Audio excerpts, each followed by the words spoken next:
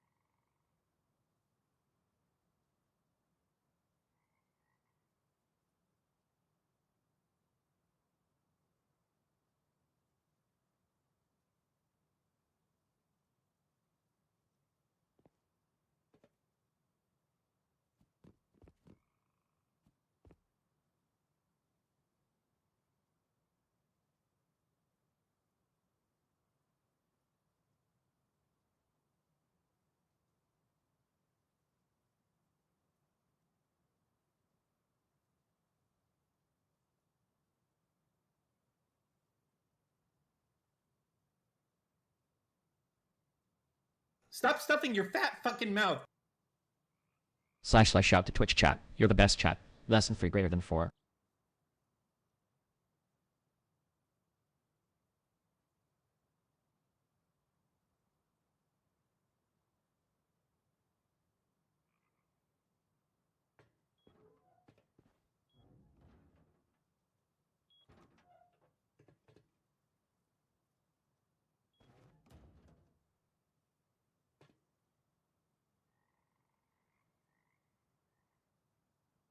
I'm still in his walls chat. Well, how are we doing, guys? We stand with Froskurin and the woman in the space. Sexism in gaming. In joining G4...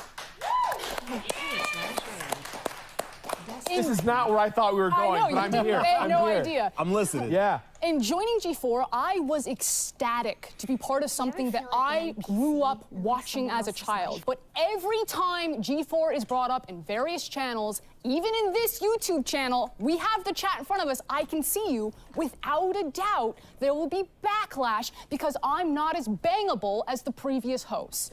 It's somehow... Talk to him, Frost! It has somehow been expected that you can talk about how much you jerked off to women as a compliment. That It's shit not weird. a compliment. It's weird. It's dehumanizing and it's weird. Women do not exist to be nice on the eyes for you. Morgan Webb, Olivia Munn did not exist to be nice on the eyes for you. Hey, she cooking, y'all. And that's just obvious sexism. You don't need to explicitly objectify women or declare that you hate women to be sexist. Just go ahead and check out Thorne's latest meltdown on Twitter for some spark notes. Now, here at XPlay, Jesus. our reviews are written That's enough to power Thorn for like another 2 years. produced by a team of people. There are too many games for one person to shoulder the burden. So we divide and conquer. And when we use language like we or I, that's the reviewer. That's coming from the mouth and experience of the reviewer reading that review. And that's not to say that Gerard, TBH, Adam, or myself don't contribute to the reviews. We absolutely do. But it'll always be in varying degrees and take a whole team behind us. That's why we're XPlay and not Adam play. We have done the experiment and controlled for the variables. Adam will read a script written by the same writer that I will read the other half of the script for, but I'll be the one flamed. And yeah, it also happens to Gerard and TBH, but that doesn't discount the sexism of how it happens to me when it does. Both things can be true, that there is a general hatred of any change that isn't Adam, and that I'll receive special flame just for being a woman. And I wish I could turn the camera around so that you could see the incredible team that make X-Play. Half of our producers and writers are women. Emily, Abby, Megan, Joe, Jake, Zipper, Gabby. It goes on and on and on. Former writers that are now on ATOS like Vanessa. When you're in our DMs or on those YouTube comments or in Twitch chat right now, those reactionary threads thinking that I'm somehow ruining your current X-Play experience because you can't objectify me how you previously did to Morgan, or that I'm somehow less qualified to speak on something, but you can't quite put your finger on why, even though I'm reading the exact same script as Adam, but you have no problem with he's part of it. You're letting your unconscious biases ruin my day, and you're gatekeeping the gaming space. So maybe for 2022, we be a bit nicer, a bit more self-reflective, and we enjoy the fact that people are working hard to make free content for you. If you don't like it, don't watch it. Peace. Hey, I gotta back you up. You gotta back her up.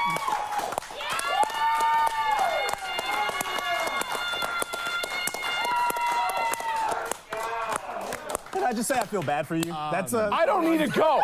I don't need to. Frost. I feel bad for you. I don't need to go. Don't. We're good. I'm good. I'm good. That was the best it's ever gonna get out of us. I don't need to go. Thank you for.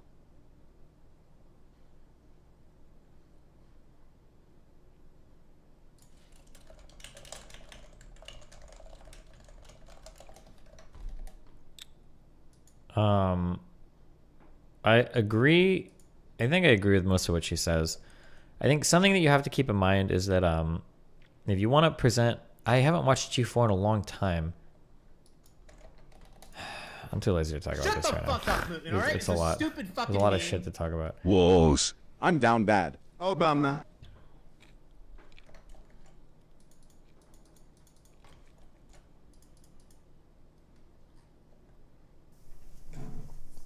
What is this? Why?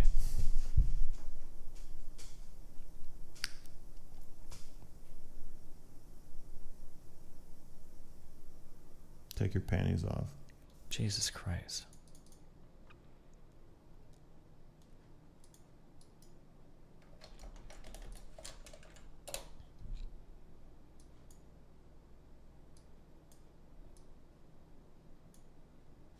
The secret is G4 was always shit, especially compared to Tech TV. Is that true?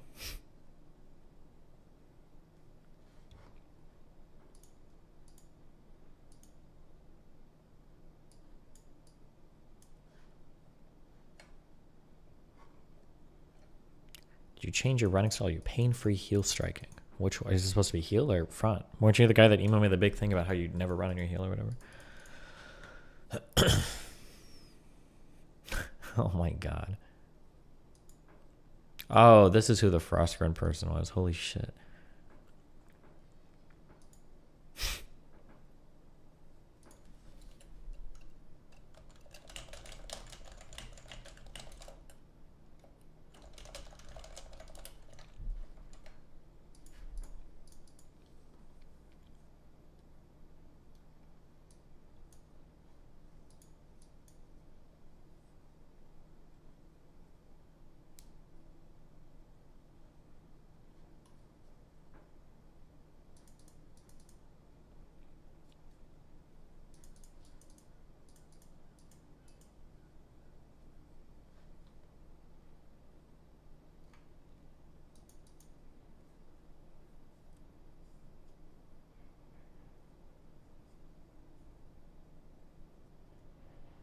Wait, I don't understand. Toast asked me to DMC strike him, but decided he wanted the strike to be real. I didn't strike him. Yesterday he told everyone the initial plans anyway, and today I am clarifying that I never striked him. Why would you do something so confusing? I don't understand. I wish I could just fuck around and get banned for fun on Twitch. And like that's like a not to shit on Toast or anything, but Jesus.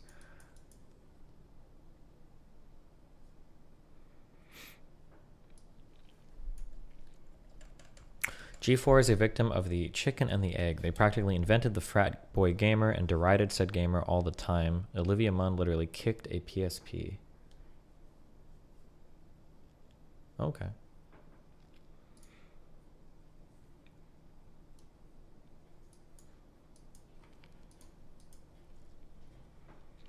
Why would he want to be DMCA'd? Well, because I think he said he wanted to get DMCA'd so that he could get banned and then come back and have a big stream or something. I don't know. It just seemed really dumb.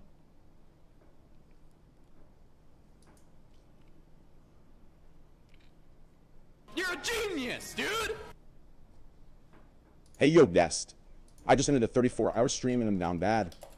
I'm done with Gamma streams.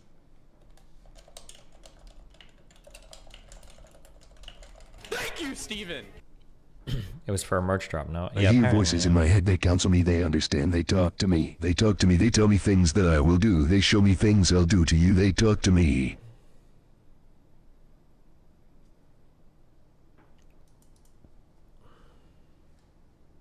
Do you know the average watch time of your videos on YouTube?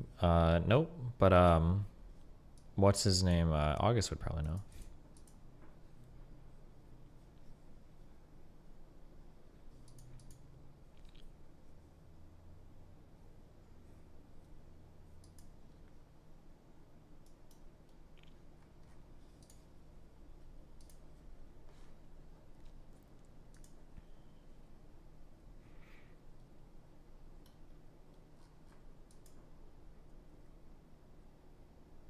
Toast lying about the 30 days thing is stupid.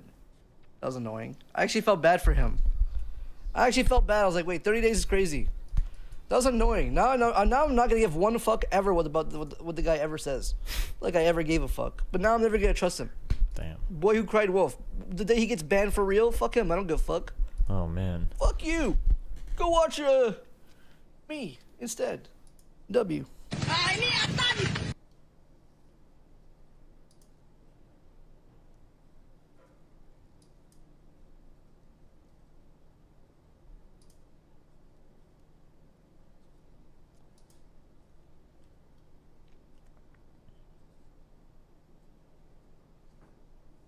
Oh shit, I think I have to do one of these tweets.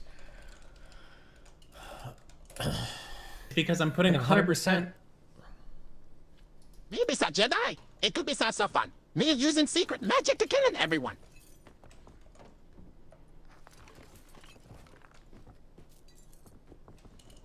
You're a fucking statistician. Can I recommend a song? Can't Say That to You by Richard Spaven. The album has composition that reminds me of Floating Points and Dave Mackay. Definitely, I'm gonna write on that, okay? Are you playing Dying Light 2? No, it's not a play thing, it's a, it's like we're watching videos or something.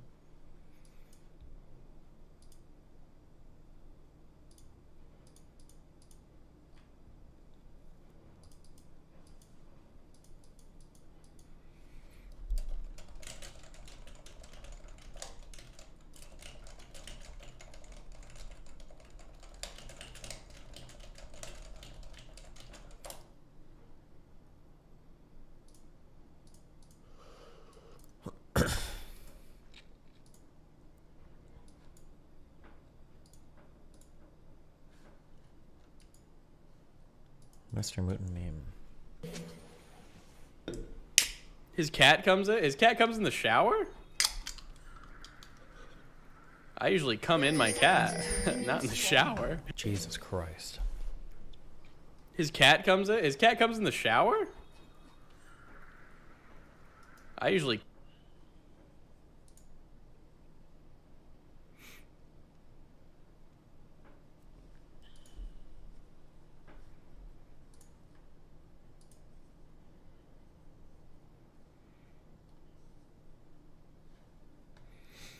Okay, you must call everyone with 30 minutes before the event with regular content. You must switch to the event at 12 PST, which is 3 EST. Use the game category Dying Light 2. Okay.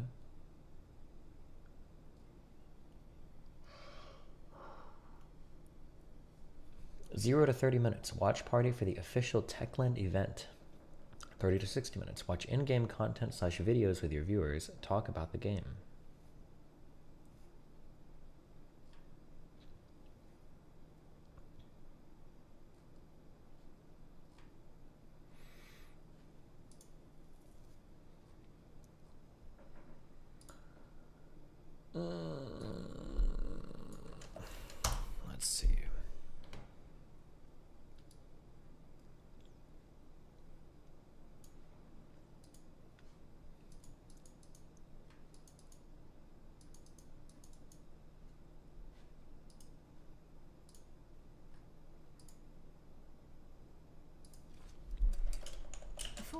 /raid. That's tiny. Wow. If you lose enough weight, does your actual dick get skinnier? I don't know how much of your dick is made up of like fat and stuff. I'm pretty sure. I don't think there's much in there. Because it's not like when you get fat, your dick gets chubbier. Or does it? I don't know, actually. I don't think so.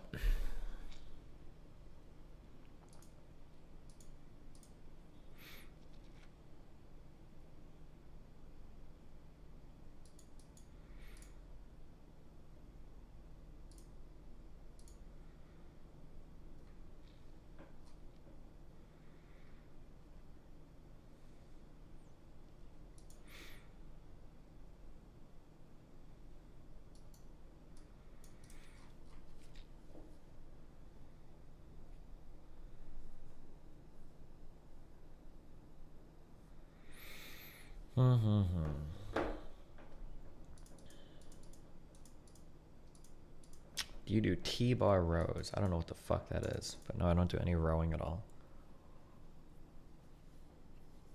I do lat pull downs for lats, and I do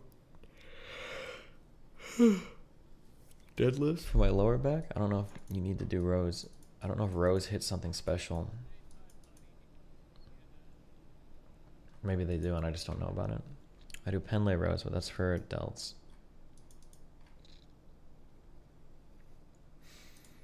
Okay, bots. What are our bot commands? Let's clean up the bot.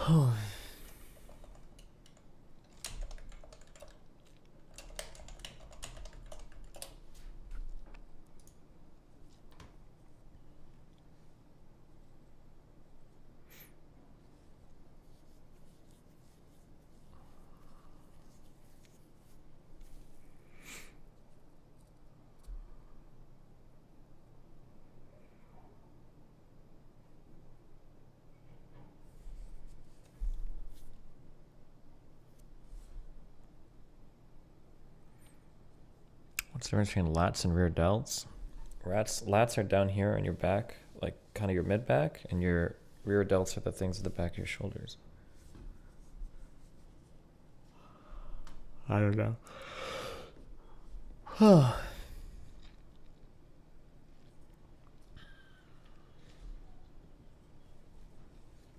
I'm pretty sure if you're doing lat pull downs and you're doing deadlifts, I don't think you need to do rows as well. I feel like there's so much overlap there. Hillshire or Gojo can chime in on that one. Okay. List commands. Okay, what do we have here?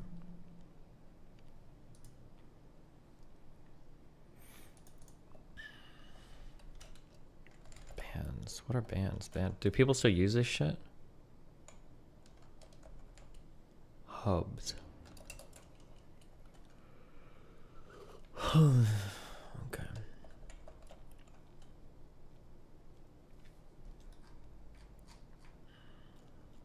Compound overhead press for shoulders. It helped me way more than lateral raises.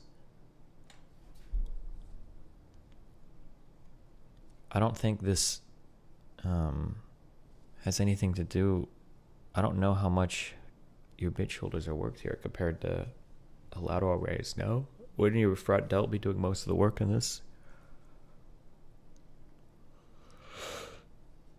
I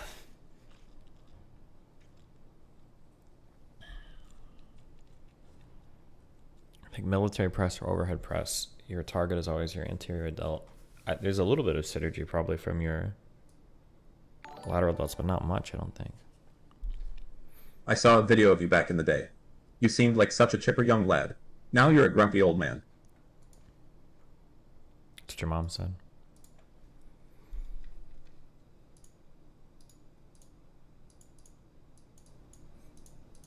It's always when you get old. Do Do you do any weighted Spider-Man hangs?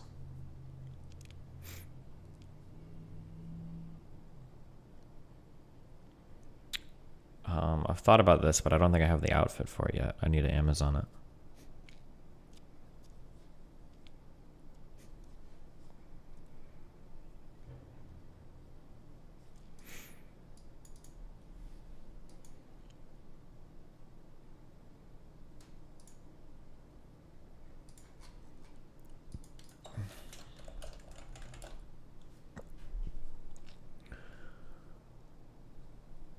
What is issue? Oh.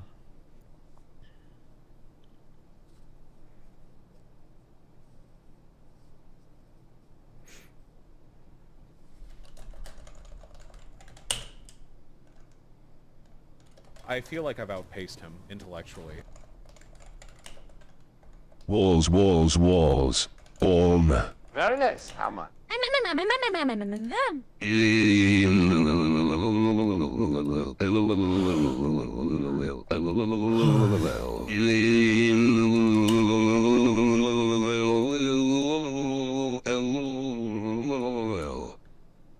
Good one.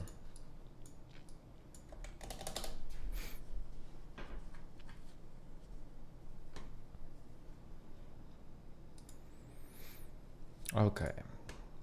Panel banner. Let's see.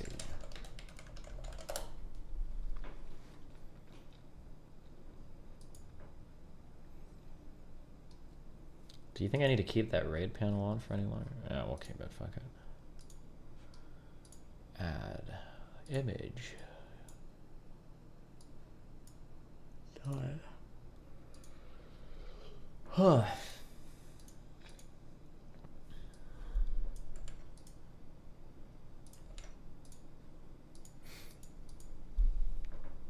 Panel banner. Okay. Chatbot. Shut the fuck up, Movement, alright? It's a Stupid fucking meme. Daddy.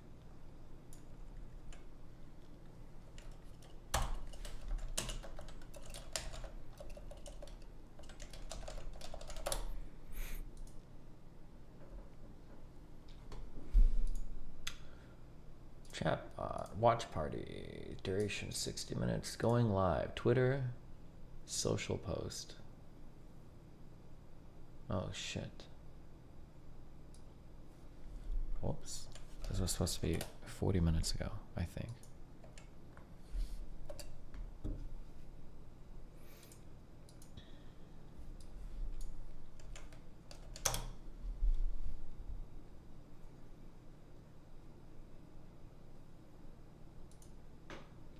Was the first Dying Light a good game? Did people like it? I played a little bit of like kind of the multiplayer with Nathan, but Shut the fuck up, Movement, alright? It's a stupid fucking meme. The only walls I'm inside are your mom's vaginal walls. Woo yeah.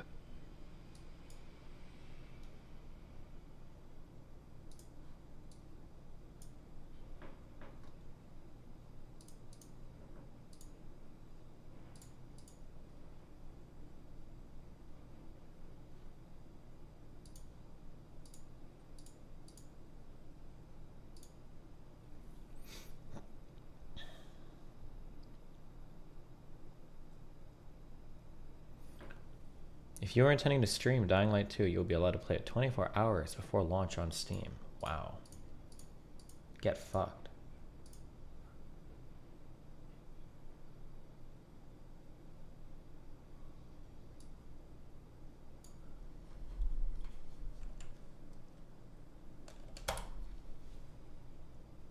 Because I'm putting 100%.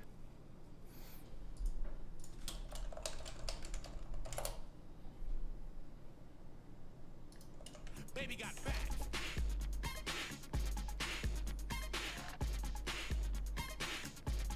Unlimited cashback match. Only from Discover.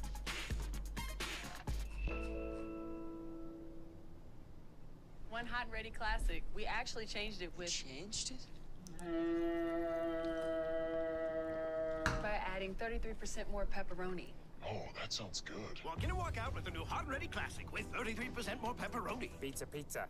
On with your skin, and even pay money for it. 9S0uP6Quv44.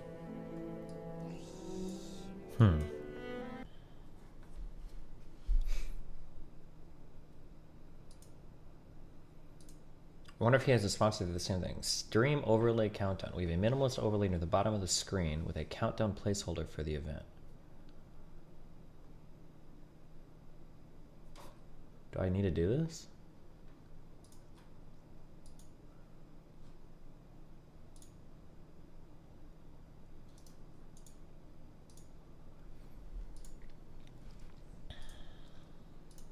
Forson's not doing it. Candyland does? Bold of you to assume Forson cares about his sponsorship at all. I mean, he's doing it, isn't he? Oh my god, Swedish pizza is so fucking bad. I dropped so much. Damn, I like the colors in our room. Like the super red sheet, the red light. I don't know what the rest of it looks like, but... And then you have the communist architecture, cinder block fucking walls. Oh, I don't know if you guys can see them. Yeah, we need salads. Yeah, we too. Or we do too, but...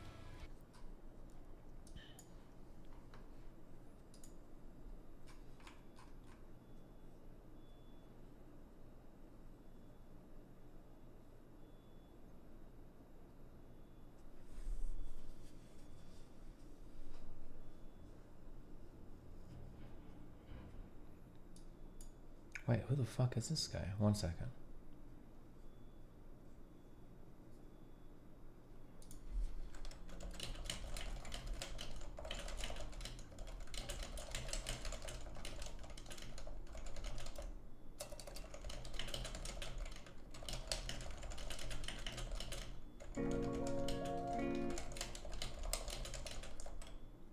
Stephen Destiny Bonal Molina II has gone too far this time. Instead of simply reading articles on Wikipedia, he should own the whole site for himself. Wait. Before you arrest me, I can explain everything.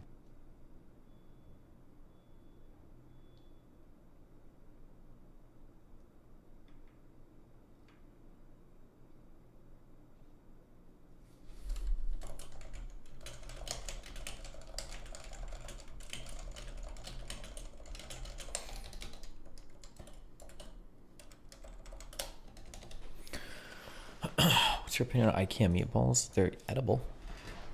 Okay, sorry, stop talking to me. We're setting this shit up. Okay, overlay countdown.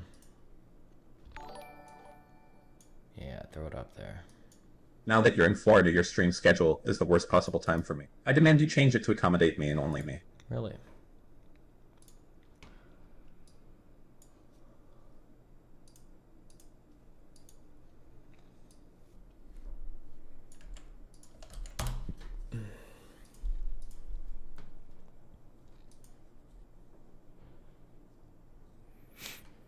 Joe6_37 linked reddit.com/r/combat footage. If you like wartime footage, mind you, a lot of it will be not safe for life. Just be careful for propaganda and misinformation around active Middle Eastern conflicts from pro-Israeli, Saudi, American, and Iranian sources. Something that I will say to be very, very, very, very, very careful of is anytime you see war footage of like the Middle East, always assume that the title is a lie.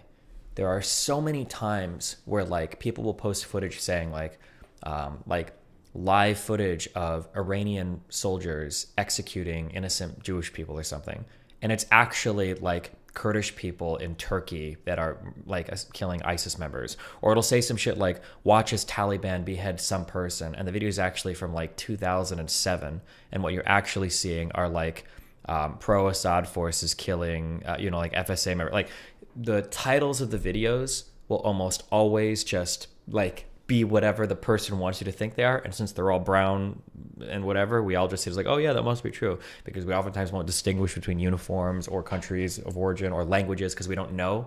So be very, very, very, very, very, very, very careful of that. Just letting you know. There's like a lot of interesting footage and stuff you can watch from that stuff, but just be so careful with the titles, because people will just title anything as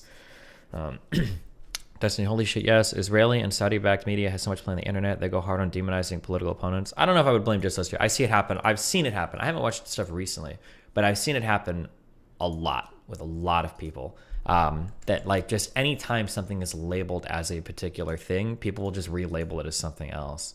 It's like, oh, these aren't Israeli forces doing this. It's actually oh God. It's actually down in Yemen. It's the Houthis in Yemen or whatever doing something. Yeah, just shit is crazy. I was thinking Lebanon and Yemen. Destiny, I'm sorry that I didn't let you know I was going to be touching grass these past few days. I know you have been talking only and exclusively to me, so it must be awkward that you have been speaking to no one. My bad. You are still my best friend. You're fine, my dude. Does this even work? Oh, it does. Damn, that looks ominous as fuck. Okay, here you go.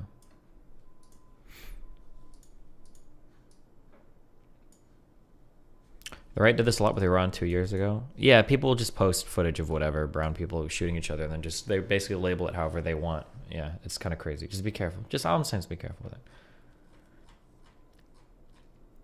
There were a couple of good subreddits where people would be pretty careful about labeling stuff. Or at least I think they used to be good. There was one subreddit that literally followed a lot of Middle Eastern conflict. Does anybody know what I'm thinking of? It might have actually been called like Syrian Civil War. Yeah, oh shit, somebody just said it, yeah. Or it seemed like a lot of people there were trying to do their due diligence and figuring out what was coming from there. A lot of people, I think, in that subreddit were identifying, like, yeah, this is like not labeled correctly, or this is inaccurate, or whatever.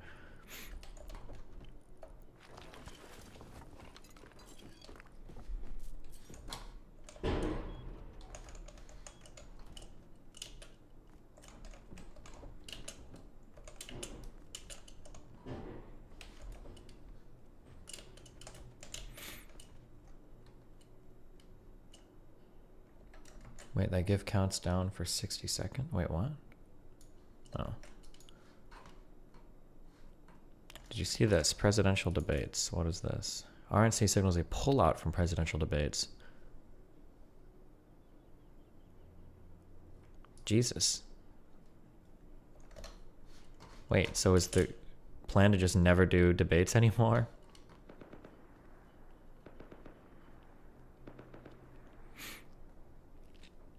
What is the worst example of fake news that you know of? The worst example probably would be... I'm suffering from recentism, so I would say either like the... Either the vaccine-related stuff or the big lie about the election.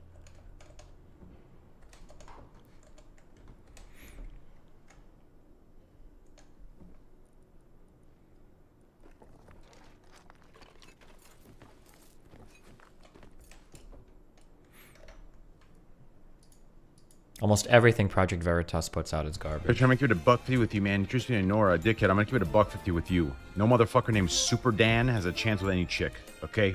Your time was up after high school, okay? I'm gonna keep it a $150. Super Dan. All Dans peaked in high school. I'm sorry. They peaked in high school. Maybe you got lucky and you fell into a lot of money, or maybe you became a fucking Twitch streamer somehow, and maybe you made it a little farther, but you still peaked. You're still a fucking idiot. Jesus. Dan. Poor Dan. I'm trying to make it a $150 with you, man. You're just being a Nora, a dickhead. I'm gonna keep it a $150 with you. No motherfucker named Super Dan has a chance with any chick, okay? Your time was up after high school, okay? I'm gonna keep it a $150. Super Dan. All Dans peaked in high school. I'm sorry. They peaked in high school. Maybe you got lucky and you fell into a lot of money, or maybe you became a fucking Twitch streamer somehow, and maybe you made it a little farther, but you still peaked. You're still a fucking idiot. What'd you say?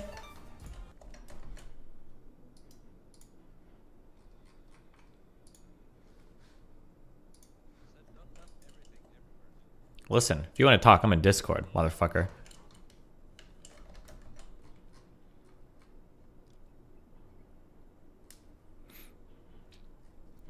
Did you see Train thinking he sent 250,000 Ethereum to the wrong address? Oh, damn. Hi. Hi, what's up? Can you make me the triangle hatch now? You know what, dude? I think I actually can. Awesome.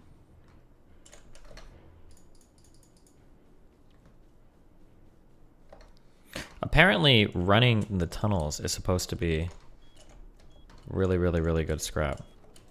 Oh yeah. Instead of running But around smacking the barrels.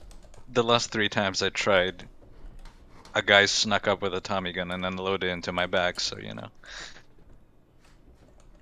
Oh, well, damn, I'm sorry. Fuck. Wait, do we have any scrap here? Yeah, it's in the cupboard.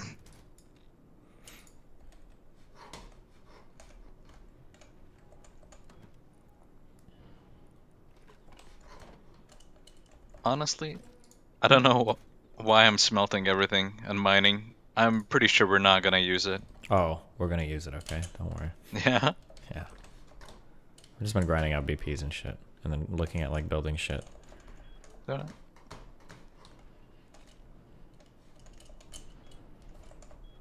We almost took this base as well. Wait, hold on. Hello? Sedition charges made on Oathkeeper leader. Just broke on Mikey.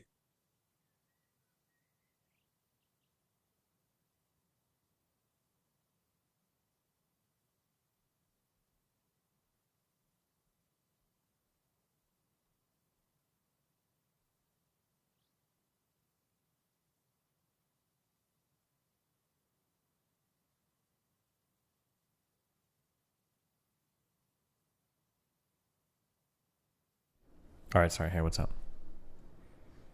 Almost took this base as well. Did you defend it loyally? No, I was asleep, my guy. Oh. Our neighbors did. Wow, cute. Do you have any idea who it was? No, I don't remember the name that killed me. He was in your first house as well. When I logged into he was around. He had 2 cupboards, but I guess he just left because he took off the doors and everything, so I retook it. Can you say Obama? No. Wow, fuck you. Disgusting. I'm in your walls, man.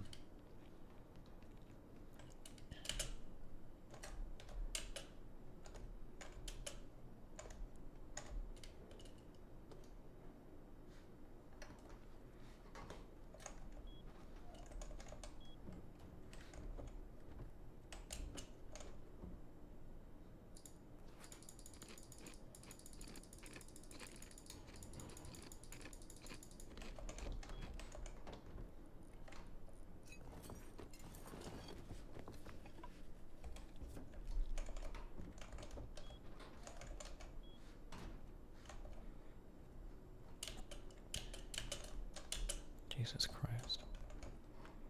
Did you see the Trump assassination CGI meme? I have no idea what the fuck that means.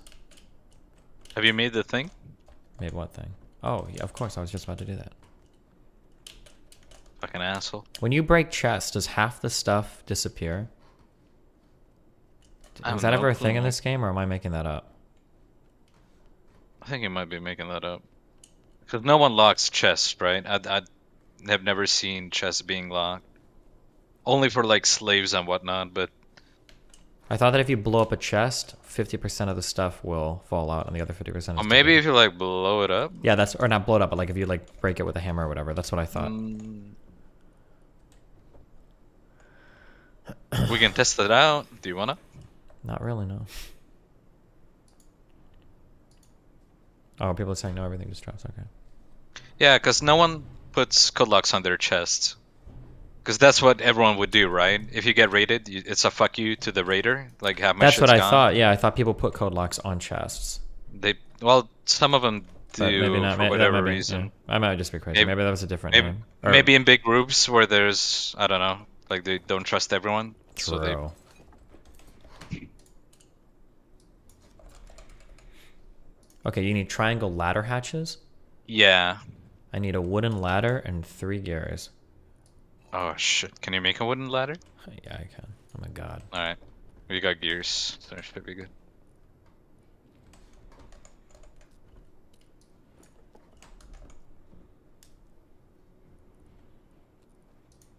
Man, you shit up my chests. They're already shit up, okay? No, the sulfur one. That's the only clean one. I literally moved all the charcoal upstairs just to make space. Do we have rope or no? Yes, 20 feet in one of the boxes here. This top right box. This side. How many of these letter hatches do you need again?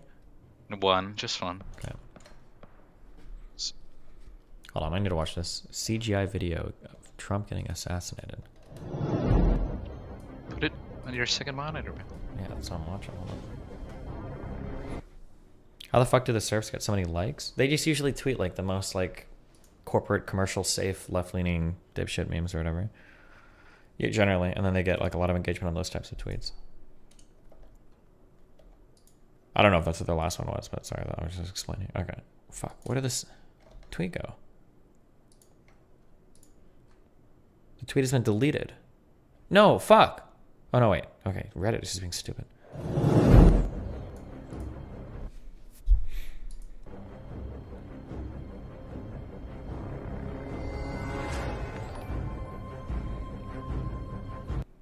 Hey Destiny, what's this I hear about you treating your YouTube subs like I treat Spider-Man? Where's the love? No room for us in Rust. Nice. It's 100% safe. It's not TOS. Yeah, I'm gonna go ahead and just not risk that. Thank you, though.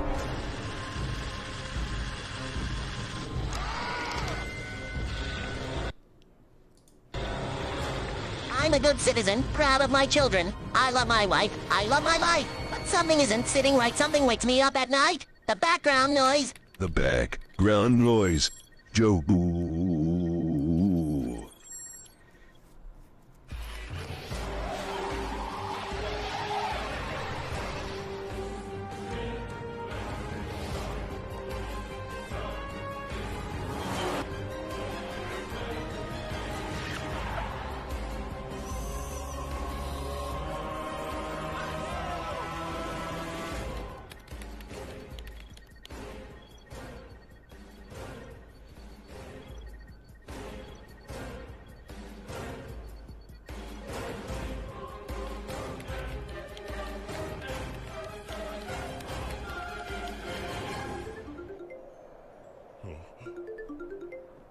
What is this?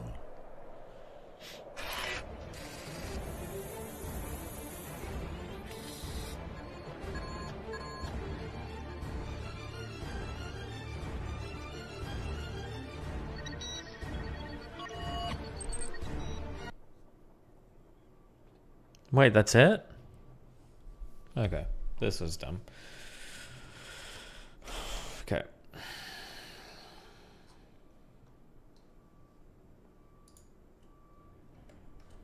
What is this? My roads look like this. So Saudi Arabia's gender studies program could look like this. My hospital bills look like this. So Syria could look like this. My roads look like... Why would she use Syria as an example when the U.S. isn't... I feel like there are so many better examples that you could use there. Was it even a video of... It probably wasn't. That's why Dylan was... Please don't use footage of Cheryl Assad committing horrific accidents. Yeah, rip. Oh, God, she's so stupid. Oh, fuck. Okay, I don't care. I'd date you for a while. She's very attractive, but it's about all she's got going for her. Okay, ladder hatch incoming. Okay, bud? Nice.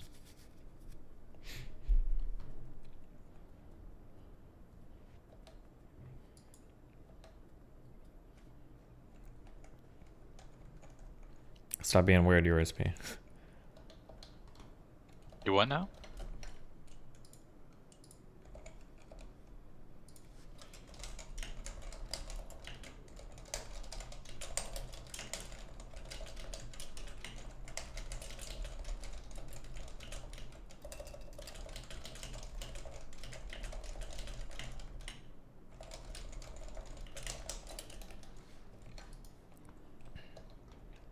Right here, babe. Boom. Oh, just thank for you. You're welcome. Anything for you. Because I love you. Yeah. Do you have armored doors unlocked as well by any chance? Is that a... That sounds like a tier 3 thing. But maybe not. Let me check. Oh yeah, it is a tier 3. Never mind, you're right. Dumb fuck. Wait, how the fuck did Iris have it in the first place? I probably found it, I guess. Probably got it out of a barrel, yeah. Wait, if we have a research bench, couldn't I just unlock it that way? If you find an armored door, yes. But we don't have any. Unless you have some in your fucking inventory. I think I have one. Well then drop it down. Hold on. I think an Eris's base? I thought there was one. Am I crazy? I think you got sheet metal. It might be a skinned door. Is that door armored door? No, that's sheet metal. Oh, just a skin. Oh wait, the other one? Yeah, it's probably sheet metal. One sec. It's 250 HP. So yeah. Yeah, sheet metal. He put a fucking rug in here, man. I think that was her, right?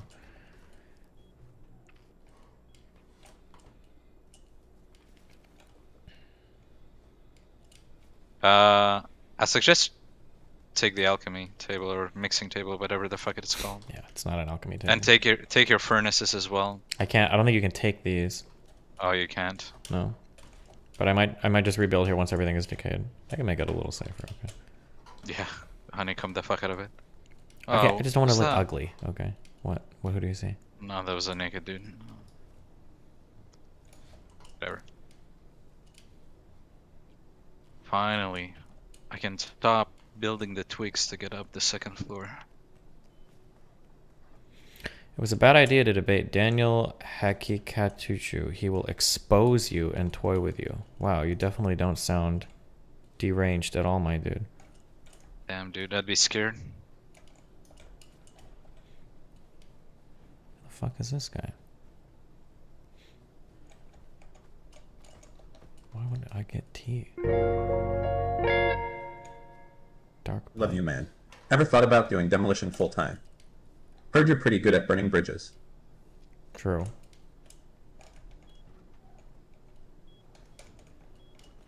You're a genius, dude! DGG can suck a BBC. What do you mean by that? I'm shitting on more chests.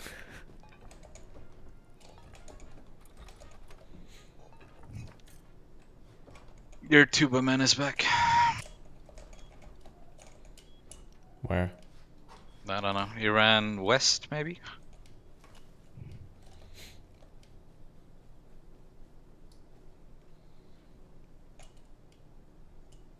I'm gonna feel this one arrow out, guys. It's gonna be a long distance dome ski. Never mind. That's all I had. Need arrows? No.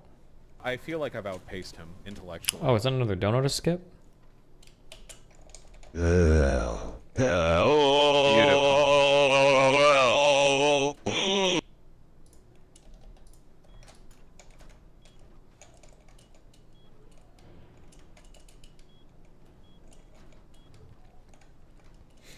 First seditious conspiracy charge for September or for January 6th. Really? Holy shit.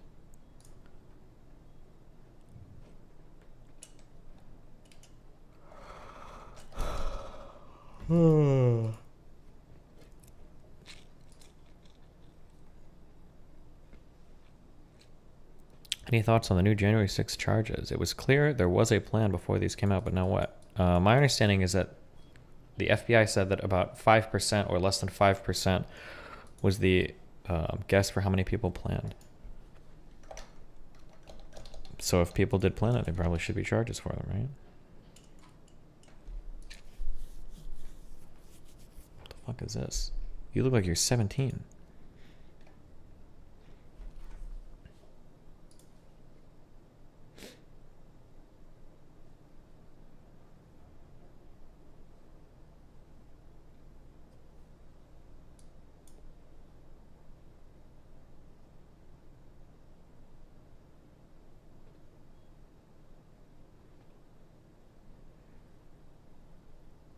Wow, good job, dude.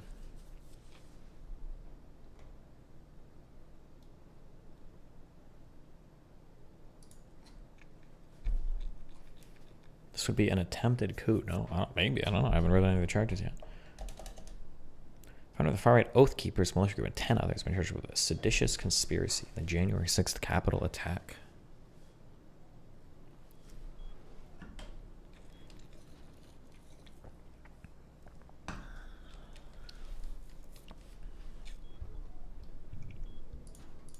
Does anybody think that Cam Higby guy, the conservative,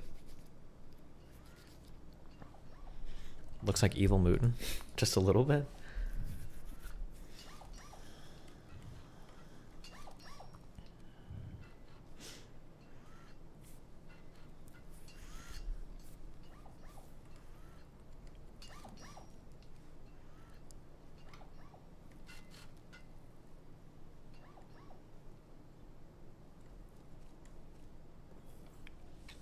This will be a crazy trial to watch. No, it won't go to trial.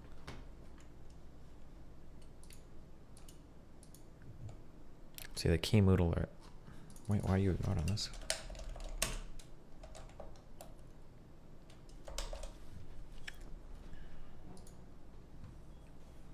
Wait, that was this one we already watched? We already watched this one. Who was your first crush? Mine was Dark Magician Girl. Mine was a woman called Teresa. Woo yeah. Real or fake?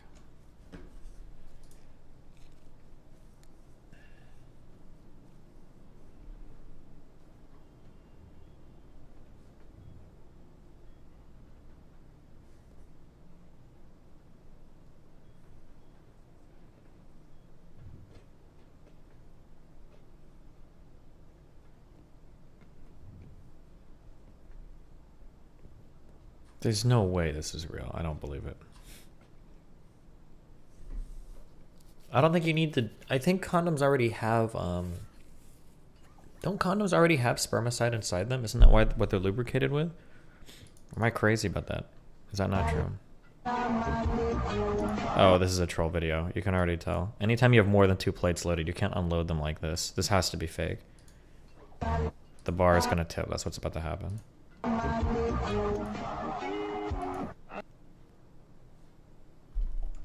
There's no way this guy's face is about to get crushed, right? Okay.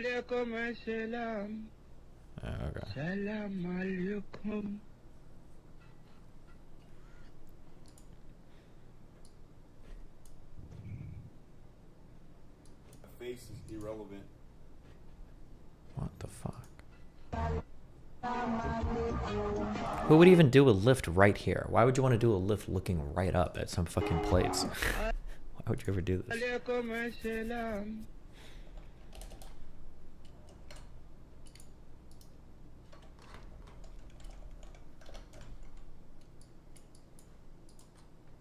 Did it not show the thing?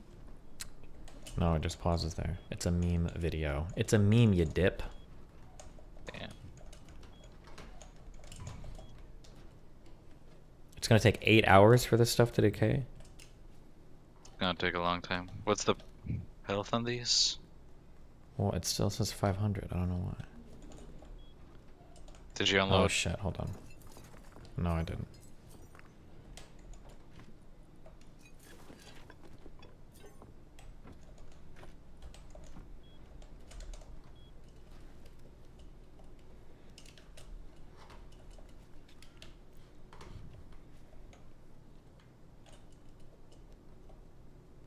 RTB is drowning. Who's shooting across? That's me. Fucking loser. Fuck you.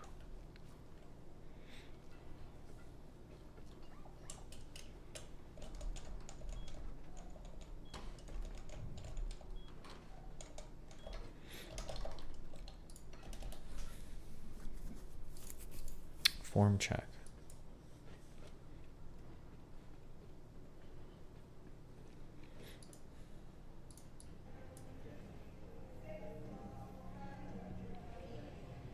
Oh, what are these called? Like Kipling chin-ups or something? Or Kipling pull-ups or something?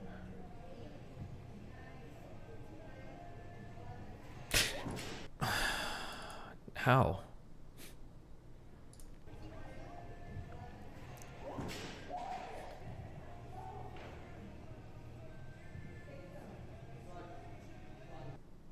Why?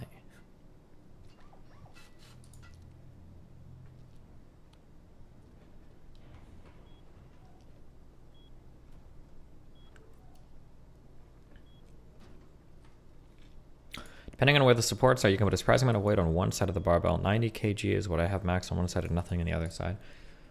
It's gonna depend on where the barbell is based on the. You should never have more than one plate on one side. That's the rule of thumb I always heard. There's no reason to do it any other way. But like if you have a catch here and a catch here, and then your barbell is like this,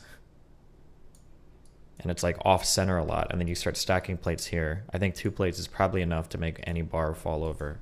But why risk it?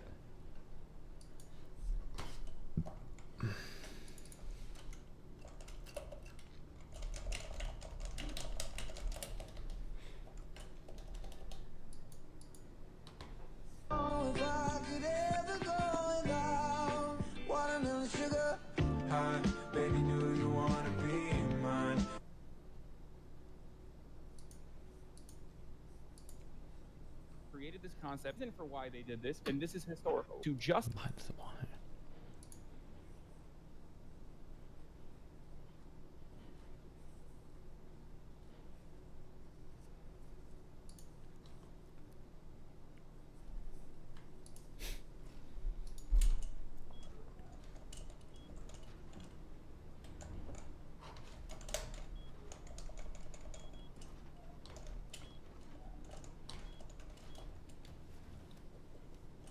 Wait, so did we ever have an armored door or no? One of the doors is armored, but it's double doors. I need a singular armored door. I think we had them, but the guy that raided your house and tried to get into ours blew them up. Oh, gotcha. Yeah.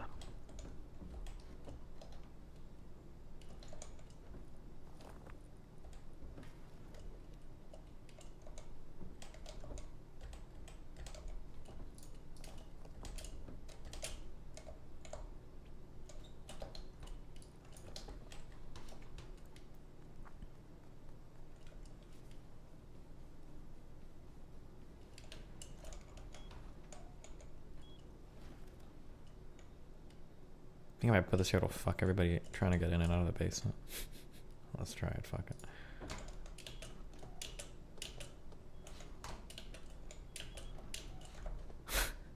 What the fuck is this? Does that fuck everybody up, do you think? If someone's camping your door, you're gonna have the only angle to get out, I think. Wait, can't you place it against the wall? Kind of place it diagonally, no?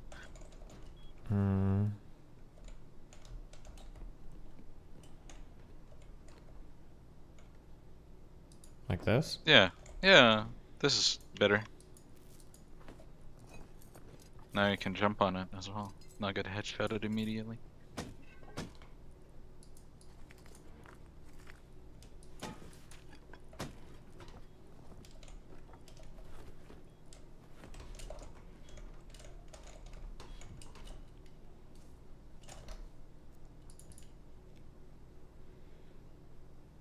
Glenn Beck has COVID again after refusing vaccine.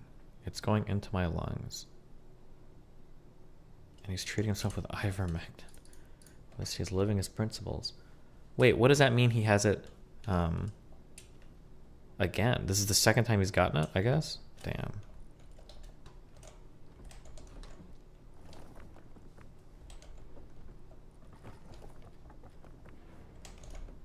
Oh no. Breakthrough infection on natural immunity. That must mean natural immunity doesn't work, guys. It's a leaky natural immunity, right? I'm sure everybody's going to be talking about that, about how worthless natural immunity is. It says you're in just chatting. Well, that's because we're supposed to be just chatting. I'm just moving some stuff over.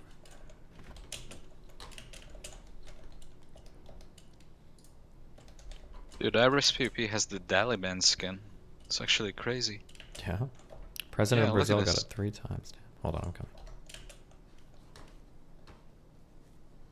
What? The Daliban skin, man. What are you wearing to give you that? Is that a rad suit? Yeah, it is. Well, fuck. I might have to buy that skin. Rad suits have some pretty good skins.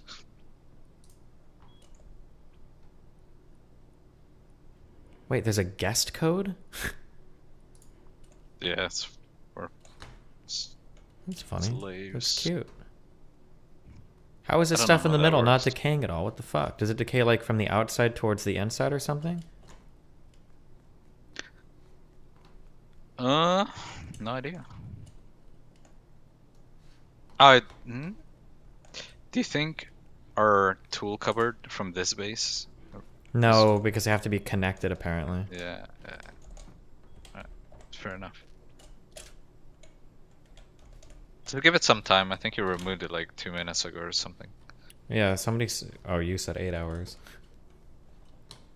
I didn't say 8 hours. Someone else said. It's probably gonna be a while though, because it does decay slowly. Mhm. So just in case you get in late, your base is not gone.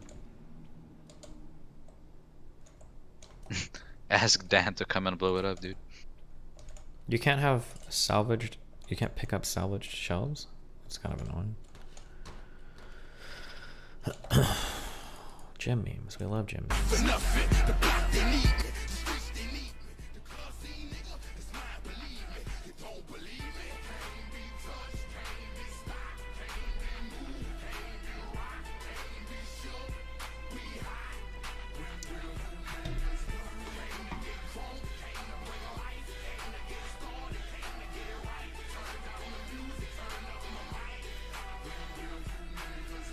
Jesus.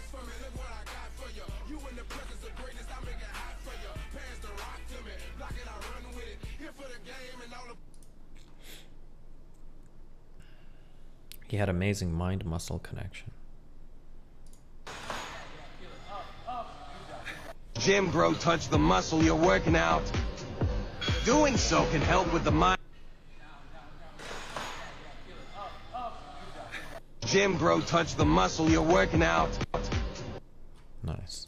Do you feel like you, Hillshire, do you feel like you squeeze your glutes when you're doing squats? Or do you feel like you're mainly pushing through your, do you feel like you're mainly pushing through your legs?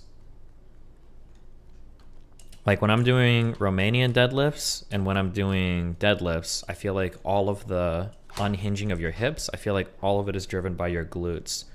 But when I'm doing squats, I feel like all of it is driven through the quads. At lockout, I squeeze. Okay, but when you're hip driving, when you're coming up from the bottom of a squat, though, you don't feel like you're squeezing with your booty to bring it up, right? You feel like you're pushing through your quads, or you're basically.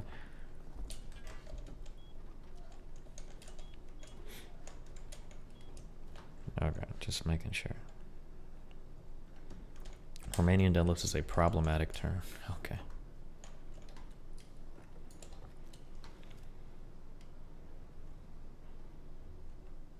How mad do you think he'll get if I put this chest here? Don't do it, man. You can get to the back one still, right? Well, technically this chest Yeah, you're good. is not a good placement. If you want to make garage doors and close this up, Do you not feel like claustrophobic as fuck in here? Could you see yourself living in a place like this in real life? Would you do this? Maybe I do live in a place like this in real life. You don't know how I live. Okay, wait, are you French? No. What are you again? I forgot. Are you Eastern European? Lithuanian, dude. Oh Yeah. my god, holy yikes. Yeah. You know what's yikes? What? Tankies, man. I live in Eastern Europe and they're talking about how communism was great. It's kind of yikes. I'm not gonna lie. Well, to My be fucking fair- dad, my fucking dad's like fighting off Soviets in his life. He's telling me these stories. And it's like on the internet, it's just like, yeah, communism's great, man. I think a lot of older people in Russia, at least, are kind of nostalgic for the days of old, though. I've heard that polls, like, over time, they become more favorable to the older empire. Yeah, but that's old people become nostalgic, whatever the fuck their past was. Yeah, true. I agree. Yeah, I'm not saying it's good, but I do agree people become more nostalgic of past things. Like you can give a rates, everything's better. Literally every facet of life is better nowadays. But like they're gonna be like, but people are soft. Mm-hmm.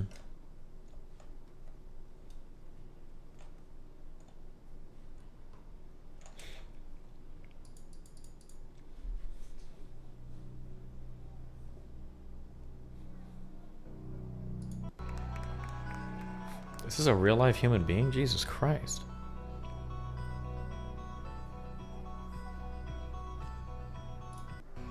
That's the Giga Chad, man.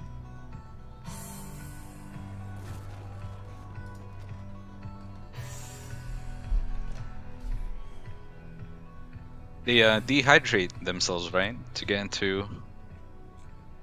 I think so, because when your body's a bit dehydrated, I think you have more vascularity. Like you can see the muscles and the striation and all that shit. I remember reading Henry Cavill, I think that's how you pronounce his last name, when he did the Witcher shows to get like those scenes shot where he's like half naked, ripped, bathing, whatever.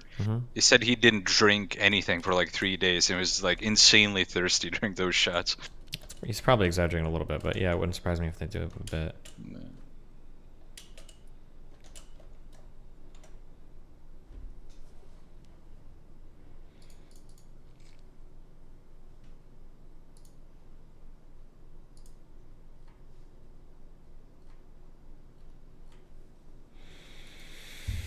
Hmm, 35 minutes for my memes, nice.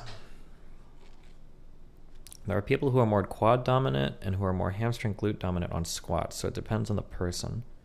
I don't think so. I think it depends on the type of squat you do. I think if you do a traditional high bar or even low bar squat, I don't think you can get out of the bottom position of a squat without pushing through your quads. I don't think there's another muscle you can use to compensate that. Your hamstrings won't do it, and I don't think your glute will do it. I think you have to push through your quads. Like if you can high bar or low bar squat, like 315 or whatever, your quads are going to be big. I don't think there's a way to escape that. Maybe, unless you're doing weird shit. Like good mornings or something, maybe. No one is hamstring dominant on squats because hamstrings do almost nothing for squats. Yeah, I think hamstrings can be used to move. If you're pulling, I know they can be used in some of those movements. I don't actually know how, I just know they can. Like on Romanian deadlifts or stiff leg deadlifts, because of where your hamstrings connect, you can use them to pull yourself upright, kind of, in a weird way. I'm not saying you don't use the muscle at all, pal. Just saying that some people feel squats in their hamstrings and glutes as well. How do you feel okay, I'm asking genuinely. How can you feel a squat in your hamstrings? Aren't your hamstrings shortened in a squat? How do you even? I guess like a stabilizing kind of, but like, can you actually use your hamstrings in a squat?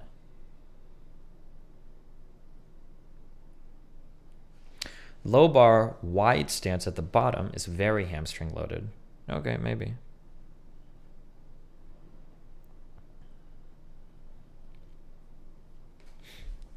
It's nighttime, so I have to wait for daytime.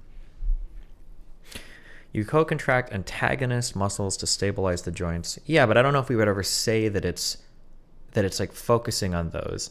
So for instance, when you're doing like a dumbbell chest press, your bicep is working a lot to stabilize it, but I don't think it's gonna like, you would never call it like a heavily bicep loaded lift or something, right?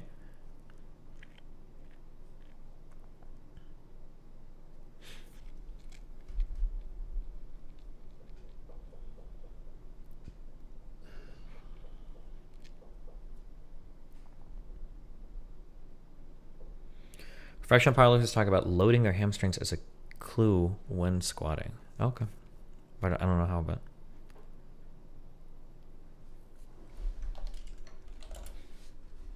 We're not doing anything else, so you know what? Fuck it. Let's look it up. How to squat with your hamstrings. From Nick Nilsson, the mad scientist of muscle.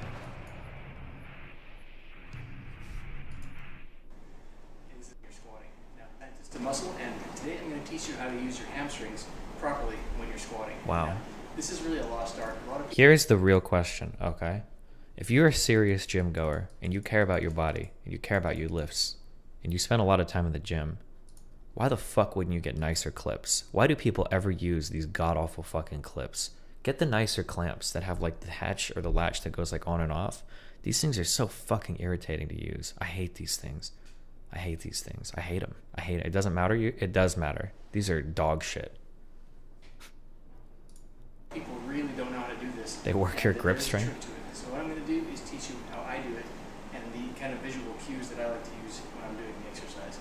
Now, when you see most people squatting, come down and then they come back up. Very simple. You think that's a normal squat.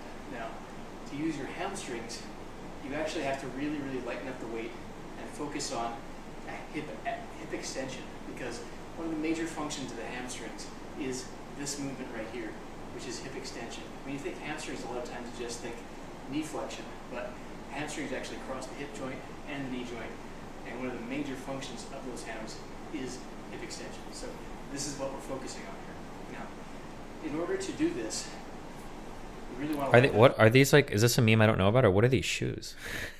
what is this? Wait, first of all, you're going to come down with the bar, hold that bottom position. Now, it's hard for me to kind of demonstrate without the weight on me. Hold on, fuck. I don't want to be that guy. Everything is so weird about this. Sorry, let's just watch. I'm not gonna say that. Because that's what's basically compressing the Achilles tendon in order to get the proper squat position. But when you're at the bottom here, the trick is going to be arching the lower back. Now, this might be kind of vulgar, but you want to imagine as though, as you're coming up, that you're wiping your butt up against a wall. Like I said, kind of vulgar, but that's the mental image that you want to get. It's like you're trying to basically say that somebody's smeared something on your butt and you want to wipe it off on the wall. That's kind of the visual that you want to go to with this, because that is what's going to activate the hamstrings for hip extension. The other visual that you can use is pushing down with the back of your legs. That's all. Wait, yeah, this is what I don't understand. It sounds like in order to use hamstrings in a squat, you basically change the mechanics of the squat so it's more similar to a deadlift. Why not just deadlift at that point? Yeah, or do it like another activity. Also going to activate the hip extension function of... Let's see if he shows us one with the weight. Put those both together and you really feel those hamstrings activating. Another trick that I like to use is to actually do a set of stiff-legged deadlifts before this to get those hamstrings activated so that they know that they should be activated during the movement. So put those all together and you can really get some good hamstring work out of the squat movement. So let me give you a quick demo. Like I said, it might be a little bit hard to tell exactly what I'm doing. Quick demo. I'll give you a rundown as I'm doing it so you can sort of see what I'm talking about. Here we go. Destiny, what is with this guy's taste in fashion? Wait, what? I wasn't talking about the boots as a fashion choice. I just thought it's interesting to wear boots while lifting. I've never seen anybody do that before. I feel like my ankles would get hella fucking irritated if I had some weird shit like pressed against them. It would like bother the fuck out of me. A little bit outside shoulder width stance. Toe slightly pointed out. You're going to come down. Stop at the bottom. Now, at the bottom here, remember you're going to wipe your butt up the ball and then come up, pushing your hamstrings down towards the floor as you're doing it.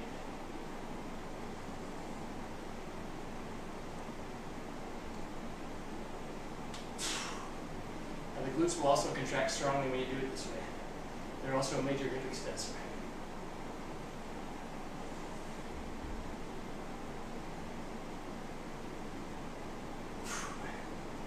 Do you think he's actually using his hamstrings here? I mean, I guess we can't tell by just watching, huh? I thought your knees shouldn't go past the tip of your feet when squatting.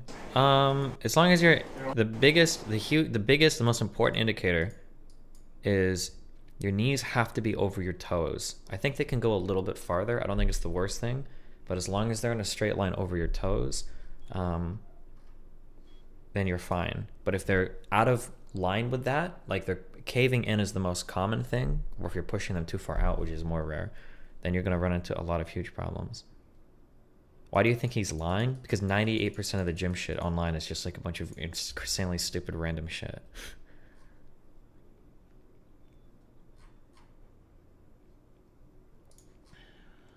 Is it fair to say that while form is important, people massively overthink these things? No, I don't think so. The only time you're overthinking is if you're thinking instead of lifting. I mean, you have to go to the gym and do stuff, but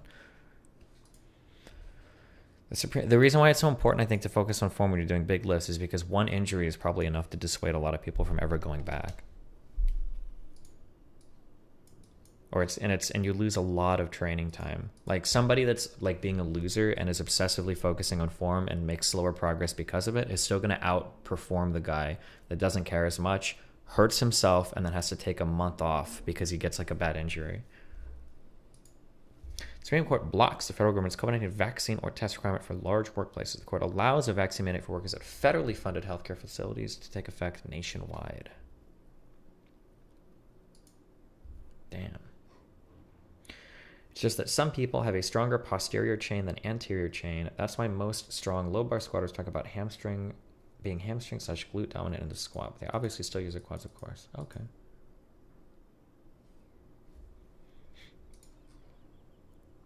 Hamstrings are like really weird muscles. Like you would think that like if you have like a joint here and a joint here, then you have like is it your femur? I don't know. You've got some big ass leg bone. You're like, okay, well if we put a muscle here, it can like contract it can contract while attached here to like move this muscle, like to move shit up and down or whatever. That's what you would imagine. But hamstrings will like connect like back here, and then they connect like all over here, and they go.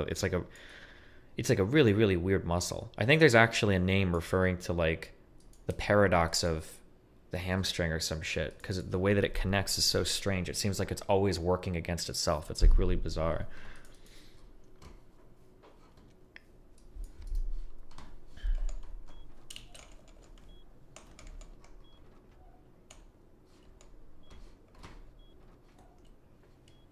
Lombard's paradox, is that what it's called? Describes a paradoxical muscle contraction in humans. When rising to stand from a sitting or squatting position, both the hamstrings and quadriceps contract at the same time, despite them being antagonists to each other. Yeah, something like that. The hamstring muscle is really weird, I think, the way that it connects.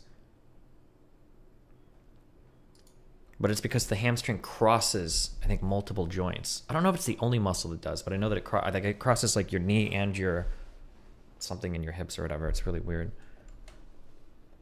If you can rope in hamstring paradox into your next debate, I'll donate $100. I mean, I could do it. It might be a little bit ham-fisted. Nice. I was reading you should never squat or deadlift in running shoes. Can you confirm? A lot of experts recommend taking shoes off. You can buy shoes especially for lifting. I usually just squat in my socks because fuck it. But I think the scary thing is that shoes don't give you a very stable foundation to lift from when they have like cushioning or padding in the bottom. So you can have weird stuff going on. You want to have something that has no give. So not like a cushion in it, basically.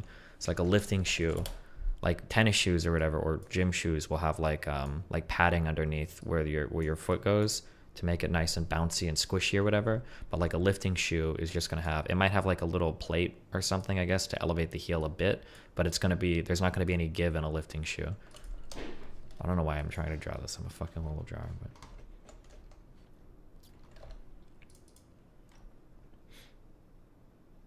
Okay.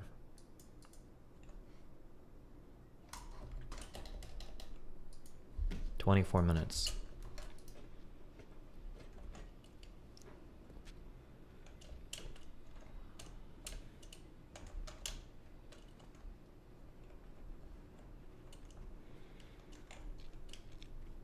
I always squatted in flat bottom skate shoes. Yeah, I think you can use like Vans or whatever to just like squat if you want to. It's probably fun. Hamstrings, the most overrated muscle groups for the squats. Wow.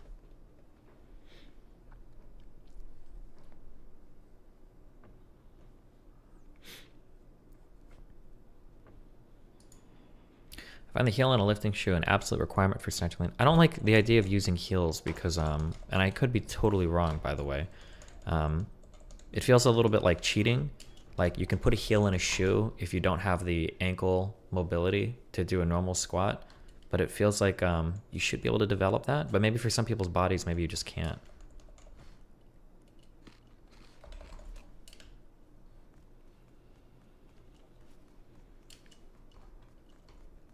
It's kind of funny because like a lot of like hardcore gym people will say things like the squat is the most important movement that you should probably work for the human body. But I feel like historically speaking, there must have been no way that like people in the wilderness were squatting.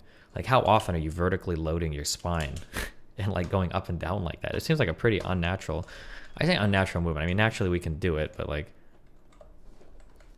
how would you load that in nature? I don't know. I'm kind of curious about that. Didn't people used to squat to take a shit? Squatting with no weight on your back is a lot different than squatting with a lot of weight on your back, right?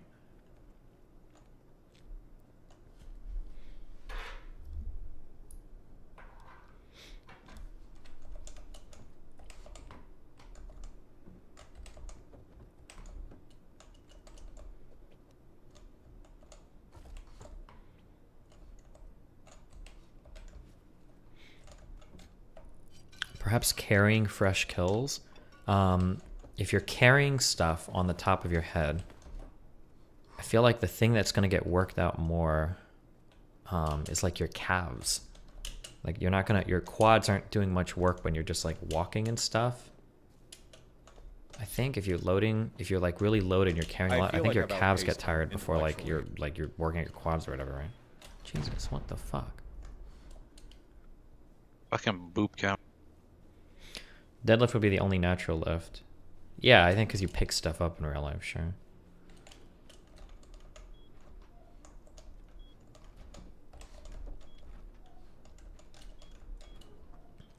Your traps and shoulders will get tired before your legs with a heavy load. Ask your mom. She took us heavy load, etc. I got him. You got God, dude.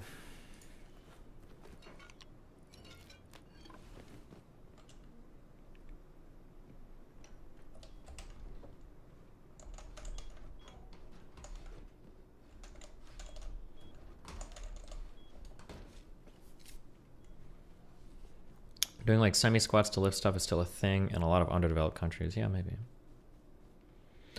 When you pick stuff up, it's not really like a deadlift though. It's like a strongman lift. Well, I mean, I guess it depends on how you pick it up. I don't know.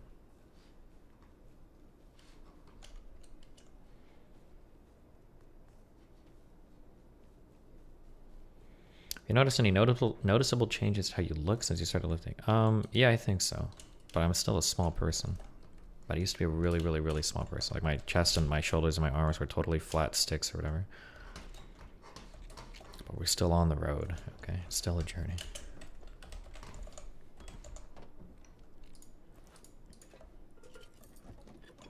But it seems like for most people you can see like probably quite a stark change in like probably like 4 to 6 months, if not a little sooner depending on where you're starting from.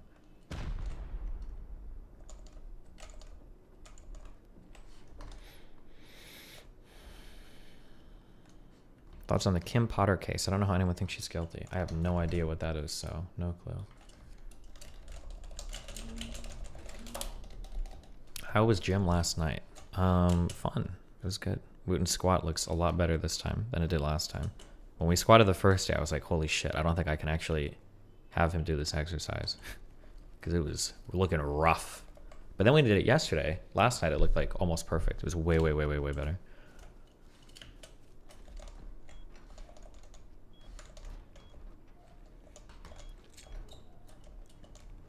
One thing that's really weird that I never thought about, I must have struggled with this in the beginning, is teaching people to pull with their lats is something that I guess some people don't do naturally. I guess I didn't. I don't even remember that far back. When a lot of people, if you've never lifted before, when you look at the deadlift or if you look at like a lat pull down, they look like arm exercises because you're using your arms, but you're not actually at all. You can like, your arms don't do anything in a deadlift, but it looks like it. And it's hard to tell somebody. I notice sometimes when you're like, stop pulling on the bar. You're not supposed to do that. And it's like, what do you mean? I'm like pulling the bar up. It's a deadlift. It's like, well, no, you're not actually. It's kind of weird to teach somebody to pull with their back, I guess. But it's hard to actually activate that muscle rather than just yank the weight down. Yeah. I'm so sorry, Toasted. Well, never mind. Hold on. I was going to shut up a chest, but I decided not to. Thank you. Are your shoulder muscles big enough that you can comfortably hold the squat barbell without it digging into your neck? Yeah, they are now. So before, when I first started, I mentioned this before, that like finding the part on top of your shoulders to put the barbell is really hard if you have absolutely no rear shoulders at all. Mine aren't big at all, but I mean like they're enough that I can feel where it goes now. And once you can feel where it goes, it's really comfortable, I think, because you can pull the bar into your body and it's not going down at all anymore. Although apparently NNN says I high bar squat in a low bar position, whatever the fuck that means, so I don't know. But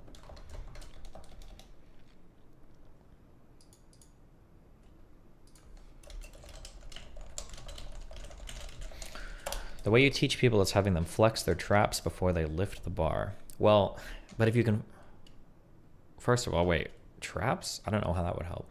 The problem is that if you can flex a specific muscle, then you already know how to activate that muscle, meaning you probably don't need the help, right? That's the issue. So like if I tell somebody like you need to pull with your lats and they're like, well, what does that mean? It's like, well, flex your lats. Well, I mean, if they can flex their lats, then they already know how to activate their lats. So there's like... You high bar in a high bar position. Okay, and then it just doesn't know the difference between low bar and high bar, which is fine. I think a lot of high bar squatters don't know that, so that's okay. Gay couple stopped by the cartel in Mexico. I don't care, okay? I don't care about this.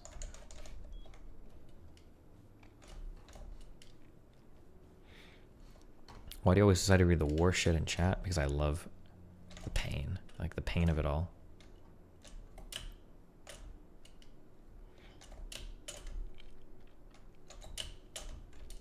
What about front squats? You know what, I'm gonna be honest with you. I tried to look up how to do front squats and then I said, fuck that. What's the difference between high bar and low bar squats? High bar goes on top of your something. Some part of your shoulders behind your neck, and then low bar rests on top of your posterior delts.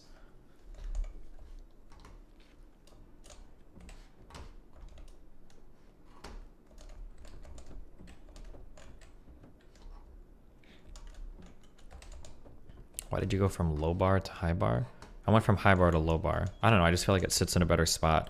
I feel like I can keep, for every single lift you do where the barbell is moving, if you look at it from the side, the barbell should always be, at almost every point of the lift, it should always be over the middle of your foot. So when we're doing a standing overhead press, like you move your head back, you bring the bar forward, because at all points, at the very least to start and the end, you want the barbell to be traveling roughly over the middle of your foot. Or like when you deadlift, you come forward, you lift it up, you always want the bar to be over the middle of your foot. For me personally, I find that when I do a low bar squat, it's easier to keep the barbell over like my center of gravity. Whereas when I high bar squat, sometimes I think I lean forward a little bit more. Now, I don't know if that's an ankle mobility thing, or if it's a flexibility thing, or if it's like a weakness in the posterior chain thing, or if I just like anatomically like do the low bar like that better than, yeah.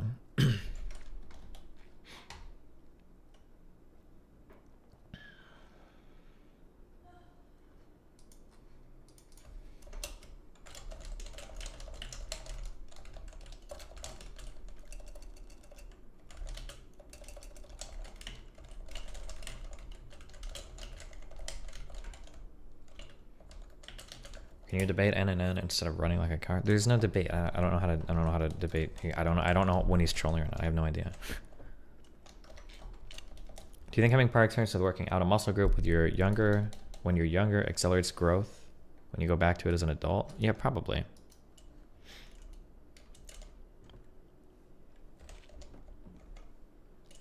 Do you think Mood has COVID? No, I don't think so. I think it just has like a cold or something. He took 2 tests and both came back negative, so.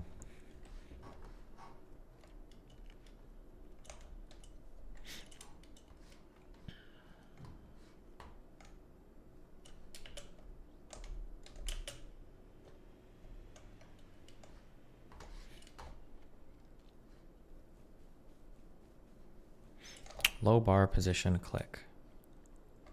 First, feet about shoulder width apart, toes turned slightly out, your typical squat stance. You were a little wider because you kind of had to be to stay in this position. Yeah, I feel like this. Hold on. Did you see the test and confirm, or are you just taking his word on it? I mean, if he lied about it, I would probably break up with him as a friend. If he got a positive test and then lied to me about it and then was near me, I think we but I don't think he would do that. And then fuck over New Salsa and Johnny as well.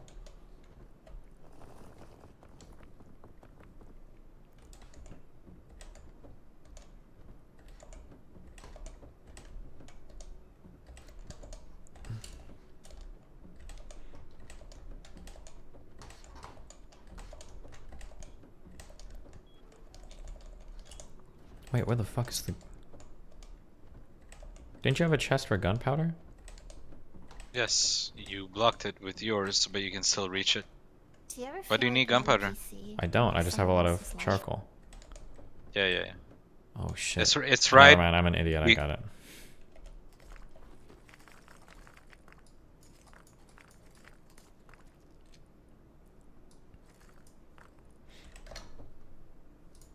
This feels more comfortable on my That knees. feels more comfortable on your knees, Yeah. okay. If you're keeping chest up and head up, yes, that feels more comfortable. That's the way I squatted when I competed. Okay. But you can bring your feet just a little bit closer, because now what we're going to do is we're not going to keep our chest up and our head up. We're going to break at the hips, and the way we're going to do that is hands together. Yeah. Drop down and put your elbows inside of your knees like this. And notice where your position is. Now, he's got this obvious slant to your back. You're looking here about 6 feet in front of you. Your chest and nipples are pointing to the ground. This is the position I want you to squat in. And when you come out of this position, the drive is going to be here. Push up towards me. You could do better, is that you want to push up here. There you go. Hips and shoulders come up together, just as you did there, but the drive is here. Go. Excellent. Okay. So sometimes I have to sit people down and have them just stand up out of a chair and notice my position. This is your strength position. Oh yeah, I guess if you're It's sitting... not here, right? You Yeah. couldn't even stand up if you tried to keep your chest up. You'd have to be way over your knees, way over your toes to do that. Yeah. But if you go here, that's the position. I want to get that hip drive a little better. Okay. Okay? So again, This is the set of cues from starting strength. Gotcha. elbows inside the knees, got a good slant, and I'm going to cue you here. I want you to push here. There it is. You feel the difference? Yeah. Feel how powerful? Still try and stay center foot. I know you came a little on your knees, but that's okay. We'll try and keep the weight over center foot on your shoelaces. Drive here. Okay, I want you to look at the position. Feel how powerful that was? It's like a standing leg press. Yeah, okay, that's it. Feels like See how powerful yeah, that yeah, is? it feels more like a leg press. You're Feels right. more like a standing leg press. Well, this is interesting too, what you said about... Yeah. Lower back. And so when you first, so I can load the glutes. Yes, you are going to break at the knees, but people who break at the knees first tend not to be able to get their butt out far enough. And so I want to break... One of the biggest cues that helped me for squatting a deadlift, a Turkish guy told me this in Sweden, is don't ever think about your legs and don't ever think about your... Like sometimes when I would go to squat or deadlift, I would try to think, okay, I need to lean forward a bit while I'm bending my legs, and you're trying to coordinate like the upper and lower half of your body at the same time. It's like impossible to do.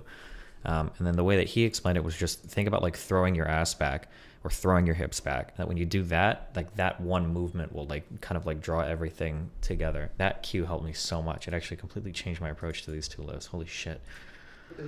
9 minutes for dying light, guys. Oh boy. First until you get used to it. Break at the hips. Keep that bar over center foot. Yeah, you'll see if you stand next to him, he keeps that bar in a straight line for the entire movement. Yeah, straight. How is this guy standing up straight though with the barbell? I thought he must be doing the low bar incorrectly. I'll forward him and an NZ address.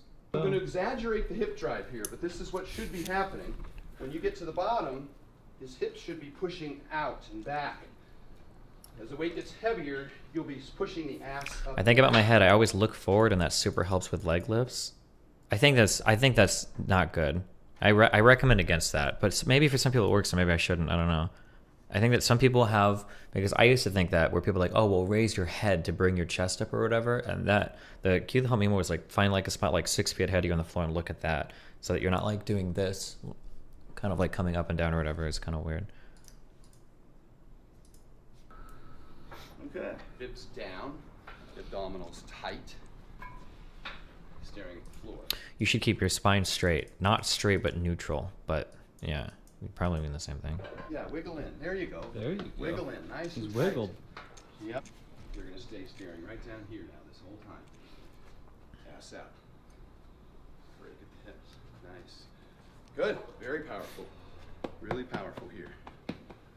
Nice, very powerful. Head down, he's actually keeping his standing leg neutral. press. He's not Standing leg. I was always told to find a spot at the top of the mirror and just stare at it. Yeah, I think that's really bad. I don't think you should ever do that.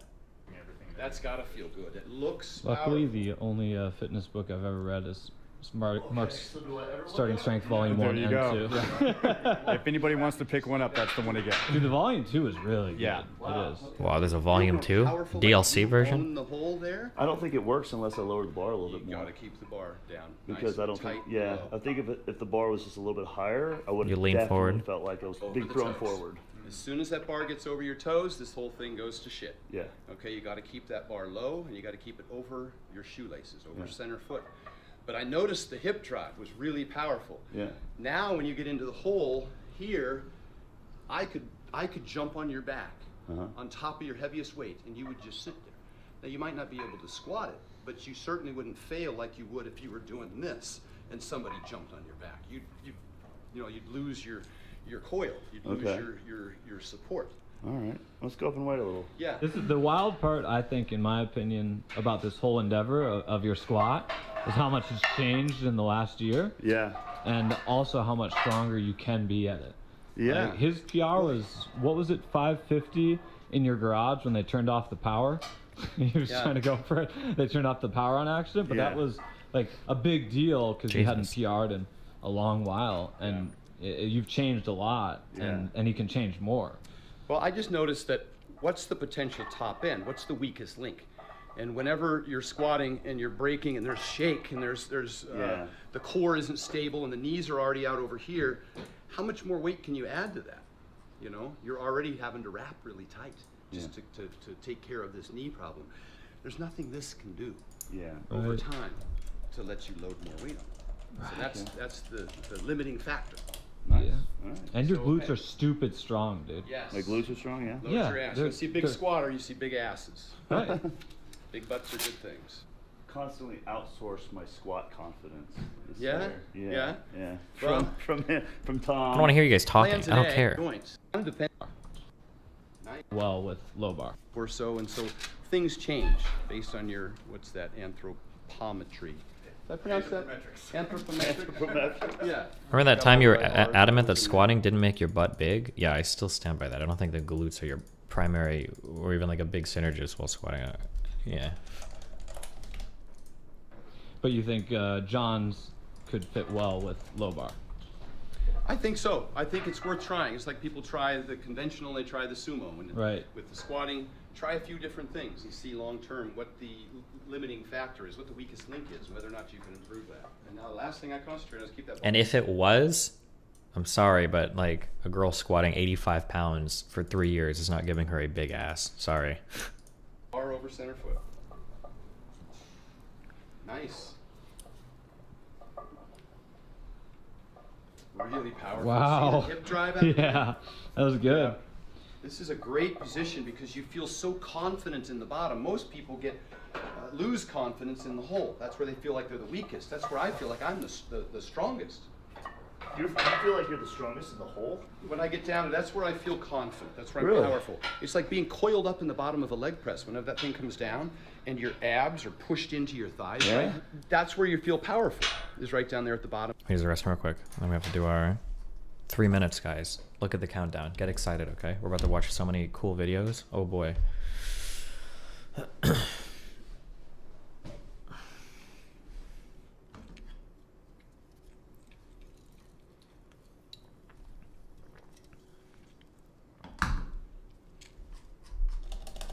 1 second.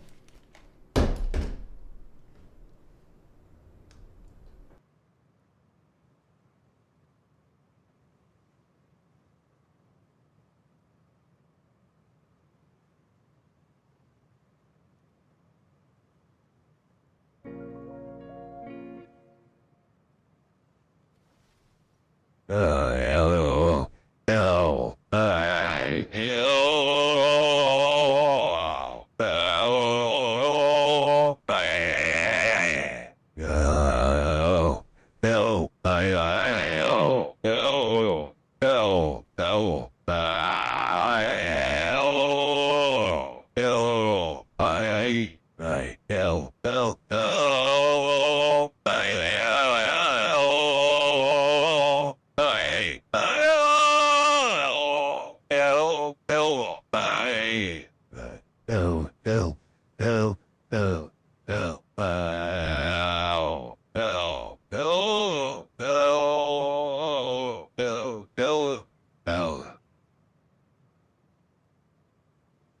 Have you heard of Clarence Zero? He's a weightlifter.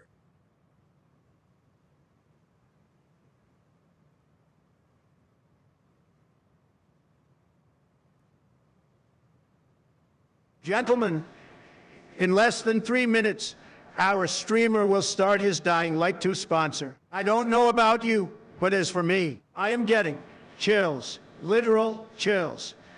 I can only imagine what awaits us in this sponsor. Let's all show our chills.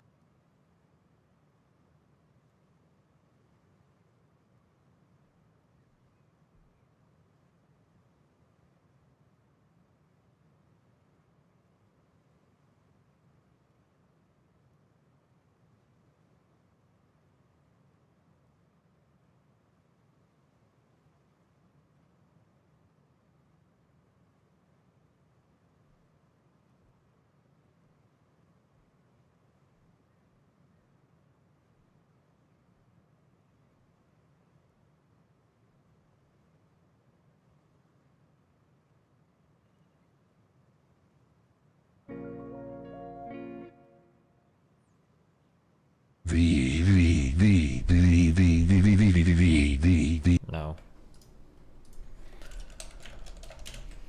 Because I'm putting 100%.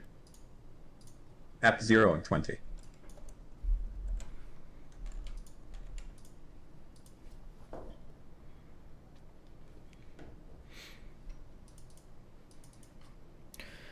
Do you think you're still getting beginner gains? Yeah, probably. I think once you're past beginner gains, you probably are like...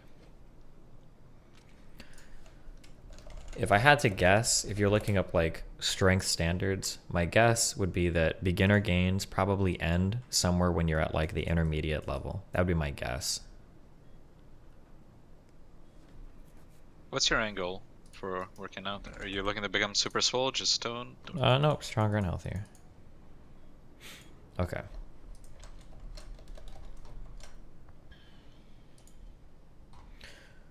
Let's see. Dying Light 2. Watch party. I think I feel the same way about the gym talk that League haters feel about League. Pain. The show runs for 30 minutes. Wait, what are we watching? Which stream? Fuck.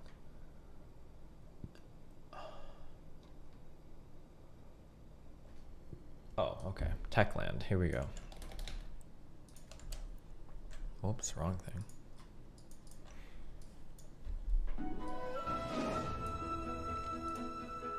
Good luck, guys.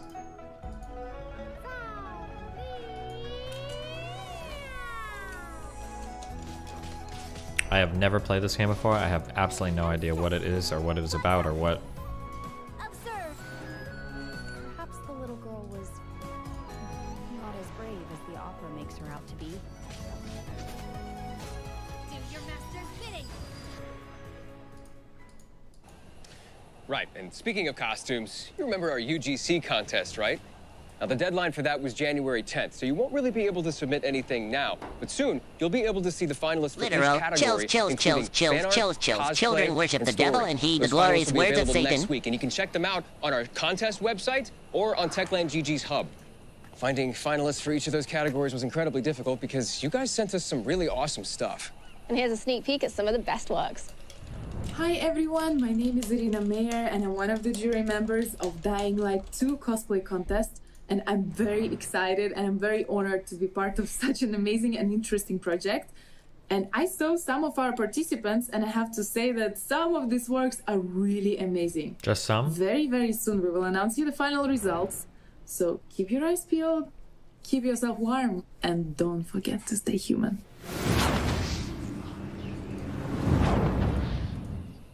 So somebody asked me the other day if you can play Dying Light. Okay, that was 2 Stay Human unnecessarily co-op, and Australian. Guess what I said? I'm guessing you said yes. Absolutely, because not only can you play Dying Light 2 Stay Human in co-op, you can also finish the game in co-op, which is impressive. Really? Yeah, absolutely.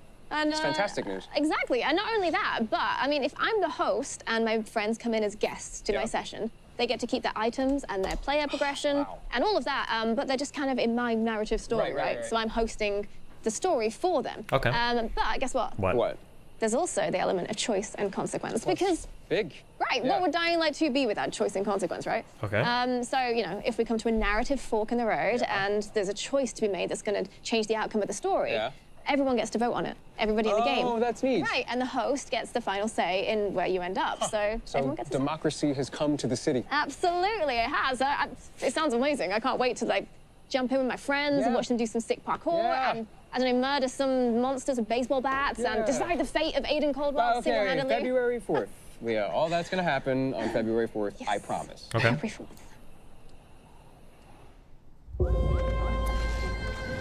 Oh my god, it's for us. I mean...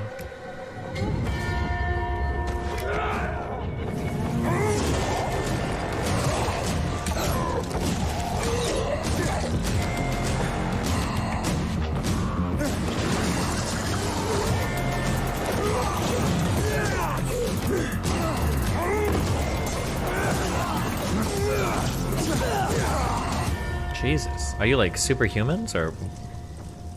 We'd once again like to thank you all for your overwhelmingly positive response to Techland GG.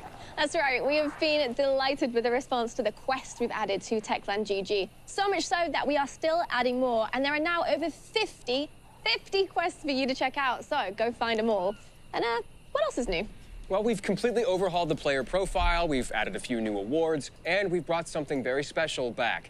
The I Am the Cure Banshee comic is now available once again for everyone.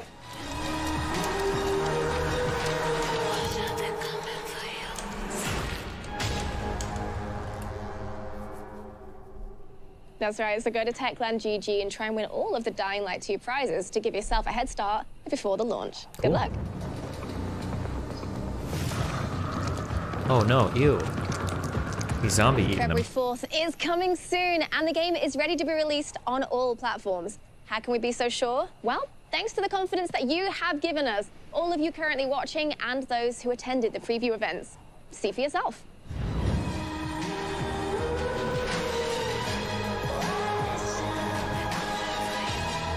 Jesus.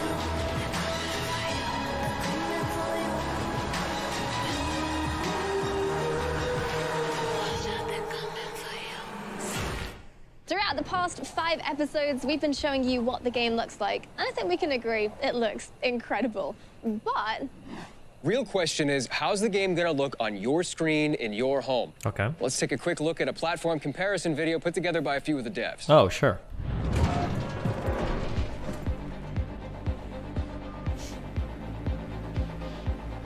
Not bad.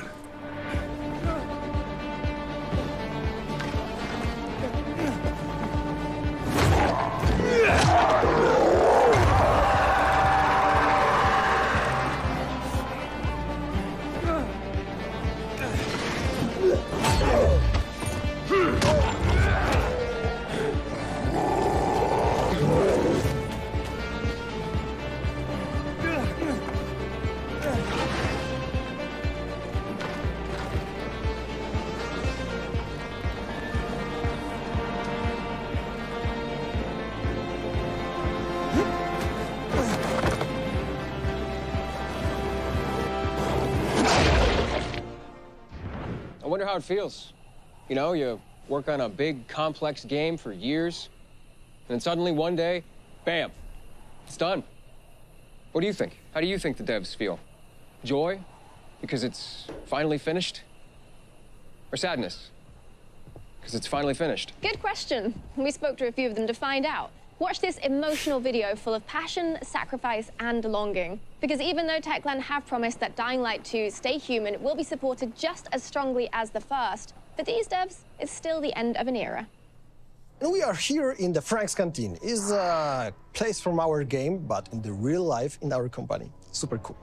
But jump to beginning. We want to create a game when you decide something and you change the world, change environment, change level design, because we are level designers and that was our point. It was something that we did a lot of times when we need to figure out something. It's good to create a prototype.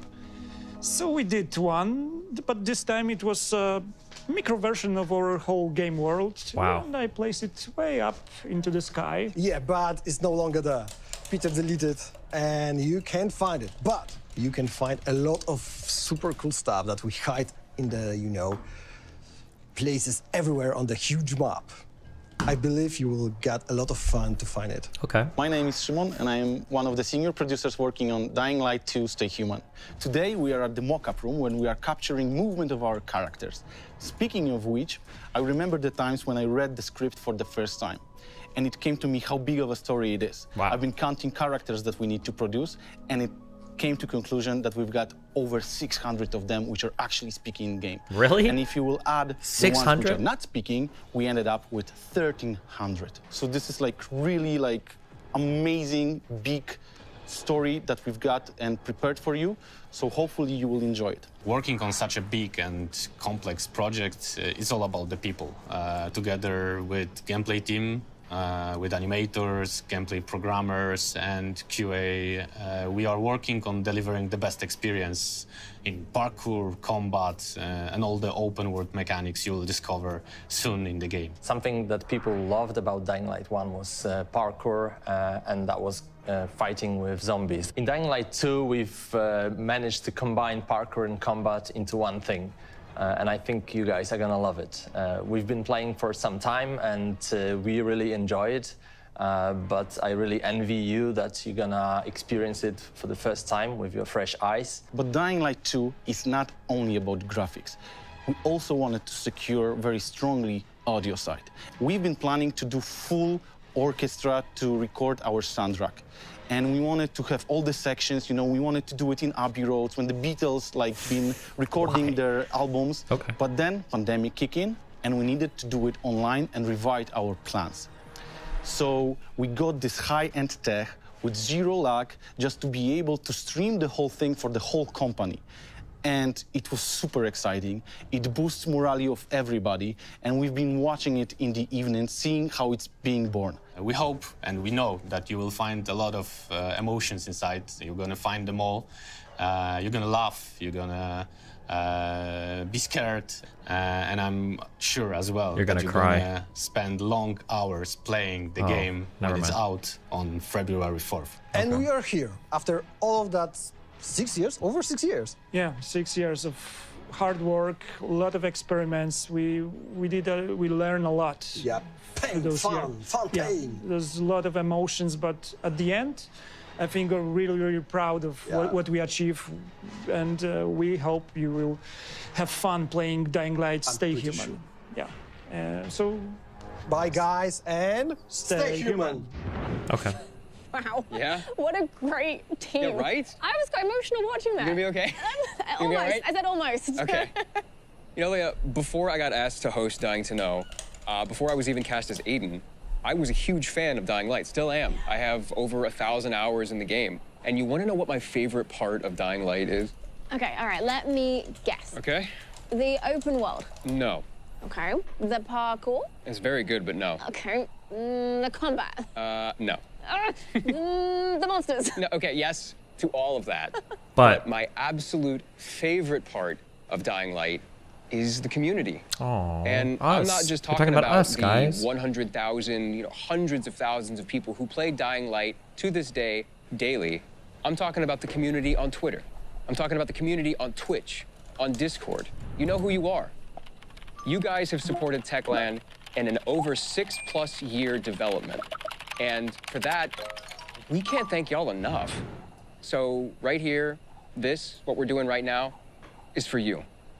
Thank you so much. See that? You see that? It's beautiful. Oh, I can't believe it. No, I just can't believe it. In every episode of Dying to Know, we've shown you some exclusive gameplay. And this episode will be no different. But before we get into the city, I'd like to remind you of somebody who's already there waiting for you. Lawan, played by Rosario Dawson. If you'd like to see Rosario talking about her role in Dying Light 2 Stay Human, then check out our YouTube channel, where she talks about her role as Lawan. Hi, I'm Rosario Dawson. You will know me as Lawan, who is fighting her past and looking to seek revenge on the people who wronged her. Before you watch the YouTube, make sure to stay here and check out what Lawan has put together for us. It's new exclusive content for all those who've pre-ordered the game as well. The Reach for the Sky exclusive digital content pack is created in collaboration with Rosario Dawson and includes a unique outfit, a paraglider skin, weapon skin, and backpack. Yeah, that's right. It includes a crossbow skin for Lawan, a paraglider and backpack skin for Lawan and Aiden, and a full new outfit for Lawan. Crazy. So remember to pre-order the game and, as the name suggests, reach for the sky. And remember to stay human, guys. It's become tradition by now that every episode of Dying to Know comes with its own gameplay video. And today will be no different. You'll get your gameplay trailer, but on today's gameplay trailer, it's going to be a little bit something special. We're going to be recapping all of the distinctive elements in Dying Light 2 Stay Human. So let's explore the vast open world. Let's go and meet the monsters roaming in the city streets below and see how everyone's surviving up on the rooftops. Sounds good. For the last time before the game premiere, we're going to give you a close look at Dying Light 2 Stay Human so that on February 4th, 2022, you can get in the city and fight to survive in this post-apocalyptic horror game. Okay. Don't screw up the password again. This time, we'll blow your head off. Sweet. Love you too. Jesus. You better get it right. That was a little aggressive, but okay. Now listen, Steve, don't try to warn anyone I'm here. Raiders. I said you were a pilgrim. None of your business. You think your barking will make an impression on me? Did you know a girl named Mia? Mia? No. Who's Mia? She's my sister. Promise you'll never leave me alone here. Never. I won't leave you. Jesus. Swear. I don't have to. Not him, no! A long time ago, Waltz hurt her. He took her from me. And I want him to tell me where she is. Oh no. Well, that kind of information is expensive. Maybe I can help you. Welcome to paradise. Look around, Aiden. What do you see? Something people outside the walls could only dream of. Who would have thought the end of the world could be so peaceful? I wish Crane could have seen this. Luan, it's not a sign of weakness to say you were worried. Death is how we thank traitors. You didn't say you were working for Aiden. I don't work for Ader, I work for myself. Here we're all infected. So are you scared of him? Most people are.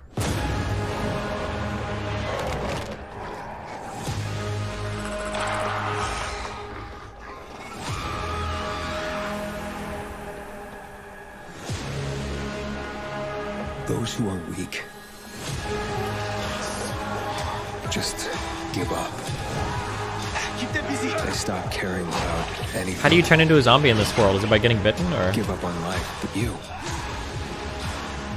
still care. Drop him. One move and he dies! Drop him. You're no leader, Carl. On behalf of all its whores, bandits, and idiots, I christen you a citizen of Villador. And in the name of law, you're sentenced to death for treason. I know what loss is like. Talking about someone in particular? She trusted you, and you failed her. I'll be okay. You'll pay for that. 3 against 1? I like those odds. Count again. Sometimes you have to become a monster to stay human. Whoa. The real monsters were the people all along. Nothing could ever tear us apart anyway.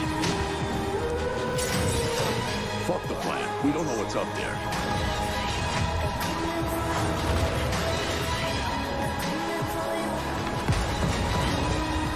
You understand nothing.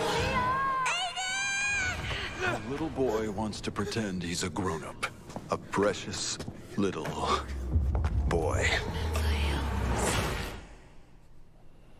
Well, that was intense. Wow. Yep. I can't wait to play this game again. This is the end of our show, but we still have one more thing. Yeah, our special guest. Without whom we wouldn't be here today. Without whom there would be no Aiden Caldwell. There'd be no vast open city to explore. Or cool parkour tricks to pull off. Or creative and brutal combat. Yeah, the combat. Or there would be no monsters roaming the city at night to terrorize us. Or humans who are just as dangerous during the day. The characters, the dialogue, the story. Ladies and gentlemen, our final special guest. Oh my God, who is it? Are all the people who worked Oh. on Dying Light 2 Stay Human. And we asked them all one simple question. What are you most proud of working on Dying Light 2? Hi, we're the CQA team and we're most proud of reaching the gold status with Dying Light 2 Stay Human. I'm proud of all the gameplays and trailers I've made for Dying Light 2. The English translation of the dialogues. Iconography that has been created for user interface. Being the host of Dying to Know More series. How good level design we achieve. Molotov cocktails and other explosives. Because who doesn't like to blow things up? I'm most proud of the videos that we are making the whole team for you guys. Wow. I'm proud that I got to lend my voice to Aiden Caldwell in Dying Light 2 Stay Human. Dream come true, thank you. And I'm proud that I got to co-host Dying to Know alongside Jonah and get to know all of you and the dev team. It's been amazing, so thank you. Somewhere on the map, one city is still standing. A city isolated from the outside world. A city with special rules. What's the special rules? Now, it's the last bastion of humanity. A chance for us to learn from history. And for once, make the right choices. Because every choice you make here shapes the future. Irreversibly.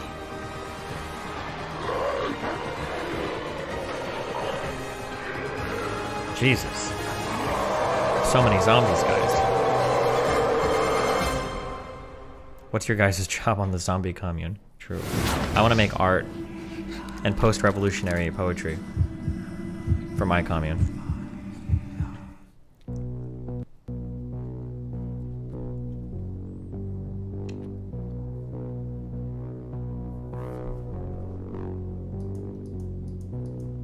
This button doesn't work.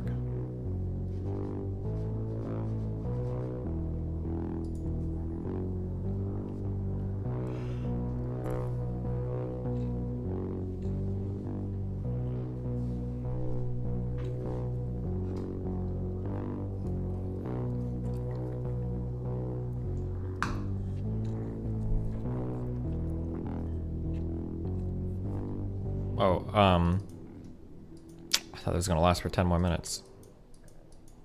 Are we gonna see anything else, or?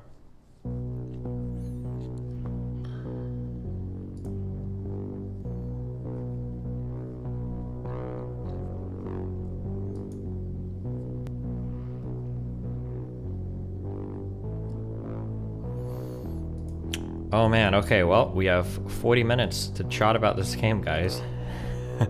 What do we think about what do you guys think about Dying Light 2? What was your favorite part of the trailer or the promotion? What was your guys' most hype moments? I heckin' love zombies. Interview Nathan. Oh, that would actually be so cute because he liked to play the first one a ton. What? He's in school right now though, so I can't. Nathan, what did you think about Crane? He told me that. Spoiler alert, I don't know anything about this game, but every time we're in the car, he'll talk about whatever game he's playing. He told me that Crane, I think he said Crane became a zombie at the end, or he knew he was going to become a zombie, and then at the end, he ran away from everybody so he wouldn't kill them or something. Is this what happened at the end of Dying Light 1? Does anyone know?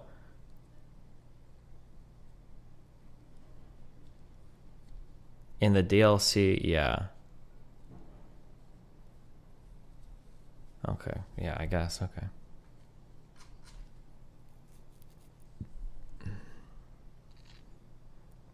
Okay, well, we've got other things to watch, okay?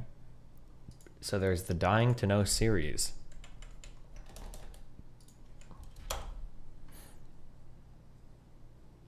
Oh my god, I could kill so much time watching one of these. 30 minutes. People. Okay, that's too easy. There's 4 episodes of this.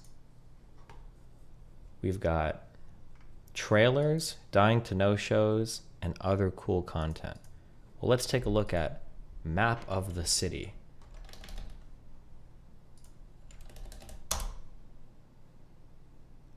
Wow. This is a map of the city, guys. How it look? We've got bandits. We've got the city. There's an electrical station. A renegade outpost. Renegade camp. Don't even think about going there. Okay. And remember to stay human, guys. All right. Time needed to complete the game. What is this?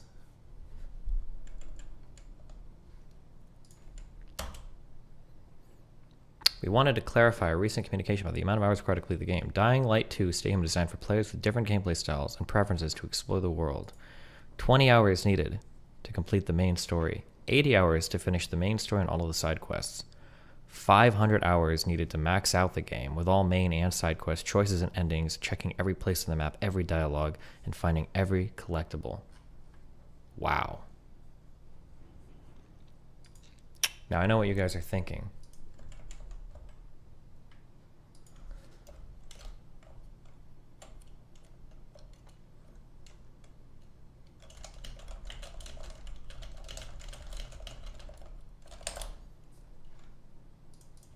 What if my computer can't run it? Well, guess what, guys?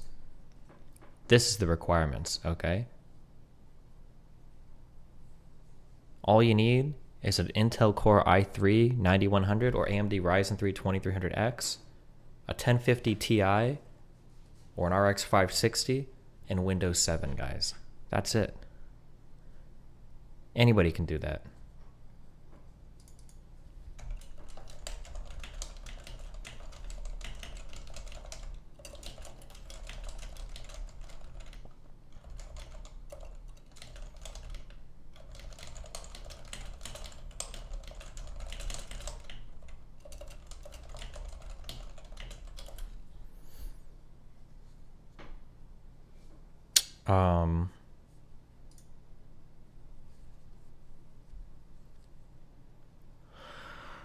Okay. The skill tree. Oh, I bet you guys really want to see this one. Hold on.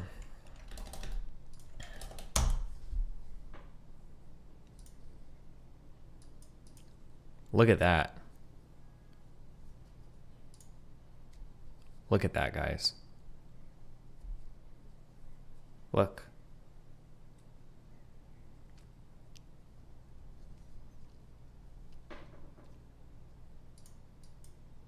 Okay, that's just combat, okay? And then we've got parkour. Oh, I just realized why Nathan probably talks about parkour so much. It's probably because of this fucking game. Oh my god. And check out this, guys.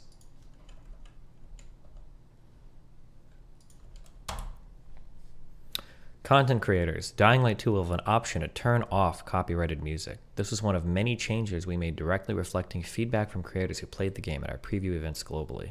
Wow. So now Hassan and all the other streamers that are worried that streaming games is just as dangerous as streaming full seasons of anime or reality TV show, their fears could be put to rest.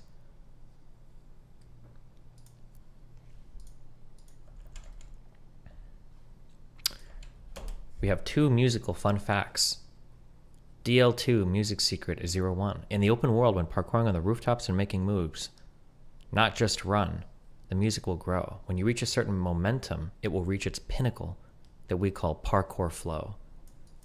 But if you stop any time, the music will wait for you. Wow. We have musical fun fact number 2. Hold on.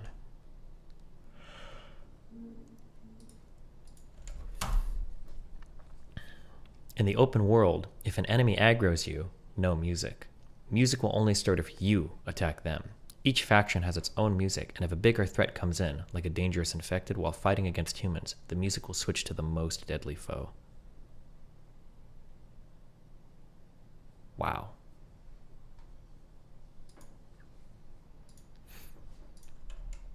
We have some authentic gameplay from Dying Light 1. Okay, Dad. Stand right here. Do you see me? Mm-hmm. Yeah, press Alt and F4. That will give you commands to actually hack this game. Really? Yeah. Hold on. Whoa, it actually worked. No. Wait, yeah, hold on. I just had a crazy menu pop up right now. Look, No, yeah, I've got flares right now. I learned from my mistakes from scam. No, wait, this is actually crazy. Wait, have you tried pushing this? Hold on, wait. Try pushing Alt F3 and then see if that brings up a menu for you. Does it work? Oh, no. Alt and F3?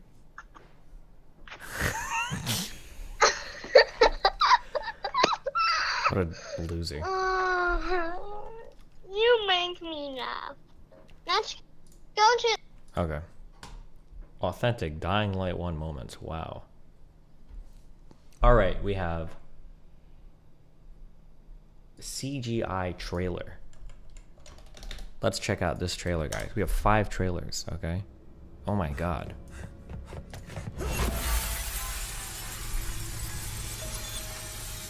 Wow, who's that guy?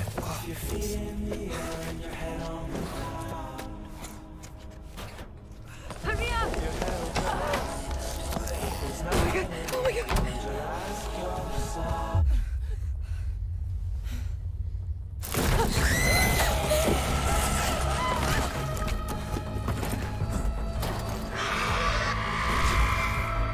Oh, is that a special zombie?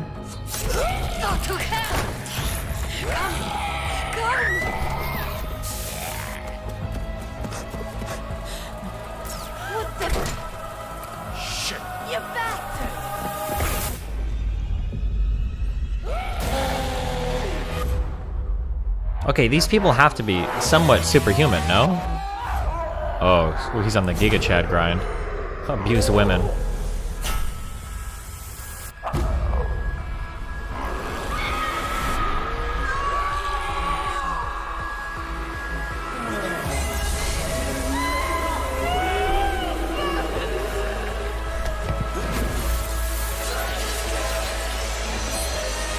Oh, it's the beginning of the trailer. Wait for me. They're anime humans?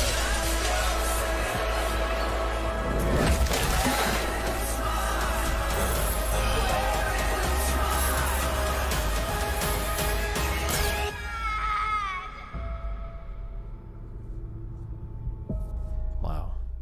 He didn't fly so good. That whole... Dude, the more you rewatch those Batman movies, the more stupid shit will show up, okay? Alright, let's see. DL2 gameplay. A place to call home. Wow. Next trailer coming up, guys.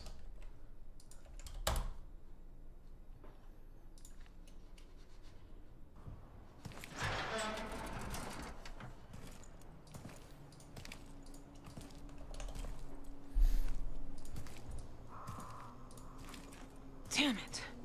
I was wrong. Can't see shit.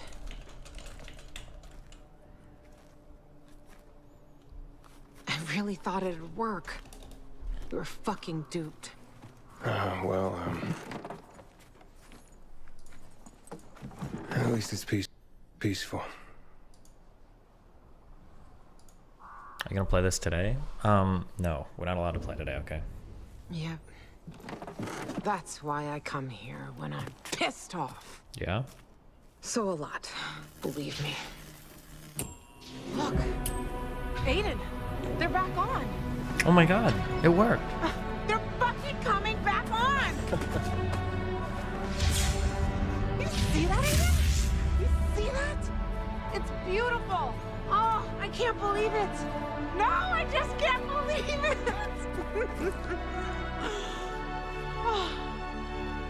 Lavon, you seeing this? Oh, I see it, Daniel. I'm at a lookout point, and it's quite the show. How'd this happen? Dark as hell for 15 years, and suddenly this? I don't know. But we need to find out.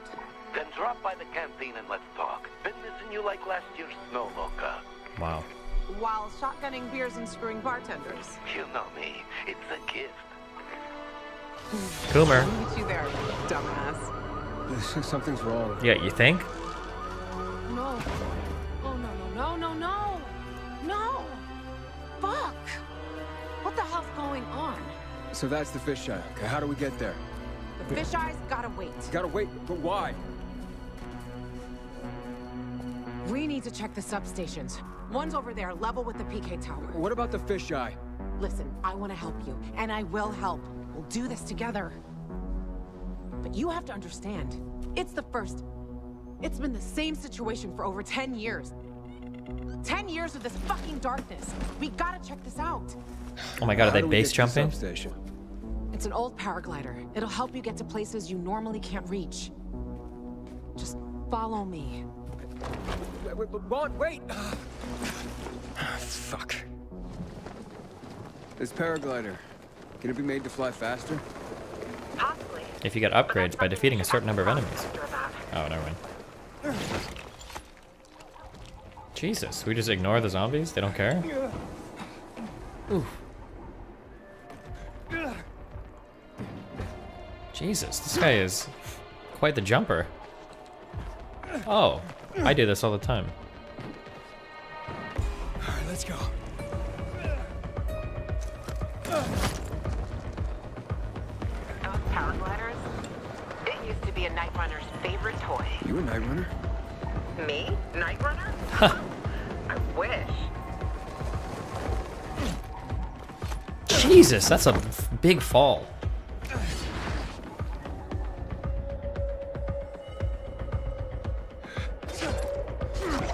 Bro, he wasn't even messing with it.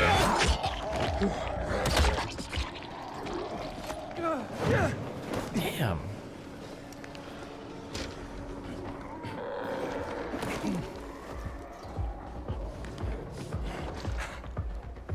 He's the protagonist, so height doesn't matter? I agree. Like, I'm the protagonist of my life, so my height doesn't matter. Pa's molding right now. Whoa. Oh, bro, they're trying to sleep. This is what happens when you squat with your hamstrings. True.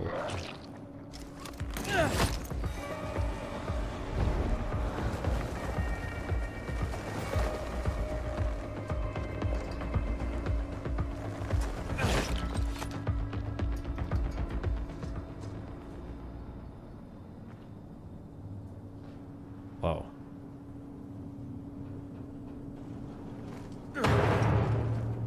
Okay. Open it up. Hey, you. What? Seen any signs of renegades around here? How'd you sneak up behind him? No. See, Private? Now calm down and let Aglot think. What's there to think about? Why not head back to base? Who the heck are you, anyway? Definitely not a renegade.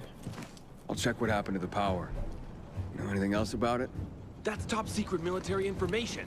We're trying to figure out how to get up there. Just go ahead and tell him everything, why don't you? Every last detail. Well, what's the big secret, huh? We need to get this piece of shit working, that's what. My colleague's vastly oversimplifying things, but his gist is correct. There are obvious signs of the electricity having returned, and this here appears to be a substation. Okay. It and others like it are capable of transmitting electricity throughout the city. Cool. We have orders to get this building functioning once more. Meaning, turn it back on. Oh, thanks for the translation there. Unfortunately, without climbing equipment, access to it is severely limited.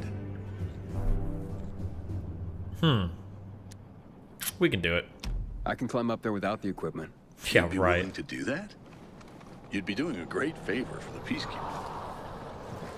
Uh-oh. Renegades!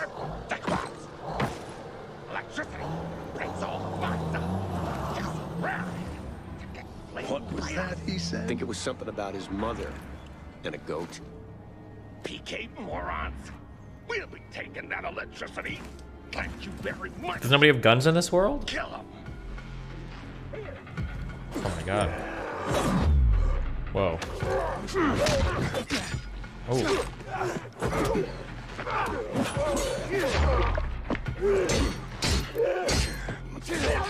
Jeez.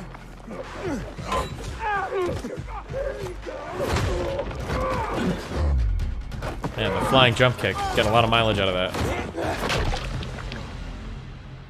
I would surmise the main circuit suffered a break.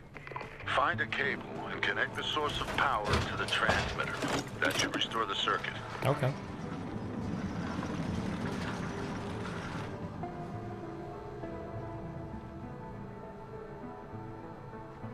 Aiden, report in. Yep, I'm on top of the substation, trying to connect the power to the transmitter. It wasn't a piece of cake in here after all.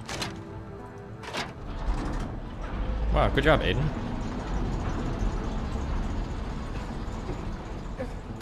Sure you I met a bunch of PKs who couldn't get to the substation themselves. So that's why you haven't called me yet. Jesus, she's so needy. Oh my god. Decide which one I like more. You know that'll cost you, right?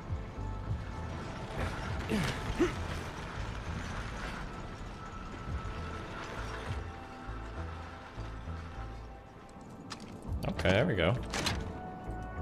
Makes sense that this would be wired this way.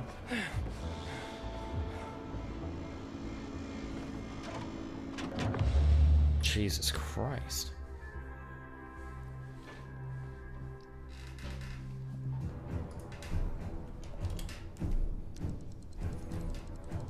Do you think if I pretend that I'm playing and we all pretend that I'm playing, that there will be like genuinely huge fans of the series that come into chat and get really mad?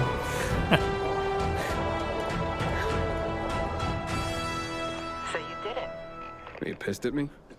Nah, your choice. And I know why. But if it were me, I'm for the free folk all the way. I don't understand. There are a lot more substations. I guess If we could get us all going. Can we first go to the fisheye and... Yeah, sure. Let's meet in the canteen. I'll wait for you there.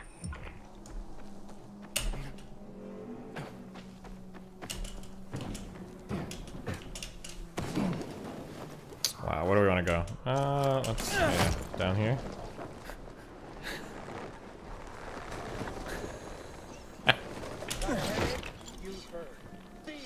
I don't know, this guy's looking pretty weird. Okay. Go back, you missed something? No, I don't think so. Take my advice. I like doing the cinematic walk. It makes it feel like I'm another cutscene. Fuck. Frank is one handsome fella. It's a shame he's such a booze hound. Roleplay walk. Oh, hey, what's up? Well? Open the door. Oh, there we go. Damn. Frank! They slaughtered us one by one like fucking rabbits. Frank? Frank, it's me. How often do you Wake slaughter up. rabbits? Jesus. What the fuck you doing here? Interrupting my conversation with... Rovik's been dead for years, Frank. Pull yourself together. You got a visitor. And who's that? Queen of fucking England? I gotta act old Danny now? This is Does Aiden. England even exist in this world? He has a GRE Wow. access key. Waltz used it to turn on the electricity in town. Working GRE key? You're full of shit. Show it to him. Where'd you get it? From one of Waltz's men. So you want to Waltz's men too? Hey, easy, Frank. Chill, Aiden Frank. is on our side. We think this contains data proving what they did to us in the hospital. So you still believe you'll find out why Waltz fucked up your childhood? Okay, I'll tell you. Ready? Yeah, because he's a fucking psycho. He's fucked in the head. That's your Holy Grail and Ark of the Covenant all in one, Lawan. Happy? Aiden, right? You and Lawan can get the fuck out of my face now. You hear that? Fuck, something's happening. What? Will you check? I'm right behind you. I'm sure. I've seen them. Renegades in the central loop? Nonsense. To all units, renegades are in the central loop. What? I repeat. How do renegades get to the are in central loop? center. They're surrounding the fisheye. Can anyone hear me? Over.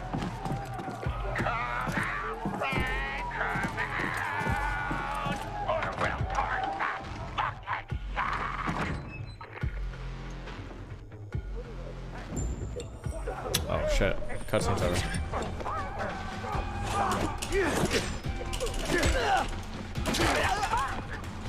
Upper floor, by the stage. Okay. Hold on. Okay, wait. Gotta dodge and then... Easy. Okay. Sorry. Easy. Wait. Step and then... Yep. Well, let's kill this guy. Whoops, I didn't mean to jump over him, but... It happens. Oh my god.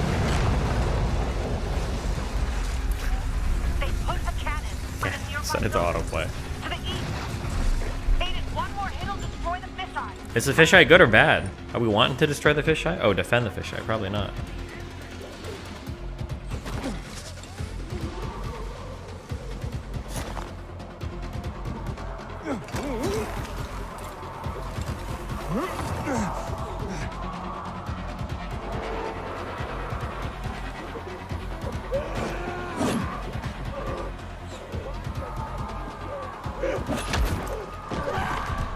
Why are the renegades against the survivors? Bro, because they believe in the holy calling of the zombies, alright? The zombies are here to cleanse humanity and return us back to monk.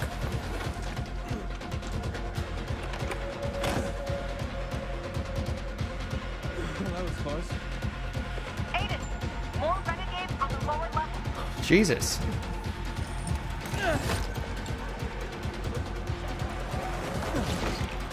Uh-oh.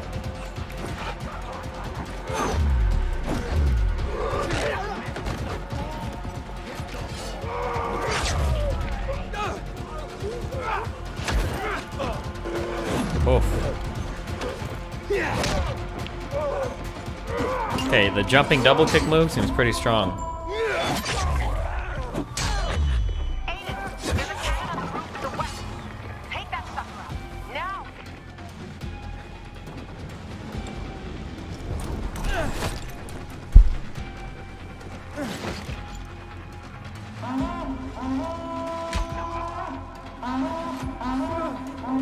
Oh my god, the jumping! Oh! Another cannon to the south. Fastest want to blow up the fish.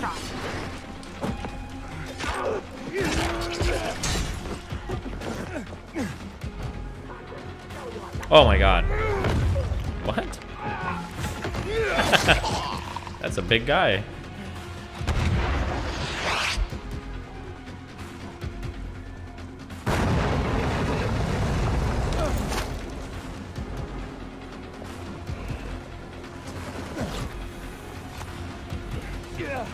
Okay.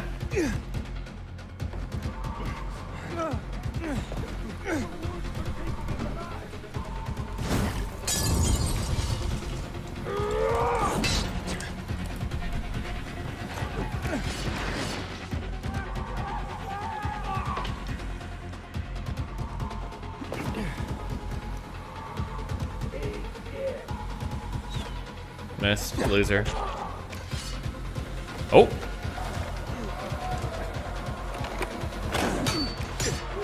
Whoa. Let's go. 1 on 3, guys. Oh my god. See ya.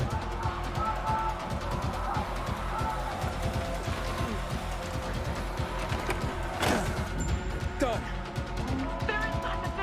What? Oh god. They blocked the door.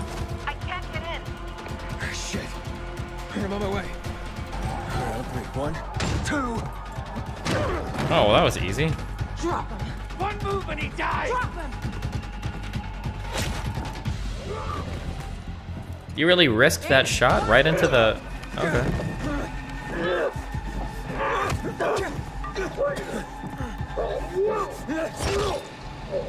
Oof. That was a close one, guys.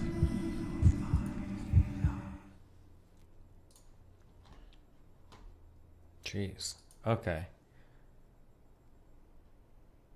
Techland's most ambitious project to date has finally made its way into the hands of the press and content creators. Here's another gameplay trailer. Hold on. Decide the fate of the city. Sometimes I wonder what this city looked like before all this. Probably less trees on Probably buildings. like many others. People had their ambitions, plans, lives. Now Wait, it's how do all gone. trees grow on buildings like this? Don't you need like a lot of soil for a deep root system, or? The virus started it, but it was the people who made the world the way it is.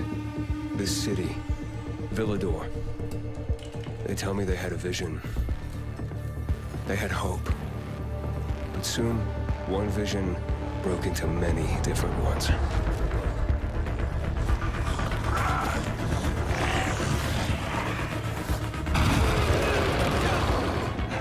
Instead of fighting together, people stood against each other. War broke out.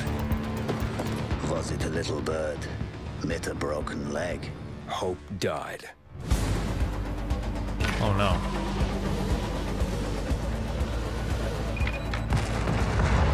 Now the city is falling.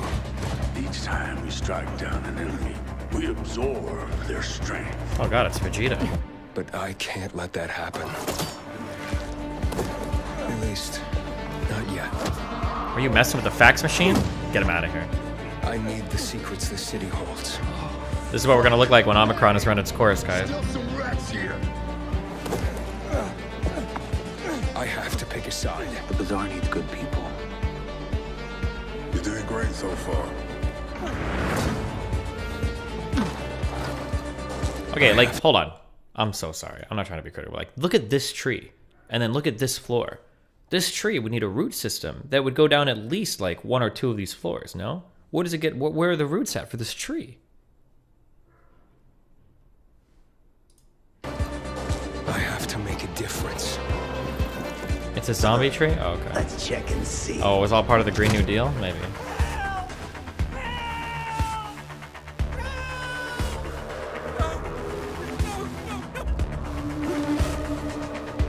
They say that great change is a series of small gestures.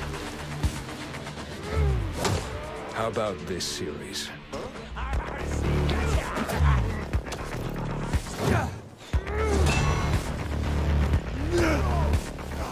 Some trees don't need that much space for their roots.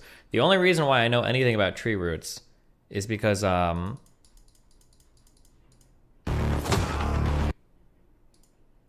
a homeowner, You have to be really careful about how close trees are to your house because they can grow in and destroy your shit. I know that, and it will fuck the foundation of your house up. You have to be careful.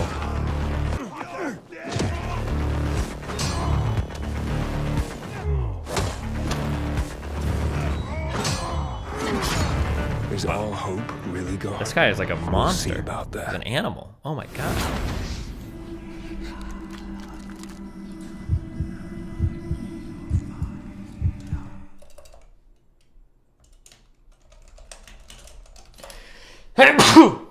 Sorry. Different Nathan Troll from the first game. Oh, more Dying Light 1 gameplay footage. Come over here. You see me right now? Okay. I'm gonna show you something really cool. Okay, ready? What? What? Okay. On your keyboard, push F What? and hold it down. Are you holding down F? Yeah? Okay. Now hold down D. D? Yeah.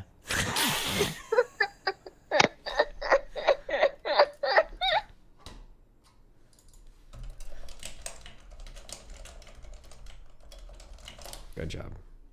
All right. We have a third. Okay, we got it. Well, let's look at this one. It's called the Monsters gameplay trailer. What does this one look like? So, you have an army here? The Peacekeepers. Seriously riling up the bazaar folks.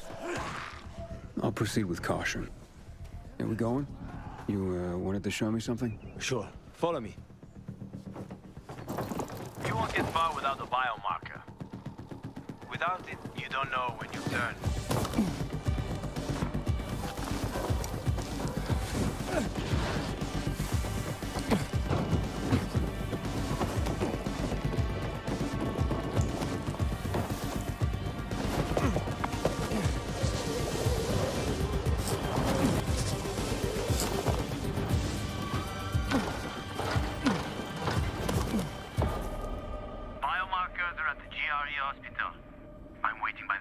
Okay.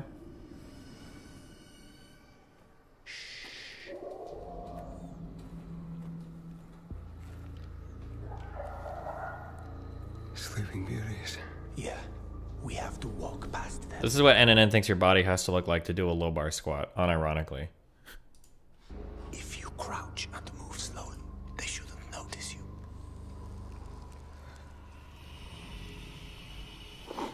Get too close, and you're done for.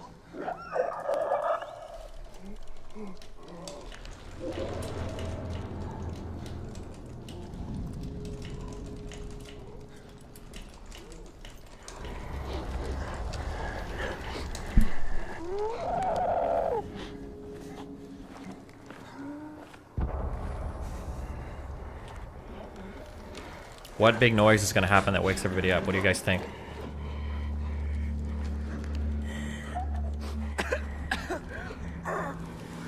What is that? Chemicals. Nasty shit. GRE doused the whole hospital with it. Along with the patients and staff.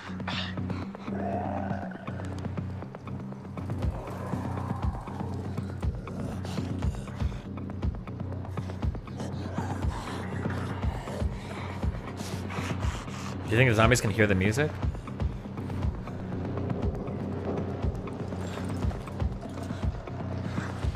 I wanted to stop the infection at all costs. Worked out great for that.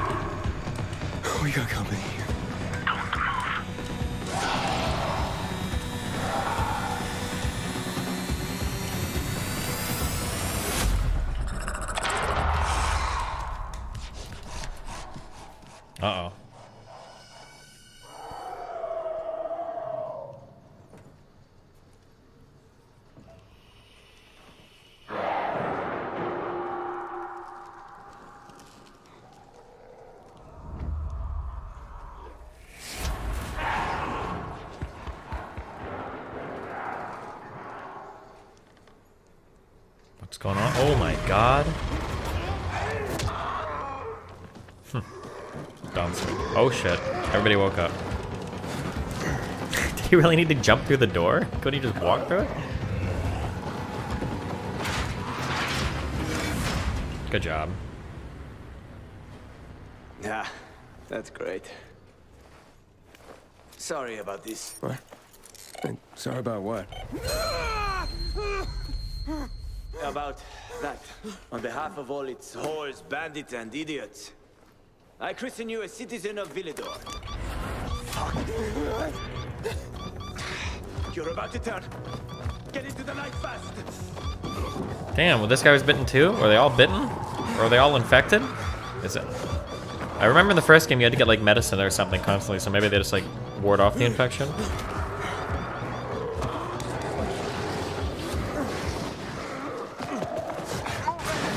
Move! Oh man, not that guy.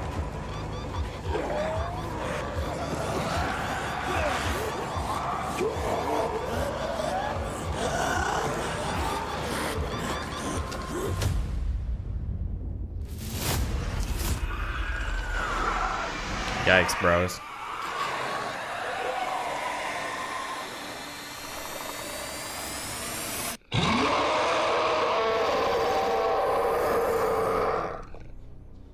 Jesus, wow.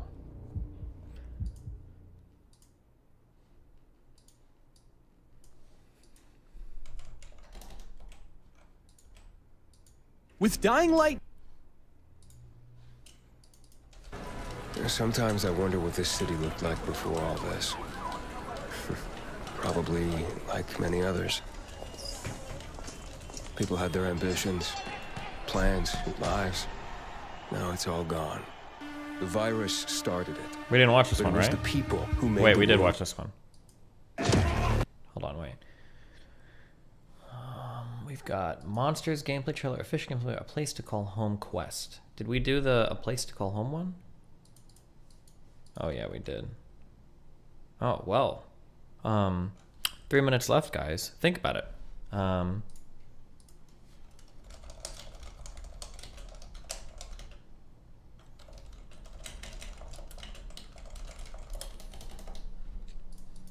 What do you guys think about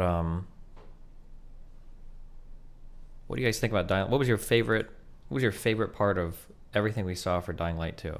What do you guys think? Great characters. I really liked the zombies. Yeah. Let's go from 1 to 10. How excited are you for this game? Pretty excited. I love the community, the parkour, the super intense parkour. True. There's a lot of intense parkour in this game. Rosario Dawson. Yeah, he or she is very cool. Oh, she's the one character. Awesome. Will you play this game with Nathan? Probably, actually, because he asked me to buy it last year, and I'm like, it's not out yet. And he's like, okay.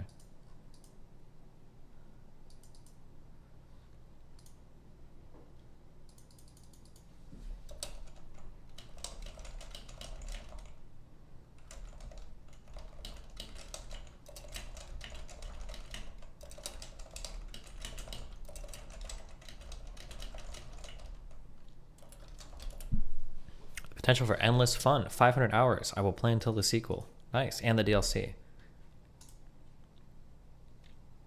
Did you say that the RNC might not do to predict? Oh, RNC? Oh, you must be talking about the Renegade new conquistadors in this game. I think they just call them the Renegades now. It doesn't look like they're too keen on debating in this game, though. They just want to fight you and kill you, so...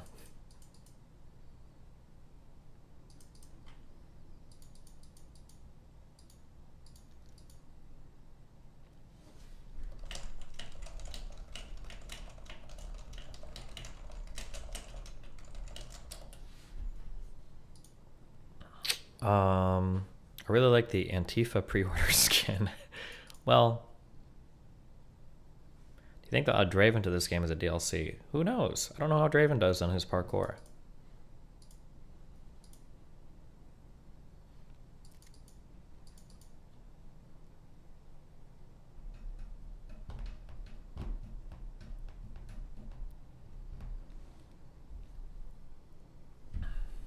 Okay, well, you know what, guys? It's been good and fun. I'm proud of all of you. We did it. Remember, Dying Light 2, stay human. Make sure to pre-order for my link. Wow, it's going to be awesome.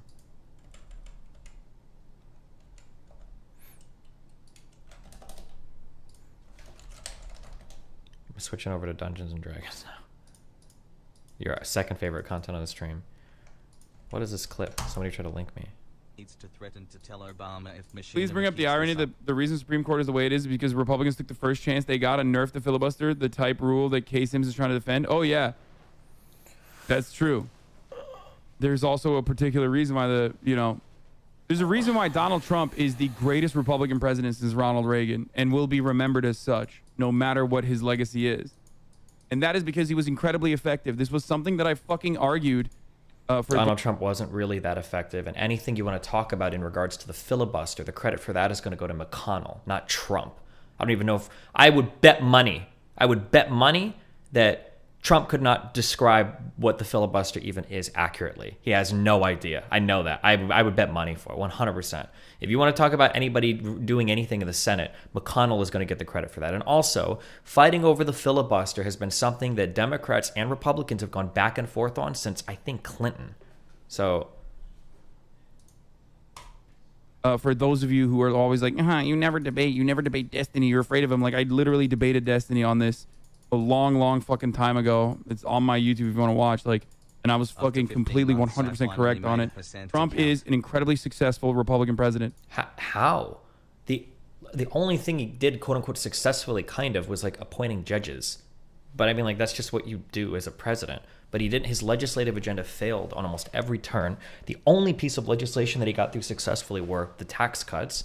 He failed on anything related to immigration reform. He failed on repeal and replace for health care. Everything else he had to do was via executive order. And this is while owning, like, had okay margins in both halves of Congress. Like, how can you even say this? Like, if not the, well, not the most.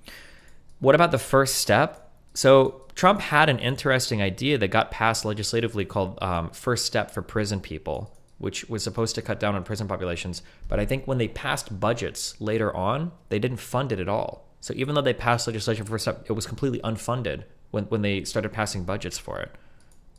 Most successful, but like one of the most successful. And he did all this shit. Look at him. And he almost won after killing like 500,000 Americans. So remember that. Hassle. Okay. All right. I love you guys. I'm going to hop over and get ready for DnD. Be careful.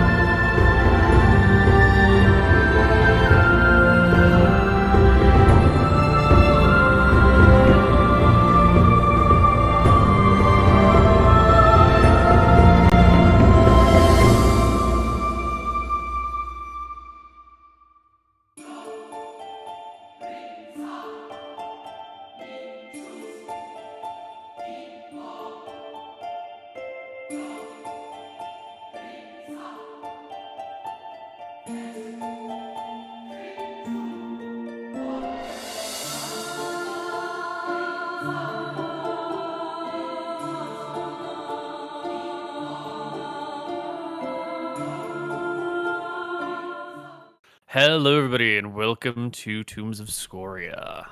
How are we doing today? Great. How are you doing? Fantastic. Yeah, doing well. Well, who remembers where we left off last time? I believe we were in a building, maybe even We broke a window. Tower. Not a window, a mirror. No, sorry, yeah. mirror, yeah. We went inside that tower that we started the episode at. We sort of searched it. There's a few things there, but at the top of the tower there was like a bunch of telescopes pointing out in different directions. We saw a city to the north, and then a tower in the mountains to the west, I think. We kind of decided which way to go, and ultimately ended up going to the tower in the mountains. So we traveled along through the snow for days on end. Eventually, we lost Neil, my knight, and as if it couldn't get any worse, upon using the crystal ball to find him, a magical burst of energy smashed the crystal ball, so that's lost.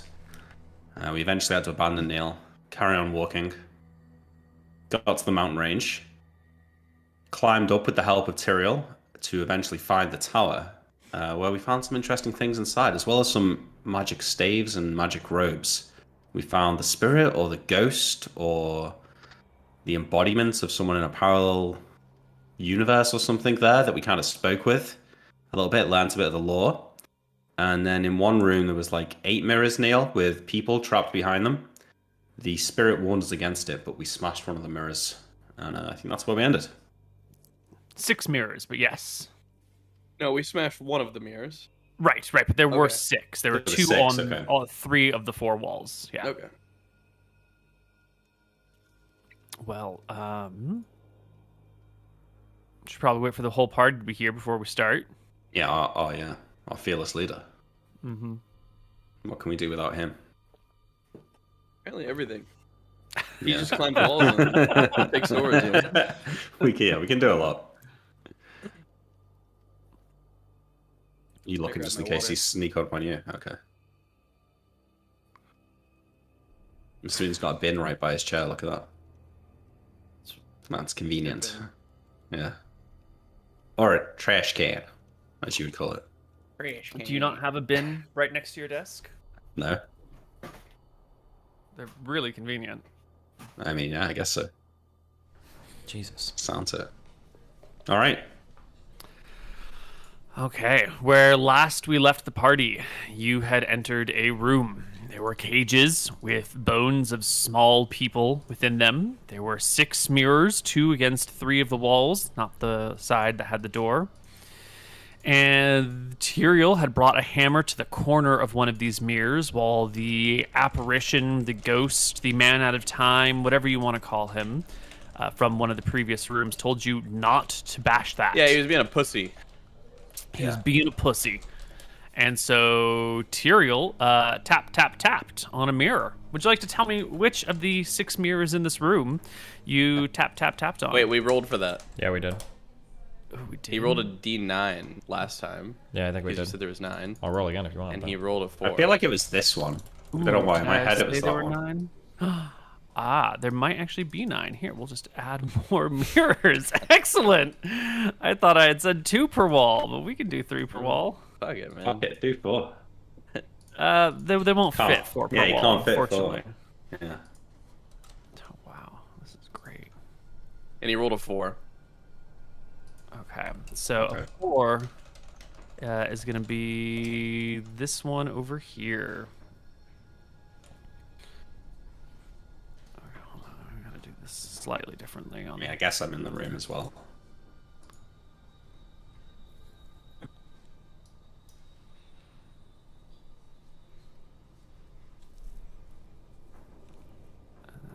this one, this one, this one. Right? 4, and then 1, 3. Yeah, that's perfect. So you tap on that section of wall, or that section of mirror, and the mirror shatters and breaks. And coming out from the mirror is a, not really, sort of like appearing directly in front of you, which is going to necessitate you guys getting pushed backwards, because now there's a new creature appearing before you. is a... Can you make his health bar blue? Yeah. Because we don't really know, you know. Yeah. Don't know. Wait, how do you know what color his health bar is? Wait, what? It's red. How do you know it's not green? Because the ones look different right You're red-green colorblind, and he just differentiates between red and green. Oh my god! Wait, what are the coronavirus cures colorblindness? You're dumb. Oh my god, he is sick, boys. What the fuck is happening? A man appears before you. He has long robes and a large hammer in his hands. He doesn't look anything at all like the person that was in the mirror a moment ago. He looks completely different and totally changed. Emmerich has tongues on. How long does tongues last? Yeah, I was talking to the guy for a while, but... Yes. And the being before you lifts the hands high, hammer in one hand, other hand free, and chortles, I'm finally free. Can I, On a good side. as I see him enter the room in front of me, in the space in front of me, as I tap my hammer, does he project a good or an evil alignment?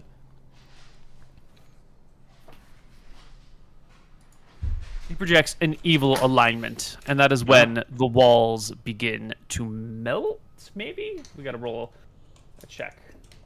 Yes, that is when the walls around you begin to slowly melt and slide and slough, and one mirror after another begins to fall into saying place. Ice on the wall melts? Or No, like the stone themselves? walls around you begin to sort of like droop and twist and melt themselves. Is this like a spell that he's casting as he raises his hammer or something, or? He did not speak any words to a spell. Okay, well, I would like to take an opportunity attack if he's melting the walls and he's screaming and shouting and he's holding a hammer up. I think I have the ability to do that, yeah? I would say it's not an opportunity attack. He has not done anything that provokes an opportunity attack. You can say you want to roll into initiative, but there's no OA that is granted by Anton would have had a ready to attack for whoever the fuck came out if they started doing some crazy shit. So maybe Tyrael can't have an opportunity attack, but can Anton use his ready to attack then? I think if Anton had said he was standing ready to attack whatever came out, that would make sense. But last time you guys all seemed pretty fucking chill about this. And there was no one declaring ready attacks until after the fact. Okay, sounds good. But the walls begin to melt, and the mirrors begin to fall off the melting walls towards the ground. Oh, wait. By the way. Hang on. The mirrors next to me, I want to try and grab them and, like, stop them from smashing against the floor. Okay, that'll be your action for the round. You can grab 2 mirrors, one with each hand, and, like, push them against the wall. Yeah. Pretty good. Yeah. The remaining mirrors will all break, though. Now, what type of glass is this? Because it's old-timey sake. Aren't these usually big, heavy chonkers? Windows are nice, big, heavy chonkers. Mirrors that you try to keep as portable tend to be a little bit thinner. Right. And if the description of the spell that entraps a person in the mirror clearly calls out that the mirrors are more fragile now, and any damage to them shatters the mirror and releases their occupants. Cool. Yes. Well, they're gonna be friendly, so. So we will roll initiative here, and then I'm gonna roll. Yeah. I see there, Anton.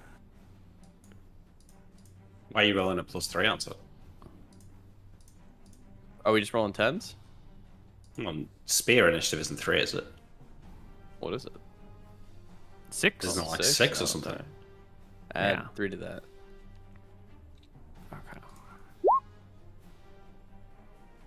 Anton gets an 8. Tyrael gets a 10. Our creature goes at 8. And I'm going to make some D10 rolls, 60-10. And these should all have like a +4 modifier on them. And we will add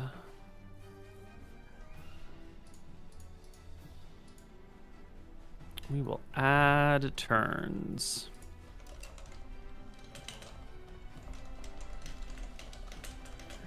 So that'll be 11, 9, 11, 5, 4, 8.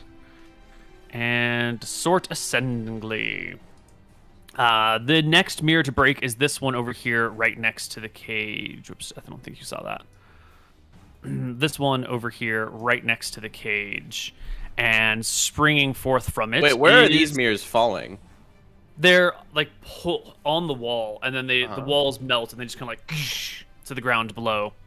And stepping out is, or appearing in the space where the mirrors were, what is a man with very large, like baggy pants and a sash around his waist, a necklace of bronze and call that.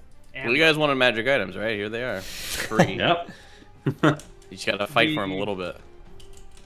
The creature immediately uses his at-will ability to create a wall of fire in the entire room, surrounding the whole room. Fucking hell. Okay. That's good. Well, he will attempt to. There's a chance that it fails. Does this provoke an attack of opportunity? This is no, spellcasting does not provoke attacks of opportunity, and this is an innate spell anyway. It is not a channeled or cast spell. It is an innate ability. Gotcha. Fine. I will get us a wall of fire. Wall Can you give him a blue bar too? I'm gonna give this one a red. Okay. not sold on it yet. It's a good try. I know these monster names, but I can't remember what they are. Everyone on the inside of the wall, which is all of you guys, must save versus spell or take 2d4 damage. Where is he placing the wall? It's going to be ringing the entire room. I think I have a fire ring. We're saving versus spell? Yes. Okay, I got a lot of bonuses to this, so... Fuck off. I'm good. It's okay, Nick. It happens. I will Yeah, be saving. Right, we have I roll a dice. stone... No, we don't have stone.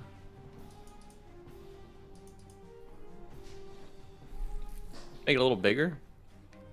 Yeah. So this affects everybody inside of it, not just people who interact with it, or? Yes, it produces heat radiating inward, affecting all creatures within it, except for the person who created it, who is immune to it. So this one over here, his friend over here. Well, friend is a strong word. Roll a saving throw.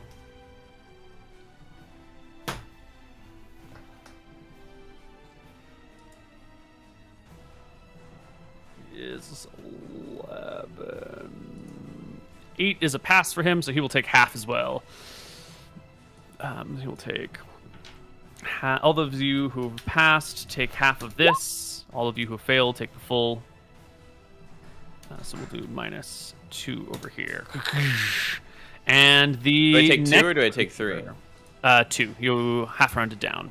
Thank you. 2? Yeah. Okay. The next creature will slide off of the mirror in front of you, in between these two, and appear right here. Oof, it's getting crowded in this room. It is. How does this wall of fire thing work? Is this persistent damage? Are they all gonna have to roll to save when they come out? Everyone who enters the room on their turn, this one will take the full damage. What's the visibility like through the fire? So far, it's not too bad. Well, I feel like if I was to be through the door, run through the fire, I could like pick targets out with my bow. If the fire isn't going to affect your arrow, then yeah, that should be fine. You should be able to shoot into it. Could be spellcasting time though. I need to set my armor off. Oh. This one appears and will cast some sort, or when they appear, they will chortle for a brief moment before fading into a thin mist that pervades the entire room, turning into some sort of gaseous, misty body. And Imric will go. Now, you were going to come up and hold these mirrors, but the Yeah. ring of fire now sort of encompasses them. So if you want to hold them, you're going to have to put your arms into the fire. But I can still guaranteed prop them up, or do I feel like the fire's going to smash the glass anyway? Well, fire usually doesn't break glass. Rapid heating and cooling does, but fire in and of itself doesn't. I mean, I'm already in the fire. Am I really taking more damage just to put my hands in? That's true. I didn't say you were taking more damage. I said, do you want to put your hands in the fire? Oh. Okay, well, can I switch a ring first? Can I put my resist? No, because they're sliding off the walls. You either, go and stop them immediately, or they fall and break. There's no time to switch. I stop them, yeah. Excellent. You will take... give me another saving throw, because entering the fire does do more damage to you. I didn't say it, but it's absolutely true. Right, I pass. Alright, you will take half of 2d6 plus 10. You will take 8 points of damage, but you do prevent the mirrors from slipping any further. Every round that you stay like this, you will invoke or inflict more damage to yourself. Wait, hang on. Don't change the terms now. They're safe. They're propped up against the wall. I don't need to hold them, right? The walls are melting, and so you said... Why don't you tell me what you mean by prop up? Because maybe we're misinterpreting here. I felt like I could just, they're falling. I could grab them and place them down and then leave them. I didn't think I was going to have to spend them. No, that's fine, yeah. Push them and let them slowly slide to the bottom. Yeah.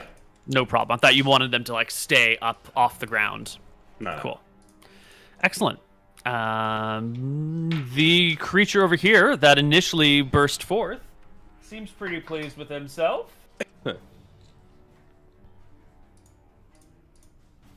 And will attempt to use another innate ability. Which, with a wild success, turns himself into mist and gas and vanishes from view. Anton, it is your turn. Anton is going to use his attacks on this cuck. Mm-hmm. So here is the Spear of Rohana. Excellent. 29. Beautiful blow. You gut the creature with it. I'm also going to use a clears single... by 10. You actually crit him. I'm going to use a single charge on it. Okay. And then 2d6. 3 damage, lightning. Rohana. When you attempt to use the charge on it, we have a catastrophic failure. No, come on, Neil, not again. Rohana. Yeah. Oh my god. Ooh. We're gonna pull from this table of effects over here. Wait, where is this critical failure coming from? Magic has been working strangely in this world. Never mind. I understand. Okay. Continent.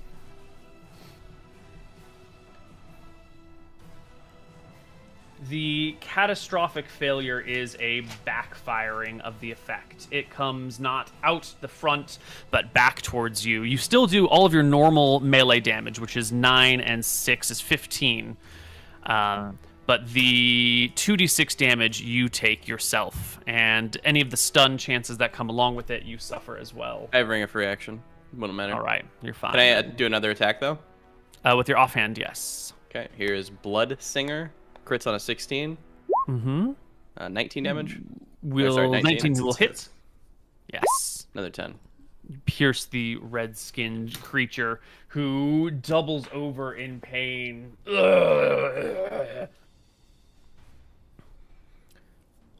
All of everybody that came out was projecting an evil alignment, yeah? Because you can see alignments on all the folks. As long as I'm holding on my hand right now. The one that came out in the middle and just turned to gas and disappeared it projected a good alignment. Okay. The red-skinned one projected an evil. The first one who melted the walls projected evil, and this one that is appearing now from the corner over here is projecting a neutral alignment. Gotcha. Okay, and then just as a heads up, sorry, I think it only tells me if they're projecting good or evil. So if they're projecting a neutral or no alignment, I don't think I can discern between those two things, but yeah. Right. Yep. Okay. Okay. And this one will create, and with another innate spell, will cast Wall of Fog, obscuring all sight in this room to 2 feet, effectively making it impossible to find your enemies unless you are right on top of them. My Ultravision should work against that, right? Does Ultravision pierce normal? I think it pierces magical fog. Let me put it in the chat. I think we did talk about this last time. Moonlight, starlight, magical darkness, fog, or smoke is less effective than normal against the character. Okay, so instead of seeing 2 feet, well, why don't we say you can see 10 feet, which gives you full cover of the room. And we're going to say for future types of castings like this that we can be overlapping effects that seems like they would consume each other. So like fire and fog, or like rain and fog, like these things can all overlap. For this one moment, they are existing, but fog and fire are difficult to exist together at the same time. Okay. We'll have to see how they develop over the Browns. Gotcha. That is you. And another one appearing from over here. Another red-skinned one, yes. This magic that they're using, does it seem to be affected by the same issues that our magic is? How would you know if it was being affected the same way? Well, I don't know. I'd need to know the signs when I was casting my own spells. Yeah. But if there is some sort of audible or visual or olfactory or something when I cast my own spells, maybe I can pick up on it with them as well. For your own spells, it's just been they fail to work, or they backfire, or they lock in place, or there hasn't been like an accompanying sound effect. Okay. This other one will appear over there. See the situation in hand, but not really a lot of people. And move. I guess we'll end up bumping sort of into Tyrael as the creature moves about, and will take his turn and make an ordinary melee attack against you.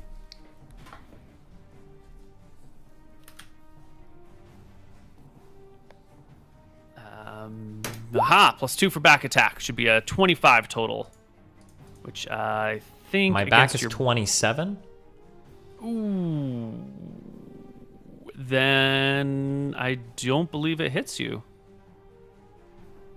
Yeah, it's all those magic +1s that have been stacked and stacked and stacked and stacked and stacked. Nice. Wow. Yes, the sword will clatter into your back armor harmlessly, doing no damage to you, and you will take your turn. I imagine I can see this guy right here. Mm-hmm. I will take a. Well, you can only see 2 feet in front of you, so you can feel the one behind you, but you can't see the position of any of the things in front of you. Okay, I mean, I imagine I saw him like we're kind of locked to a grid. You saw him literally seconds ago. Yeah, I saw him like seconds ago. We're in a small room. I can step forward like 1 or 2 steps and then see him, right? You're aware of the creature's presence. Okay, well, I'd like to step close enough to take a melee attack at him. Yeah. Yeah, okay. You can push through the fog and find him.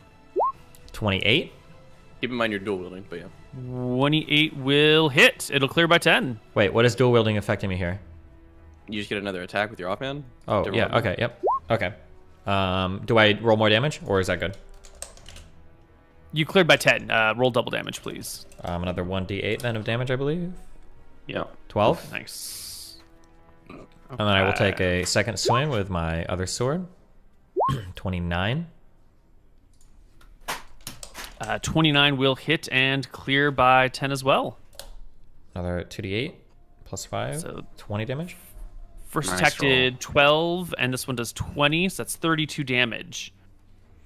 Does not entirely kill, but does a shit ton of damage to the creature. Okay. And then also, I don't know if the map is intentionally set up, but we're kind of locked on a grid right now. It's making it weird to move around in here. Yeah, I can remove the grid. Wait, are these creatures large? They're not, are they? No, they're medium. Okay. Just like you. Thank you, Koibu. All right. The next one appears, wields a hammer as well. Fringe. This is not the same one as before. No. Nope, it's another one like it, though. How do I know? He disappeared, right? It's your character might not know, but you as a player can tell because it's the same turn and he's going again. Right, okay.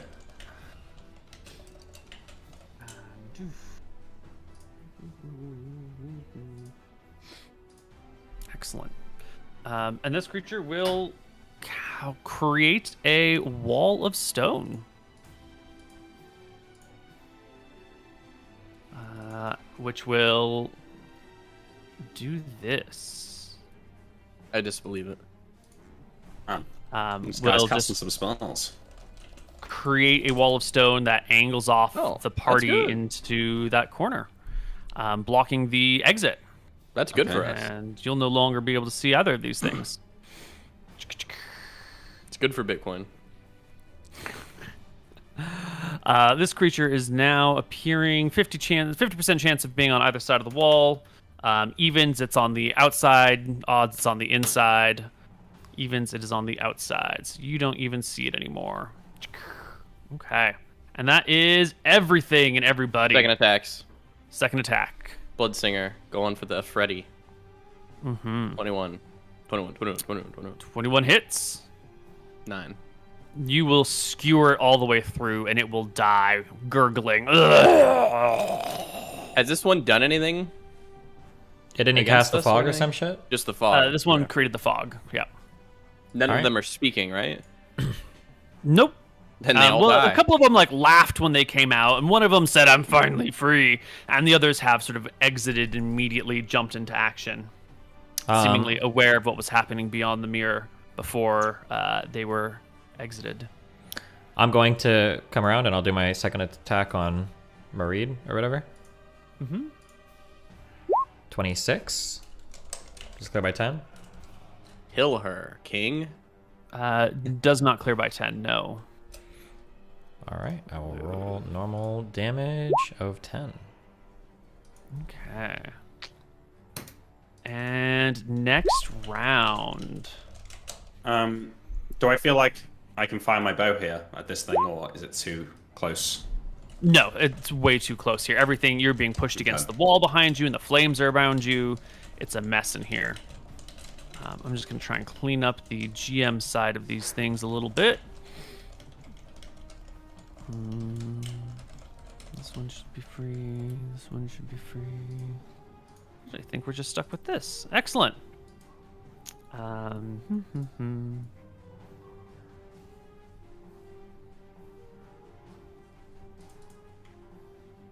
Must be really hot here with all this cold weather gear on as well. Well, walls are being melted, right? Even this wall, the back wall too. So I assume the wall that was just created is not affected by the spell that came into existence before it. But we're getting new oxygen in because... Well, running out of oxygen is going to take a bit. It's not going to happen in that would take minutes, I would imagine. But also, if the wall was liquidating or liquefying enough that the mirrors are falling off, I imagine we could throw ourselves through the wall as well. Yeah. Cool. Okay. This one is going to do an innate ability. Oh, and it gets really slow initiative. Imric, you are first. You can pull your hands out of the flames and use your bogged blade. Yeah, I can't remember who named it. Someone in Patreon. I draw my sword and attack Marid the first here. time. It's been a while, but I used it in the Necromancer's Keep. 23. Nice hit. Lands solidly against the creature's belly. 8 damage. Ripping it for 8. None of these are direct flanks, but are we getting at least a +1 to attack here? I find it hard to imagine this creature could maintain. Well, she can't back out. She can't move because of the fire, right? I think everyone is in a bit of a situation where when you are at normal fencing distance with your enemy, you can't even see them. So everyone is making awkward attacks through the fog, getting uncomfortably close before they strike, and everyone is being sort of uncomfortably, seeing things protrude in towards them. Plus the fire and the smoke. I think it's a mess, and all the bonuses and penalties are going to wash for flanking and that sort of stuff. Okay. It is a catastrophe, but it is your turn, Tyrael. Cool. Well, in that case, I'm going to go ahead and take a big old swing with my Moonblade. 30. Ooh. Excellent. This clear by 10? That is a critical hit. It clears by 10. Also, Imric, give me another save or take the Ring of Fire damage. That might be a pass, in fact. It is a pass. Excellent. So you will take half of this. 14 damage to Marid. Marid? I'm not sure about the pronunciation. Second attack, offhand, Tyrael? Is that you show the damage? Is that already it? Yeah, he just showed up. Okay. Yeah. Swing with Harbinger then. Not a clear by 10, or does? Not a clear by 10, but it is a hit. All right, 1d8 plus 5. And you will all but sever the creature's neck from its body. On its turn, it will vanish from sight. You will still hear its voice. Anton, you've got tongues cast, so you can understand its language. I do not. You do not. It's me. I do. Imric, you've got tongues cast. You can understand its language. The creature is mocking you. Who do you three think you are? Now that I'm free, you think you can subjugate me? I will not be your servant. Not now. Not ever. Okay. And Anton, take your turn.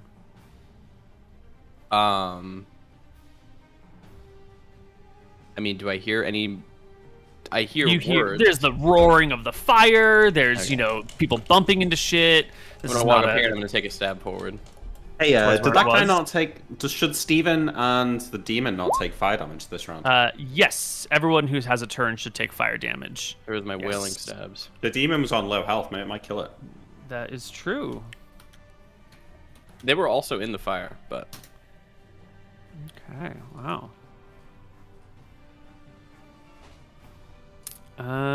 So that one does that. You rolled a 22, -4 because you can't see your target, becomes an 18. You do not hit anything, although had you hit, that would have been a great attack. Might not even be in that square anymore. Might not even be on this plane of existence anymore. Steven, you will take half of this. You'll take 3.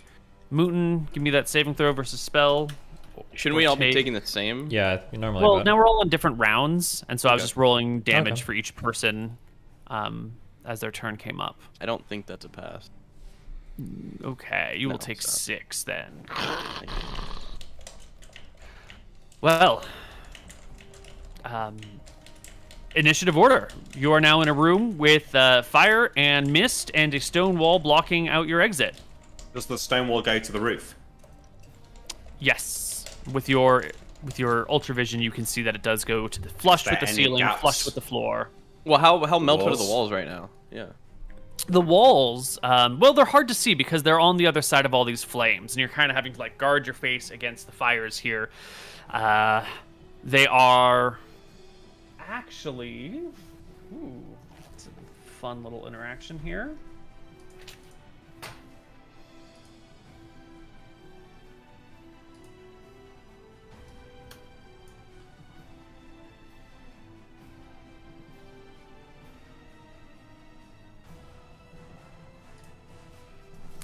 It's hard to tell. You're going to need to find a way to figure it out.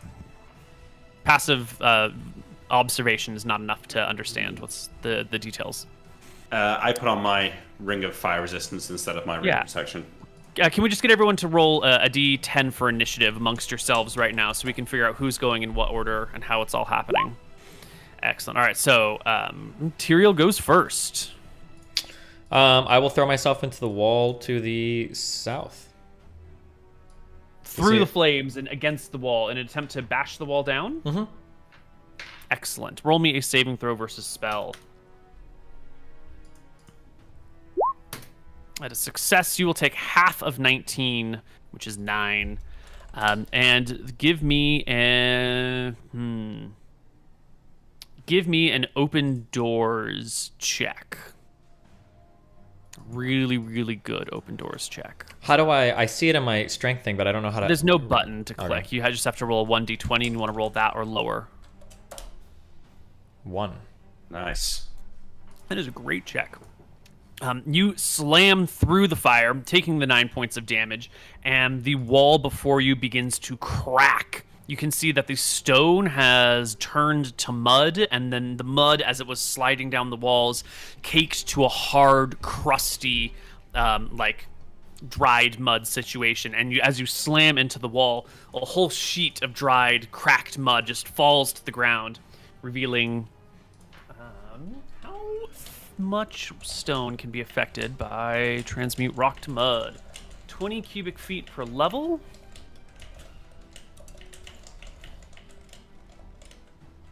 This thing is cast at 18th level. 20 times 18 is 360 cubic feet. That is more than enough to affect the depth of the room. So you can crack the first... Ooh, the one's pretty good. You can crack the first layer of rock turned to mud here, and it slides and shatters down on the ground below. But you can see that there is still more caked rocky wall behind you. Behind it. Anton. No. So I rolled a good open doors check. Can I roll a strength check to see how much I remove or no? I'm a pretty beefy guy. I got a belt of strength and everything. You got 17 strength. The walls here are about, what is this, like 1.5 feet thick. So I was going to give you a full half of the thickness of that. A good... It's 1.5 feet thick of wood? Just all stone. solid? I just grabbed the tokens that I could get. Stone walls. Oh. Okay. Gotcha. Yeah. So okay. I do believe it is Mr. Mouton and Imric at the same time. All right, well, I defer my action for a moment, so Anton can go first. Right, you're grabbing the ring, yeah? Yeah, well, I guess I'm just switching the rings. It's on like a non-magical finger, you know, I'm just switching it around. Okay, so you'll just take the 2d4, make your save.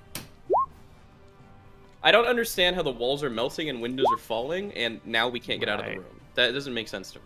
Right, so the walls were stone, and they... Okay, I think I understand that actually. And a spell was cast. I usually don't want to reveal the exact details of what's going on, but a stone to mud spell was cast to make the walls sort of slip, and then the fire sort of cooked the mud into hardened mud. Yeah. I mean, I saw Tyrael bash up against it. Mm-hmm. I'm gonna... And the fog will burn away this round. Sorry. I guess I'm gonna switch the ring to fire resistance. I don't know. Yeah, and then I'll maybe bash it next round. Okay. The issue is we have no heal. To switch rings. Is that the whole action? You gotta like take your glove off, find your other ring, do the whole switchy thing. Okay. And I think only one person can really spend a round bashing a section of wall, so you wouldn't both be able to hit that same section. Okay, I'm swapping rings. Yeah, so give me another saving throw or take 2d4 on your turn. May my ring have gone into effect with this or no? No, because it happens at the start of your turn. Easy. You'll take 2. And D10 for initiative between the three of you.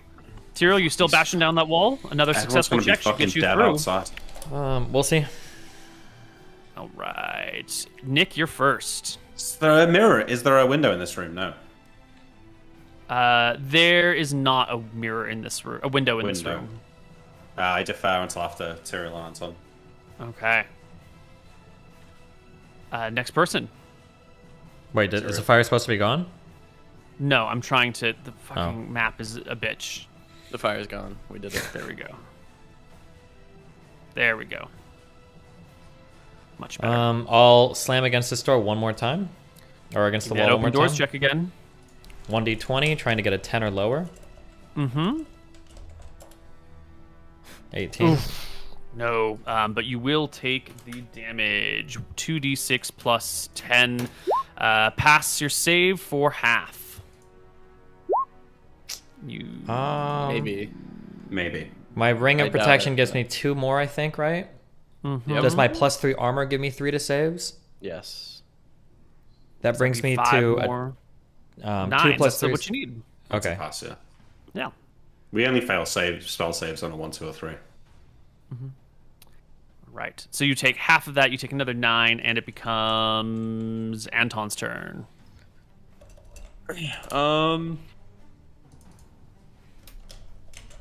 I mean, Tyrael failed it. Am I able to go for it now or no? You could try a different section of wall, but not the same one that he's doing, because he's like slamming into that section of wall, trying to bash it down. Yeah, well, I'm seeing the guy who's the strongest is trying to do that section of wall, and he's failing. I don't think anything's going to happen if I go and slam another section of wall, so... I'll hang out, stay away from the flames? Cure moderate wounds on him? Yeah, it doesn't even come to mind. Does not work. Yeah, no magic. I drink a potion of healing. Excellent. Your potion of healing fully works. Great. And Anton, give me a saving throw or spell or take 2d4. I also have my fire ring on at this point. It reduces the damage die by 2, so I'm pretty sure it's only going to be 1 or 2 damage. Okay, well then you'll just take the 1 point of damage. Well, it'd be 2 in this case since he failed. Yeah. Yeah, but if it reduces the damage die by 2, then it would be a 1 and a... To a minimum of 1, though. Ah, right. You're totally right. Should never doubt you. No. Bear that in mind the next time. I shall try to remember. D10s all around as the party burns within the ring of fire. Tyrael's first. 18 again. Ugh. And give me the saving throw again. I think it's another success. It'll take another 9. Imric, do you have any plans? Great mage? I have a plan, but I feel like it's not desperate enough for it yet. So I hold fire. I'll just take my 2d4. Neil, if you want to roll it. Right, I do. Okay, I take 1 damage. Anton, any actions? I mean, no. Alrighty. I'll reveal Tyrael after, I guess. Save. That is success. So you'll take 1. Yeah, 1. Yeah, 1. Yeah, because it's a 1 and a... It's a 1 and a 1 divided by 2 is 1. The D10s go through, but it sounds like everyone's just holding for Tyrael to break them through. So roll me another D20, Tyrael. I did. Or I'm sorry, I rolled a 1d10. Oh yeah, we're just waiting. Okay, so initiative. On this one, I would like to try to use my Cloak of the Cheetah. You can roll to see if it works or not, to see if I can get a boost to center the wall. Ooh, Cloak of the Cheetah. Should allow me to move at 3x speed, which I imagine is force equals mass times acceleration. I can... We have used this before to great effect. But this time it will fizzle on you and no longer function. Did you even roll it? I did, yeah. Okay. Came up a 0.6 on my D100. Okay, Corbs. That's all right, because I'm going to do it anyway, okay? Roll 1d10. He's going to smash the or wall. Or 1d20, okay? I'm lower, right? He's getting a 4. Low's good. Not low. Well, someday we'll get it. I think at this point you just fucking wait out the fire. It's not gonna last forever. You don't know that? No, it's gonna last a long time. Should I take desperate action? What is if desperate action is teleporting away? No. No, it's like using one of my polymorph potions to try and turn into something massive to smash the wall. Oh, that would have been a really good thing to do 50 HP ago. Well, I've only got 2 of them though, so I don't want to waste them. Are we saving them for the next campaign? Sorry, I need the damage, Koiba. Off the wall. You doing it this round, Nick? Koiba, I need damage from you. No. Well, let's see if he takes the full damage. Right. 2d6 plus 10 for bashing damage. Another 9 if you fail. Please use your shit. I already or pass. I already passed. Oh, you already passed. Yeah, okay, nice. Yeah, another 9. All right, fine. I drink a potion of polymorph self. What large creature do you turn into? Like a rhino or something like that. Will that fit in here? Will they get crushed to death? They won't get crushed to death. They'll just get pushed into the flames. Tyrael's already been in the flames, so he won't take any additional damage, but it will shove Anton into the fire. And you're going to have to go into the fire anyway to push down these things, so it's a mess. It's just Anton then, yeah. He'll be alright. You can take the damage. You become Big Rhino if the potion works. Which it does, without problem. Yeah. So you quaff the potion, you become a rhino. Anton, did you already pass your save this round? Yeah, he did. Yeah, I did. So you will take half of this minus the damage that you already took. So 8 minus, I think you took 2. Yeah, but I was supposed to take a certain amount, right? I feel like if he's already taken some fire damage, it should be subtracted from this. Like to get hit by it twice. Yeah. He should take 6 instead of 8 right now. And Nick, you are now the size of a rhino. Give me an open doors check as you try to bash down a wall. Okay, is it really open doors? I mean, because my strength doesn't change, so you're telling me that I have no extra ability to break through the wall like this? No, you're a rhino. You're a fucking rhinoceros. I'm gonna find an appropriate role for you. Okay. Well, I actually passed my own open doors check, so. Oh. Wait, what is your own open doors check? 6. No. Wait, what is your normal? Oh, it is 6. Yeah. Okay. So you will smash through the wall here, allowing your companions to come through. You will also have to take the 2d6 plus 10, save for half. Okay, but wait, dice rolls get... Might want to actually look up the rules for the Ring of Fire Resistance here, just to make sure we're getting this right. Because dice rolls are reduced by 2, yeah. But so there might be something else to it as well. I can't exactly remember, so I just want to look it up. I'm pretty sure that was it. It was just the damage dice reduced by 2. Is it? Okay. Fine. We can just do that out. I mean, you're getting HP back anyways when this ends. Right? Instantly immune to the effects of normal fires, torches, flaming oil, bonfires. Or a wall of fire spell will cause 10 hit points of damage per round if the wearer is directly within the conflagration. It actually specifically says that. Wow. All damage dice are calculated at -2 per die, but there's never less than a 1. I don't know. I think I just take 10 or half if I pass, maybe. That's the same in this situation. 10 is half. So. Alright. You I rolled a 20 already. Through with all the others, and the fire rages beyond, but you are freed and escaped and back into the chilly chamber.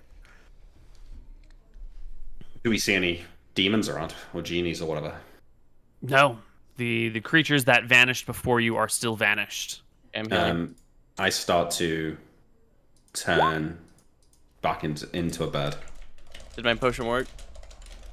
Which one was this? A healing potion? Oh yeah, extra 3d8 healing. Yes, it works without any problems. Does Tyrael need an extra healing potion? It's my last one. I have 3 potions of healing, actually. Greater potions of healing. I'm gonna drink one of them. You have to roll if it works or not. Sure.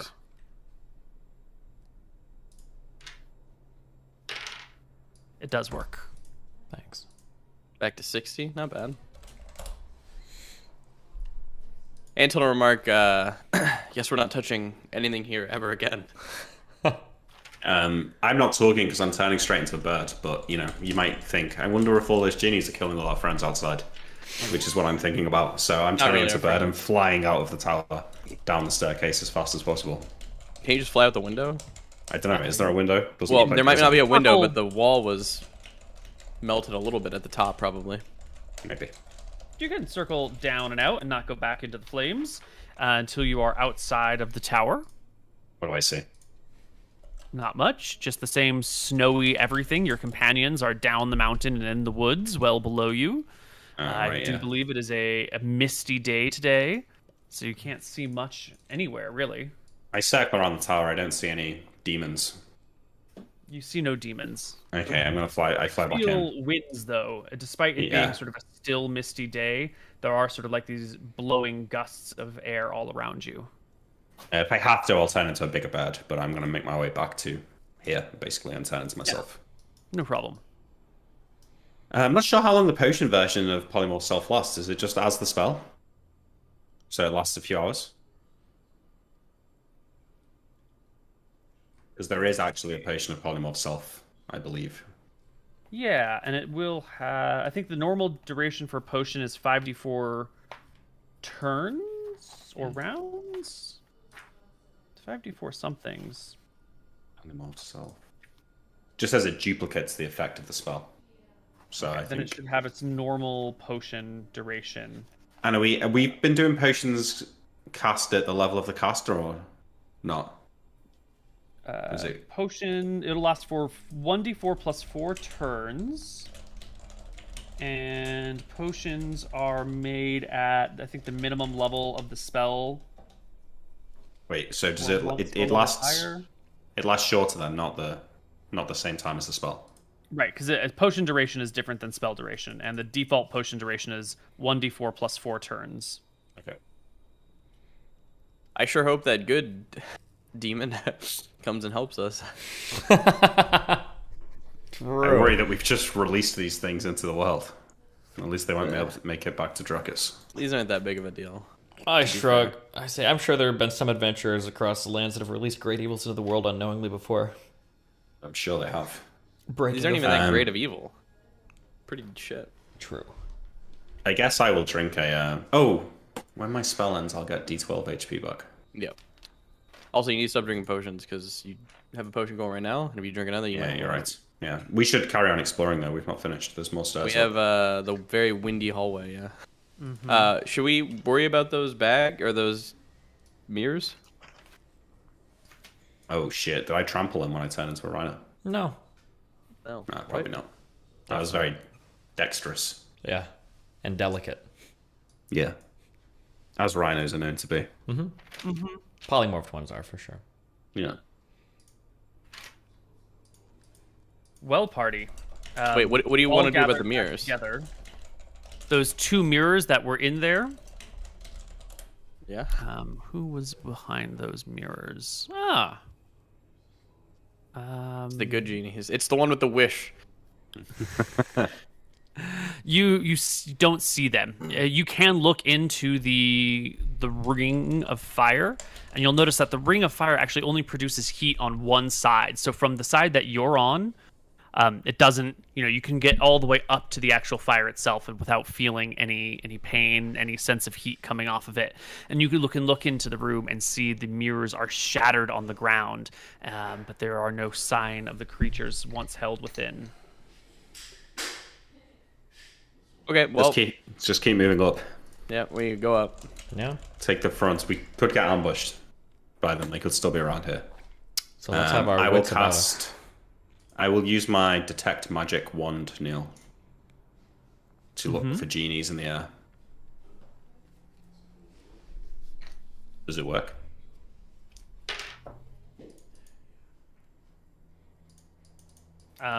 You flick the wand, and it does not seem to have any effect. When we killed that one guy, did he drop anything, or did he just like die and disappear, or what? The body of the creature is still in there, the slain one. Did he have a hammer on him? Was that the one we killed? No, it was the Joker. No, guy. he was wielding a sword, which is a scimitar, which you can see on the other side of the flames, still within the room. You'd have to pass through the flame wall again, taking the damage to get through to it. Do we want to get It's that probably later? finished eventually. Yeah, we'll get it later. Okay. Yeah, I thought Alright, we're going, Koi, but we keep going. Tyrael, use the ring so you can maybe see these things if they're laying an ambush. Have I for used us. the Ring of Seeing once today, or was that? Did I give that to somebody else to use? I don't remember. I think Anton's been using it first, usually. Okay. I'm gonna remove my. Fuck. Hold on. Yeah, I removed my fire resistance ring for my ring of protection as well. I'll remove my Ring of Free Action. I'll use my Ring of Seeing. I'm gonna remove the fire resistance ring and put back on the free reaction ring. Mm-hmm. Excellent. Okay. Who is the first one up the stairs? It would be me with the Ring of Seeing on. Oh, yeah, good idea. You go up the stairs into the top room, which is just a square room. Before we go up here, I guess, if I'm going to wear the Ring of Seeing and activate it, can I look through the flames and see, does that scimitar look magical? It does not look magical. Also, there should be like a big wind tunnel. This should be like the top floor already. Yeah. And I think you said, okay. There's one more set of stairs going up to the very final floor, and there's wind pulling you in that direction. Mm-hmm. Your cloak sort of not billows around you, but pulls forward in the direction you are walking as you go up these stairs. The very top room is square in nature, and at the center of the room there is a black ball of void with no color, nothing, and it's just sucking in all the air from all the way around you. Your hair flicks in front of your face, your cloak pulls forward, wrapping around one of your sides. The pressure of the pull is so strong that even your scabbard sort of like leans forward slightly against it. I will pull out an arrow, like a normal arrow, and I want just like. I'll Okay, put my hand to Emmerich. If it's... We're not touching shit anymore. Let's just go. Well, we should see what's going on with this, right? Is this where the wind tunnel downstairs is coming from? Was this Yeah. was from the, okay, yeah. I give my left arm to Anton or Tyrael to like hold it, and I will reach forward with the tip of the arrow nail. I just want to put just the head of it in the maybe sphere of annihilation. So you want to get close enough to this thing that you can poke it with a stick. That's what he said, yes. If as I'm getting close enough to do it, I feel like I'm going to lose my footing and get pulled into the thing, that will stop. But if I feel I can get close enough to reach out and do it, then... How well educated are we? Very. Educated. Where are we at with mathematics? I poke my brother and I say, remember those boring math lessons where we learned about the inverse square law? It's possible that if you get even slightly closer to this black hole, or whatever this is, a sphere, that you're going to get sucked in way quicker than you think. Perhaps it's best to just toss something at it and see if it comes back. Well, I want to throw something in and pull it back out and see if half the arrow is missing. Okay, but if you walk much closer to this thing, then the force might be too great for you to resist. Okay, have you got a rope? Have you got a rope? We should we have rope. Tons of rope on Yeah, us. okay. Let's do that then. We'll hold a bit of rope and throw that in. You toss the rope. It pulls straight and taut into the void in the middle. And using your strength, you can yoink it out. Sure enough, all the rope that entered into the center of the void is gone. Well, well, well. I wonder if our misty friends got dragged up here. They may already be dead. Yeah. Well, this has been a huge waste of time. Nothing here. Well, except for those robes and staffs, I suppose. But this doesn't look like what we were looking for. We should... but we know where to go now. We should leave. We should make use of this polymorph potion and fly back down the cliffs to our friends. Yeah, I agree. Let's do it.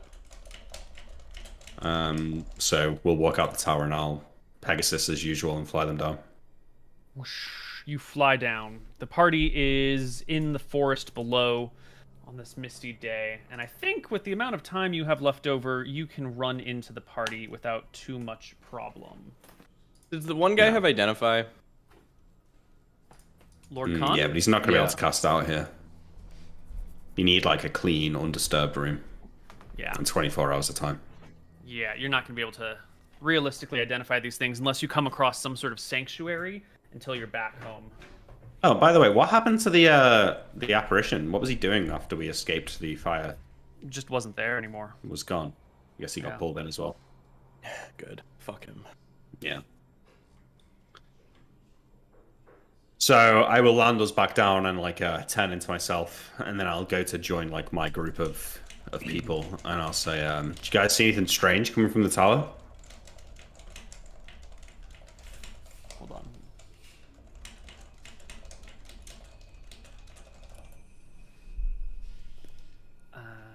Stunned silence. I need to make sure that you can get back to them fine. You should be able to find them if you can get to them. But we haven't rolled on today's fun stuff. He killed himself after 3 more runs, released all the evils into the world he trapped. Probably. None of that.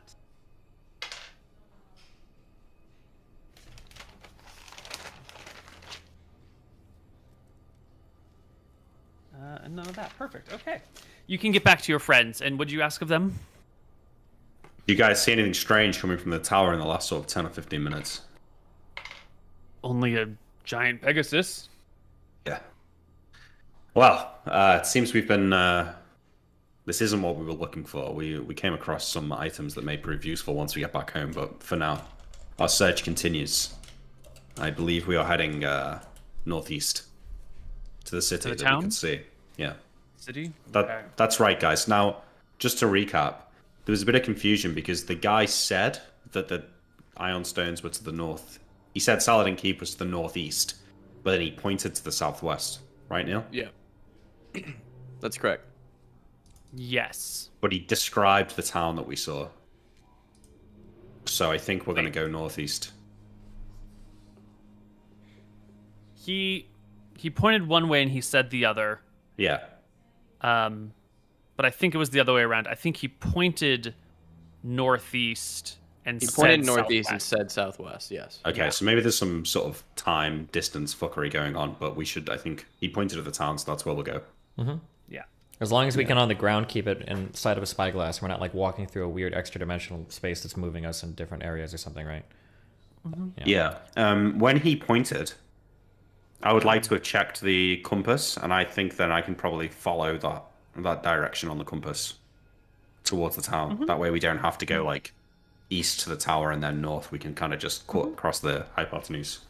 Well, as soon as the fog lifts, the mist lifts, you should be able to see the mountain ranges, and hopefully you can find that spot where the two mountains come together. Yeah. All right. The party packs up their gear and heads out. You can make it beyond the edge of the forest before night falls. But the question is, do you want to venture out into the plain, or do you want to spend the rest of this, what remains of the day, within the confines of the woods? How much time is left in the day? 3 hours. If they're already like buckled down here and they have a camp set up, we probably just chill here. Okay. You buckle down. You rest the night. Is the one woman still with us? Oh, yeah. She is. Okay. I'm gonna roll out D12 for healing. You will find her by herself, sort of like off to the side of the camp. No one but Teresa seems to be interacting with her or talking to her in any way, shape, or form. Okay. Fuck Teresa. Based. I'll ask Brain Gang. Anything happened while I was gone with Teresa? She's been speaking to the new woman. Pretty fucking weird, right? Well, I don't think they speak the same language, but they get by with pantomime.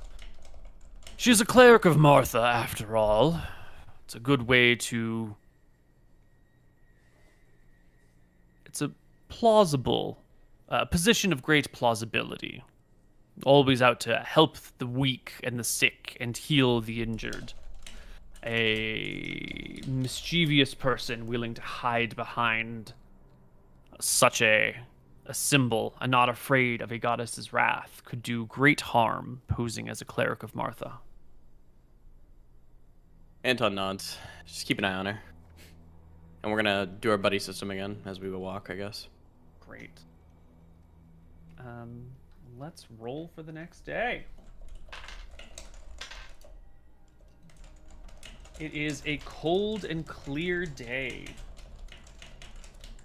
This next day.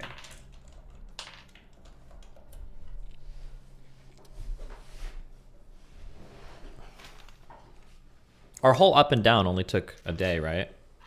It took you about a day to go up and then way less than a day going down because you flew.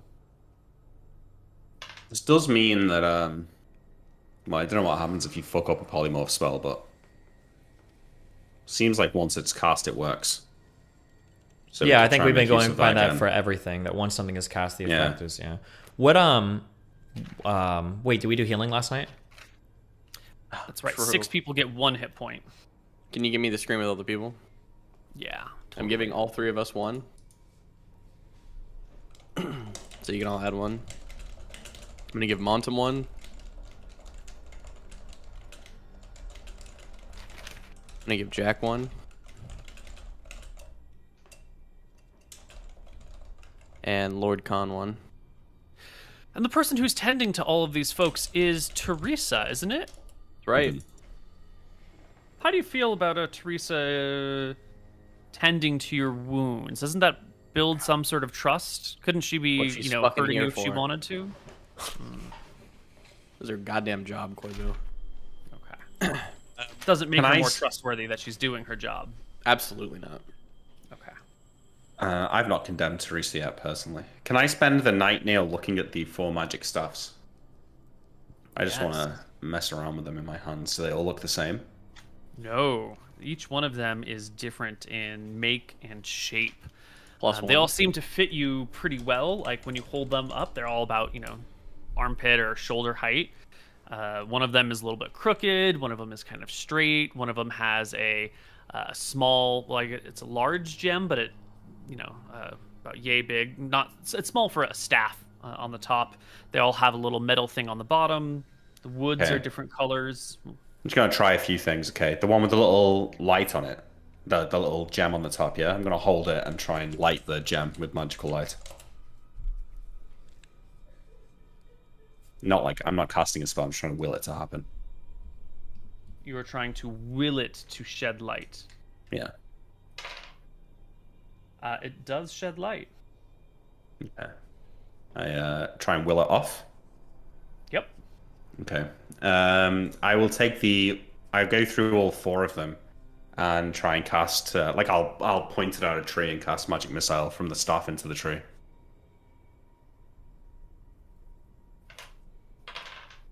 It does not cast Magic Missile at the tree. None of them do. I try all go 4. through each one and see if any of them will cast Magic Missile.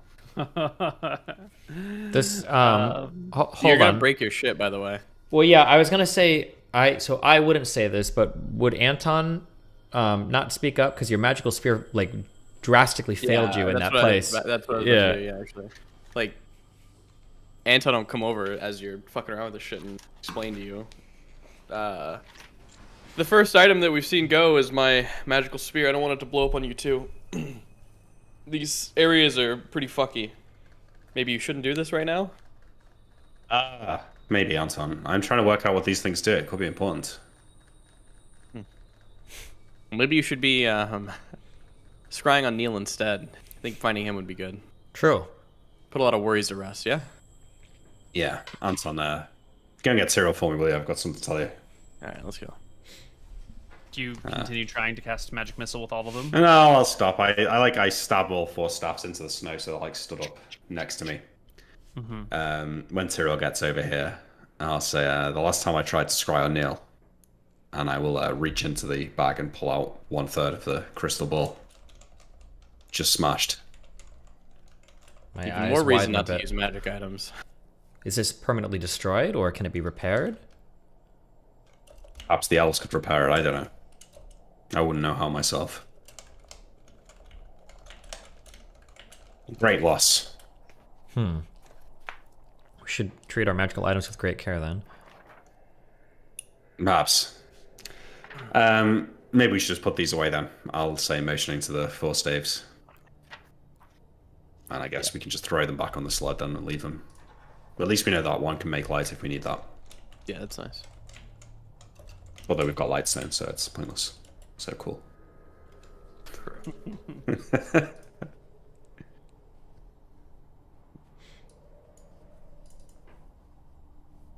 All right. You set out the next day, through the cold, through the clear.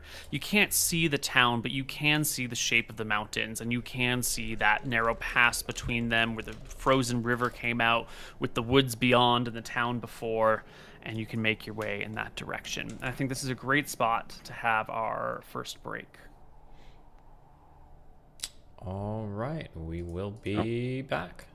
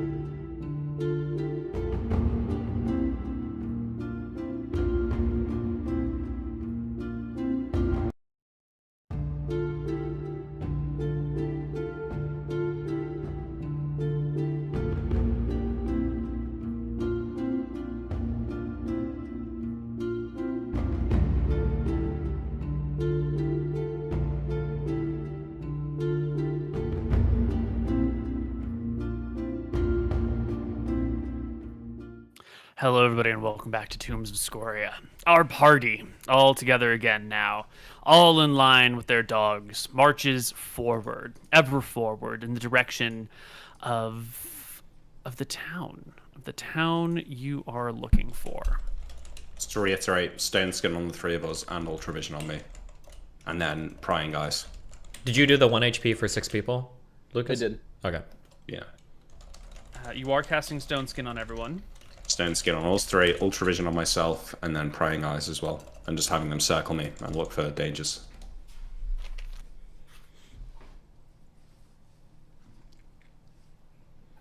Your first stone skin doesn't work at all. It just, Okay. You cast it, but it fizzles and fails. It is not trapped in your memory. Who did No, I'm that sorry, fail on? I misread it.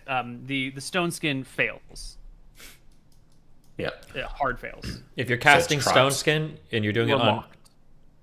Okay. If you're doing lock it, your stone skin charge on whoever. if you're doing it on the 3 of us, you'd go from least HP to highest HP, I would imagine. Yeah. So when you say the spell fails and the slot is locked, right? Yes, and Tyrael is still colored gray from the last time you tried to cast stone skin on him, and it failed. And his skin color has not changed. It is that like gray stone-like color, but he is still not Fleshy. stoned. Yeah, he's fleshy. I don't know who it failed on then, but I will try and cast it on myself. Fails. But locked or not? Yes, it's locked. All So your that's- stone skins are locked in place. Yeah, you're All not getting three. the spell off anymore. All your 3, yeah. It failed when you cast on Tyrael the last time, and then you memorized 3 new stone skins, and you go to cast the first one, and it just fails immediately, and you can't cast it. What about ultravision? Let's see. Prying Eyes had failed previously and was locked and cannot be used Okay. again, and Ultravision works just fine. Sorry, just to be clear, is it the slot that's locked, or is it the spell that's locked?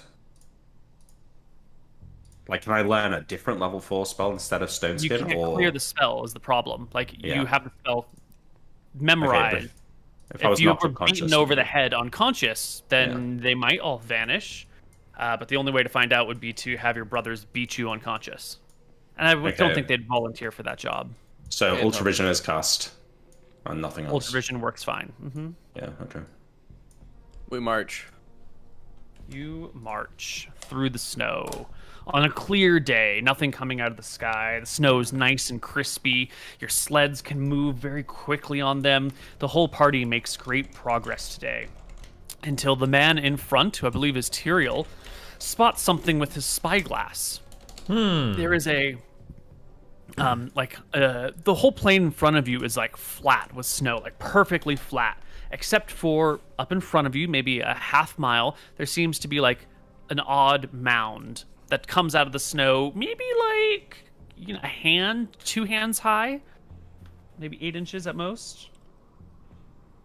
Is it Okay. moving? Is it? Yeah. What is it? No, it's not moving. It's just in a flat plane of snow, you see a very small protrusion of snow.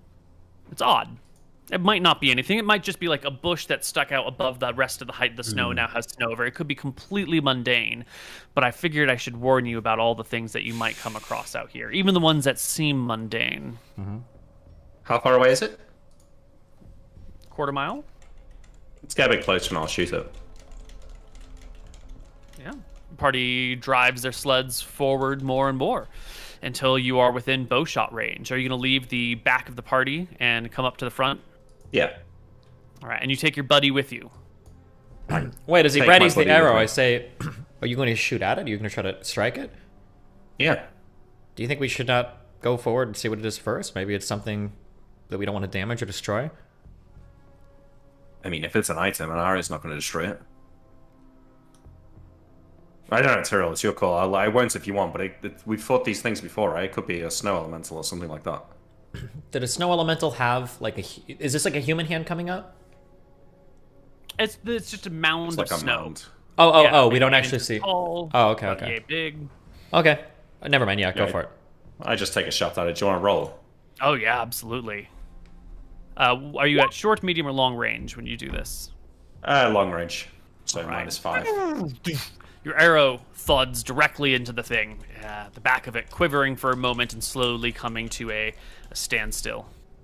The arrow, you mean, and then it disappears, right? Yeah, an arrow. Was this one of your ethereal arrows?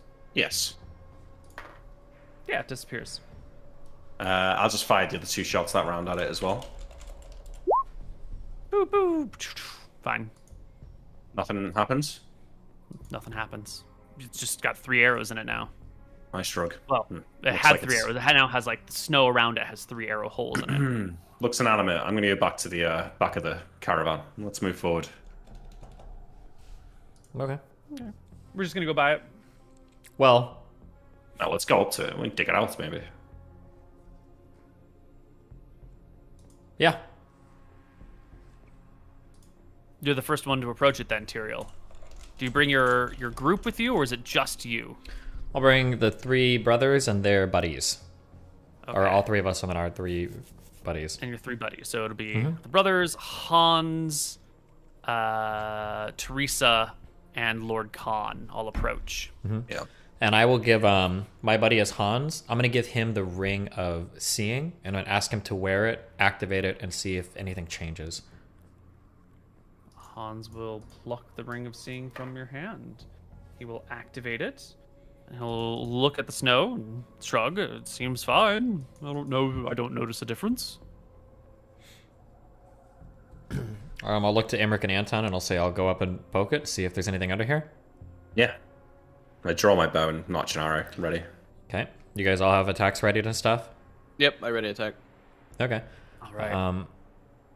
I'll go up and I will, I guess, with my sword drawn in my right hand, I'll start to slowly slide away the snow in my left hand and see if anything is buried here.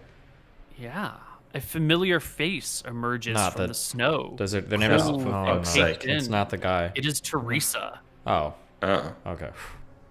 And wait, is Teresa with us? Yeah. She is Anton's buddy. She is standing watching this in horror as she sees her corpse yet again in the snow before you. Does this one look similar to the last one? Is it changed at all, or is it the same? You know, it's more or less her still. The red hair, the same face, similar style of clothing. Again, no weapons, no gear, no shoes. Anton, take her away. Okay, I shrug. And I move back and I say, let's continue on. It's just this again. Anton will pat Teresa on the back. No! We can't turn back! This means something! My body can't just keep appearing here and there! I shrug my shoulders. I'll look at Teresa and I'll say, what would you have us do? We should take it with us. For what purpose? No. That's a bad omen, Teresa. It's not a good idea. We shouldn't engage At the very with it. least, we need to bury it properly. But I understand that might not be your greatest concern now. Are we running into the same fake corpse of me over and over again, or are there multiple fake corpses of me scattered about? Well, when we find one that's living, I'll be worried.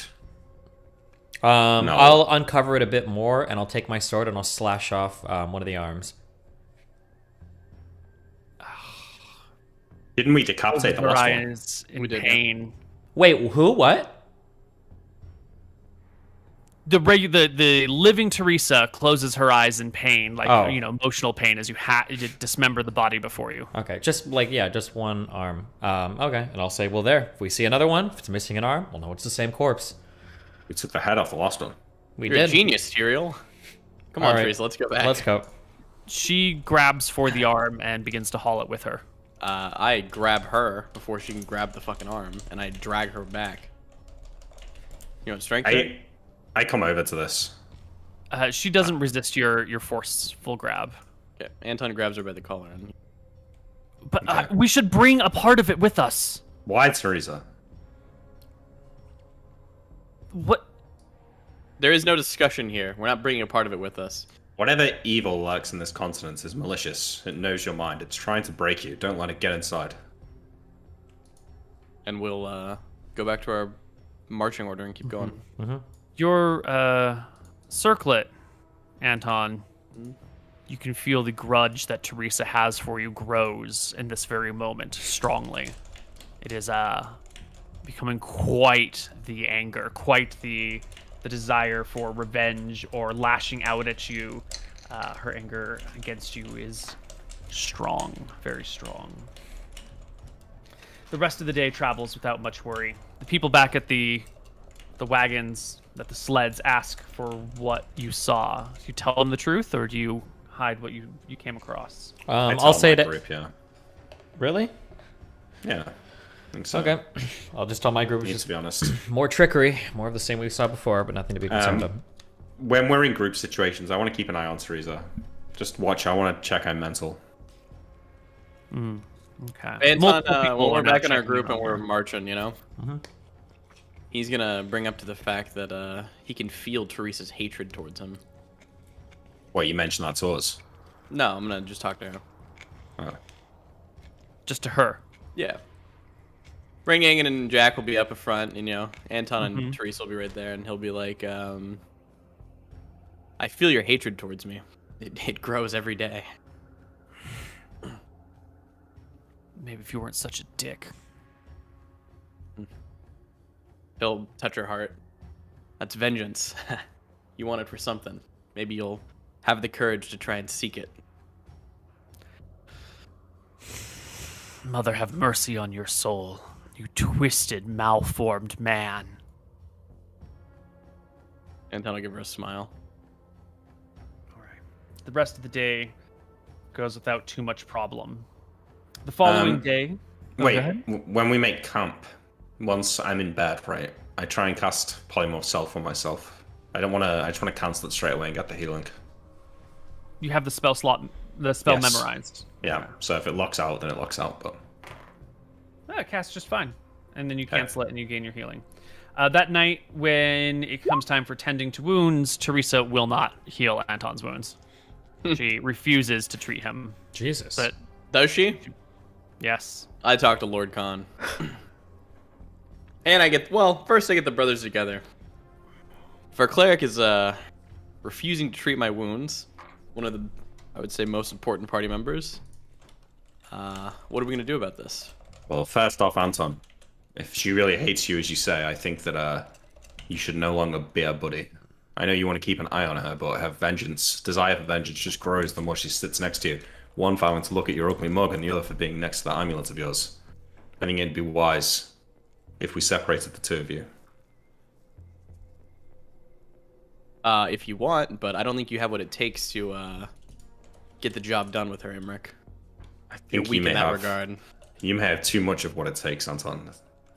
What do you think, Tyrael? I feel like if this goes on any longer, it's going to end in bloodshed, and I don't think that Anton will be the one dying.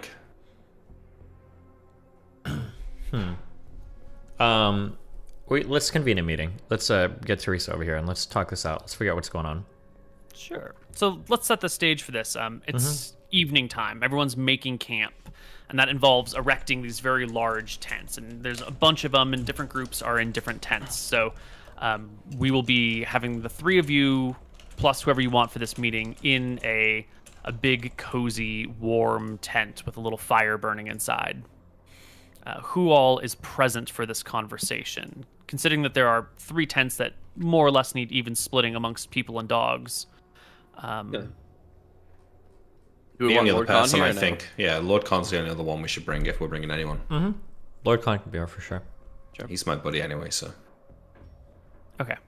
I'll go and have a word with him first, and I'll just say that Teresa seems to be souring by the day towards Anton. We're going to try and talk it out, and we'd appreciate it if you could come along and mediate. She trusts you. I think that's wise. I'll come in. And he trudges over. Other people are kicked out. These people are brought in. Tents are fully set up. Everyone is having their food. Teresa is the one cooking in this tent right here. She's got the pots out. She's melting snow over the fire and adding potatoes and whatnot to some sort of warm food. Well, we are all gathered here. Anton will start the meeting. No, I'll shake my head, and I'll have us all gather, and we'll all sit down, and I'll speak to Teresa and Anton, and we'll say, it's become pretty clear to the entire group that there is hatred festering between the two of you. When we're out in these lands and we're facing these types of dangers, we can't afford to be breaking down inside our own party. So Can both of you just air your grievances with each other and we'll try to solve them as best we can? I have no grievances. I just want healing. Teresa. I wish he would speak honestly and openly. Who? He denies me the things Oh. that are important to me, and he insults me with the very same breath. He looks down on me. He maltreats me. How does he, Teresa, how does he treat you poorly? Did you not see the way he grabbed me when I reached for the arm? He yoinked me away. He didn't say, hold on, maybe that's not a good idea. He jerked me away and commanded me not to do something. He infringes upon my free will. Anton's duties harden his heart, but he means well. He does what's best for you, even if he doesn't explain it in the best possible way. I thought we made very clear at the start of this that Tyrael, myself, and Imric were the leaders of this expedition. We already told you once that we were going to leave the person in the sand, and you defied our orders. What am I supposed to do? Let you do whatever you want?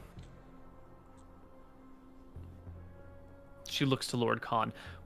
We worked with these people because we had an equal goal in mind, but how can we continue to work with them when they disrespect us so? When they look down on us? They think of us as their servants, not as equals, not as people on the same journey together. I will not heal this man's wounds. If he wants to injure himself, he may do it. If he wishes for healing, let him pray to his goddess of vengeance to be healed. Wait, real quick. She's a cleric and Anton is a cleric, right? Yeah. Mm-hmm. But she still has access to her magic and Anton doesn't? She's just like a doctor. Oh, just like, okay, so she's not doing magical means of healing. Okay, Yeah. If you refuse to heal, you're as useless as the corpses of yourself that we keep finding. That's not true, Teresa. Don't. He speaks unfairly. This is why I do not heal him. He's a mean, bitter, angry man who grows uglier by the day. As I said, it's a consequence of his duties and everything we've had to endure to get to this point. Just because you can explain it doesn't mean it's okay. That's fine, but the magics in this place, like I said, they're malicious, they're intelligent, they're actively working to sow distrust between us. We need to, if we're going to be victorious here, you need to put aside the grievances that have been developed while we were here. When we arrived, we and were Anton friends. doesn't. He doesn't have any issue with you outside of the lack of blinded by your blood. I shake my head and I say to Teresa, what can we do to put these grievances to rest? We can't continue on right now with us hating each other. Is there any concession or anything that we can make to you that would make you happy, or any way that we can travel that would make you feel a bit better? An apology from Anton would go a long way. An apology for what? For him commanding you, or for him being condescending to you, or what? For his rude and gruff behavior. Okay. I apologize for being a leader. I look to Anton and I say, Anton, I'm sure he himself knows that he could be a bit abrasive, to say the least, at times. And I'm sure that my honorable and noble brother, Anton here, who, as the interests of his family above all else, would definitely give you an apology in order to maintain the protection that you provide us at night. I apologize for my gruff and rude behavior, Teresa. Thank you, Anton. I feel proud inside. Perhaps it would be best if we switched up the buddies here. Maybe Anton and Teresa being paired off together isn't the wisest decision. I agree. Teresa, would you be happy to go up with Tyrael? Perhaps, Anton, you could travel with Lord Khan and I will travel with Teresa. Imric, we already talked about this. Okay, well, if that's how you feel, Anton, I understand. With Tyrael, perhaps. Maybe Vega can come with me. Go with you. Sure. Vega, Montum, or Hans. Lord Khan puts a gentle hand on Tyrael's shoulder and asks him, may I speak with the young cleric alone for a moment? Just on the other side of the tent. Yeah, of course. Go for it. He shuffles over beside, and they begin to talk in sort of low tones, and you can see he's got a hand on her shoulder. He's speaking kind of slowly and occasionally gesturing in her direction. She starts off sort of snappy, and over the course of 15 minutes of chatting kind of calms down a little bit. and ends with like some nods of reluctance, and as they come back to the group, she mutters, "Sorry for snapping at you, Anton." No apologies necessary. Okay. Good. And this is all behind us now. Teresa will travel with Tyrael. Vega will travel with Anton.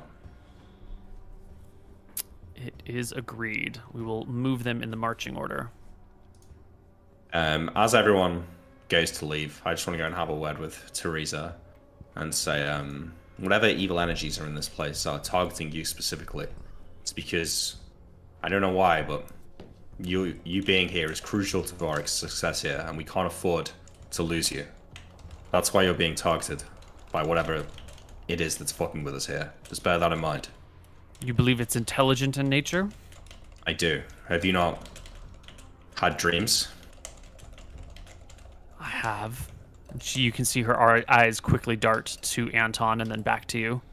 As have I. Dreams of horrible outcomes, perhaps fears or anxieties brought to life by whatever magic messes with us here.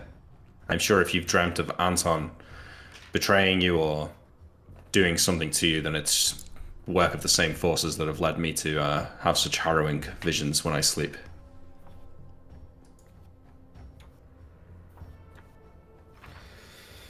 It's not just us, Tyrael as well.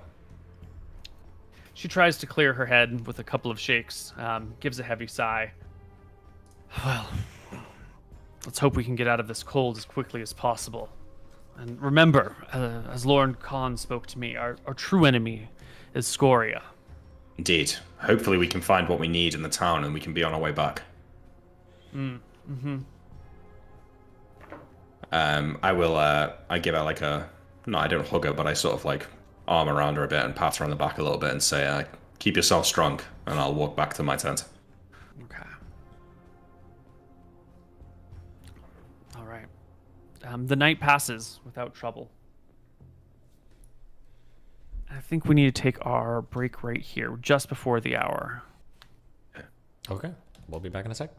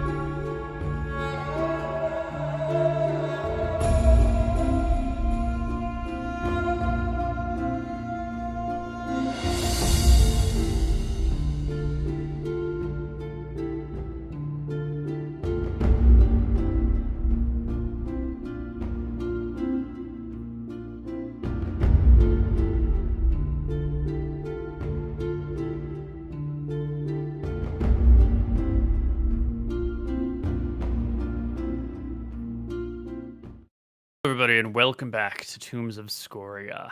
Our party further marches across the cold and frozen wastes. We sleep another night. That was happening at nightfall. Yeah, can I, Does she heal Oh, me? but yes, she will heal you. You can go ahead and divide the 6 1-hit points up however you want. Of course Can you I do. You should try take one. polymorph again? Yeah, you take it. You already did it that night, so you want to take it the next morning? Yeah, the next morning, yeah. Nick, what's your HP at? 32. No. Okay. Just Well, make no, sure you it's, still- Neil, I did it the night before the day we just had. So it was like, as I was going to sleep for the day, I cast the spell that I stored. So I learned it again in the morning, and I've not cast it all day, so I'm casting it as I'm going to bed. Gotcha. It goes off without a hitch. Alright, I'm at 40 now. Okay. Alright, Ultravision again in the morning, Neil, if you want to roll. Tyrael got his HP, right? Okay. Yeah, +1. Learn polymorph again for tonight, but we Great. get going. Yeah, you begin to march and march, and in the distance you can see what appears to be a chimney sticking out of the snow. And you see this just as the clouds above you begin to darken and the cold day begins to rain a little bit, but like it's more like hail.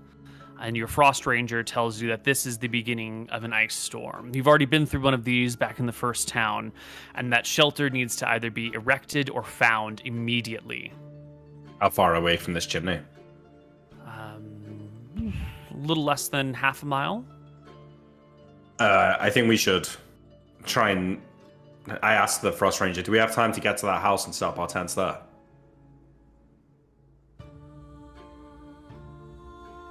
If we're quick, we can do it. Otherwise, someone might get left out in the cold, or worse, the large chunks of ice might hit them. We have maybe an hour before the hail gets bad. Let's get running. Let's make haste. Okay. I will make rolls for the sled dogs, see how well they do. First team.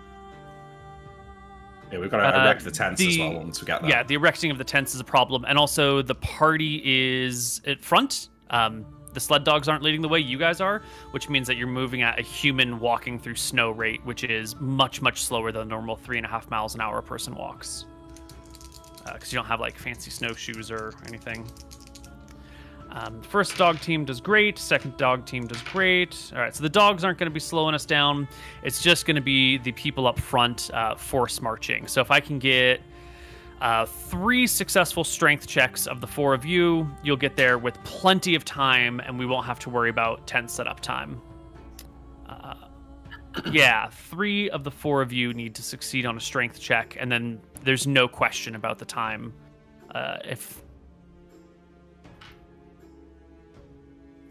Yeah, let's go clockwise from Teresa.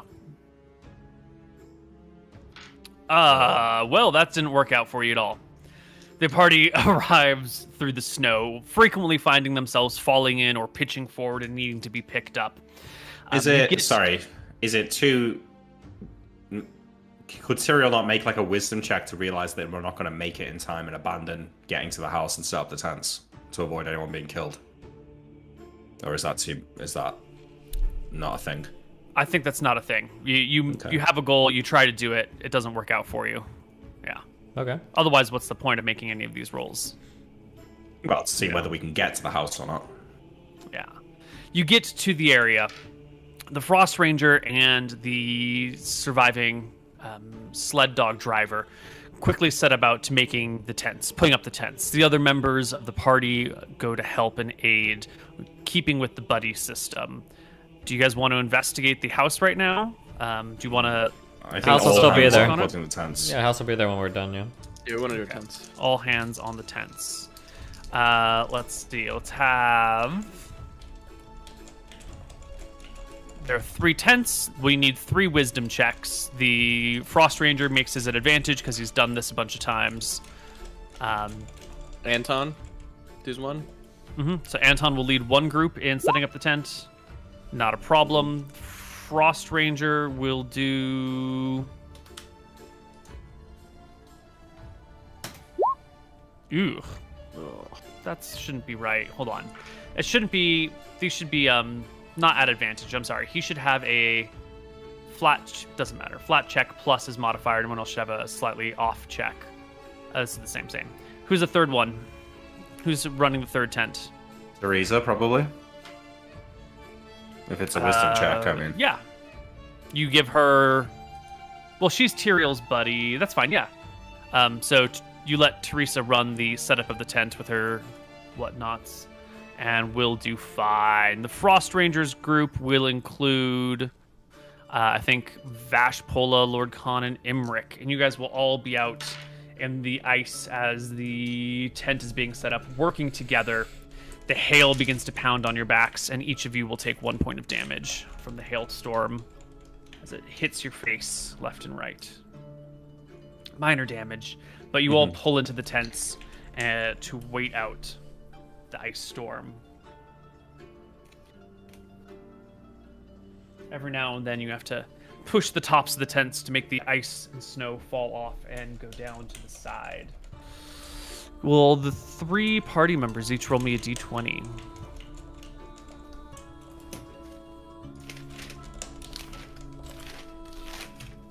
Easy.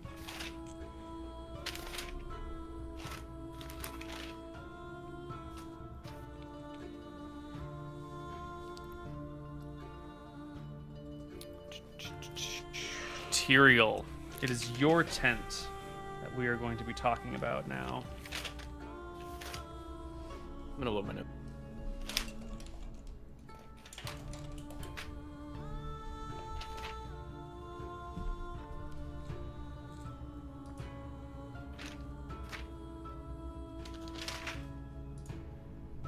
Come on.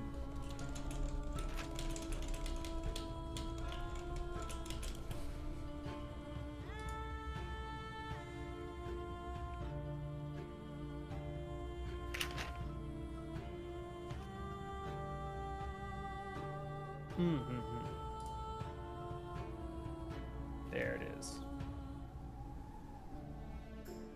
Would you roll me a d6 and then a second d6, Tyrael?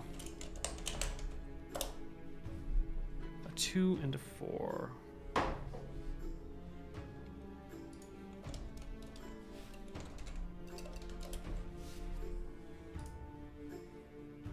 You see the tent door, as you all in here resting, parts, and in through the door steps a warrior, a semi-transparent, ghostly apparition of a warrior who throws open the door and comes to sit next to you at your fire, rubbing his hands together and warming them in front of it. He looks up at the 5 of you assembled in this tent and says, "It's chilly out there, isn't it?" Ooh. Wait, we can understand him? Yes. What language is he speaking? He's speaking Dracissian, fluently, without an accent. I nod to him and I say, "Cold indeed. Where did you come in from, friend?" From out in the snow, of course. You look, is he wearing warm clothing? He's got kind of a thinnish cloak wrapped around his body. He's got chainmail on with like padded armor underneath. His pants are kind of they're decent quality pants. He's definitely not dressed for cold weather. Mm-hmm. Can I like reach forward and kind of like maybe pat his knee in a friendly manner and say like, "Oh, you seem like you're not dressed for the weather, my friend." Does my hand pass through him, or? It does pass through him, but he seems to take the pat as if you strike him. And he goes, "Certainly, a storm like this is unprecedented in these places." Where are you headed, my friend, if I can ask? Oh, nowhere in particular. Where are you going? I guess nowhere in particular as well. You're just out here wandering about? No. I'm keeping an eye on the area, making sure no monsters come by. What kind of monsters? You haven't seen any monsters around, have you? No, just some of the people I travel with can sometimes act a bit like monsters, but no, nothing too scary for a while. Teresa pops up. I've seen some monsters. He looks over to her. Oh, Cleric of Martha. You're most welcome here. What monsters have you seen? And, taking a moment of, like, meeting Tyrael's gaze just to judge, like, what's on your face. What is on your face, Tyrael? In response to what Teresa is saying? Mm-hmm. I'll give, like, a little bit of a, like a tired look. I've seen myself dead in the snow over and over again. He frowns at her. That's not a good omen. If I could ask, where do you sleep at night? Are there any keeps, towns, villages? Anybody that you like to shack up with when you're done patrolling around here? There's a great many people I like to shack up with. But no, in camp with the others, of course. Why not, of course. I couldn't get to camp before, though. Before this damned hail blew down around me. I'm curious if I could ask you. My friends and I are traveling through the snow, and we're trying to make our way towards Keep Saladin. Have you heard of the place? As I say it, does his face react at all? Does he care, or is he just... No, he reacts. He understands. Yes, of course. Saladin Keep.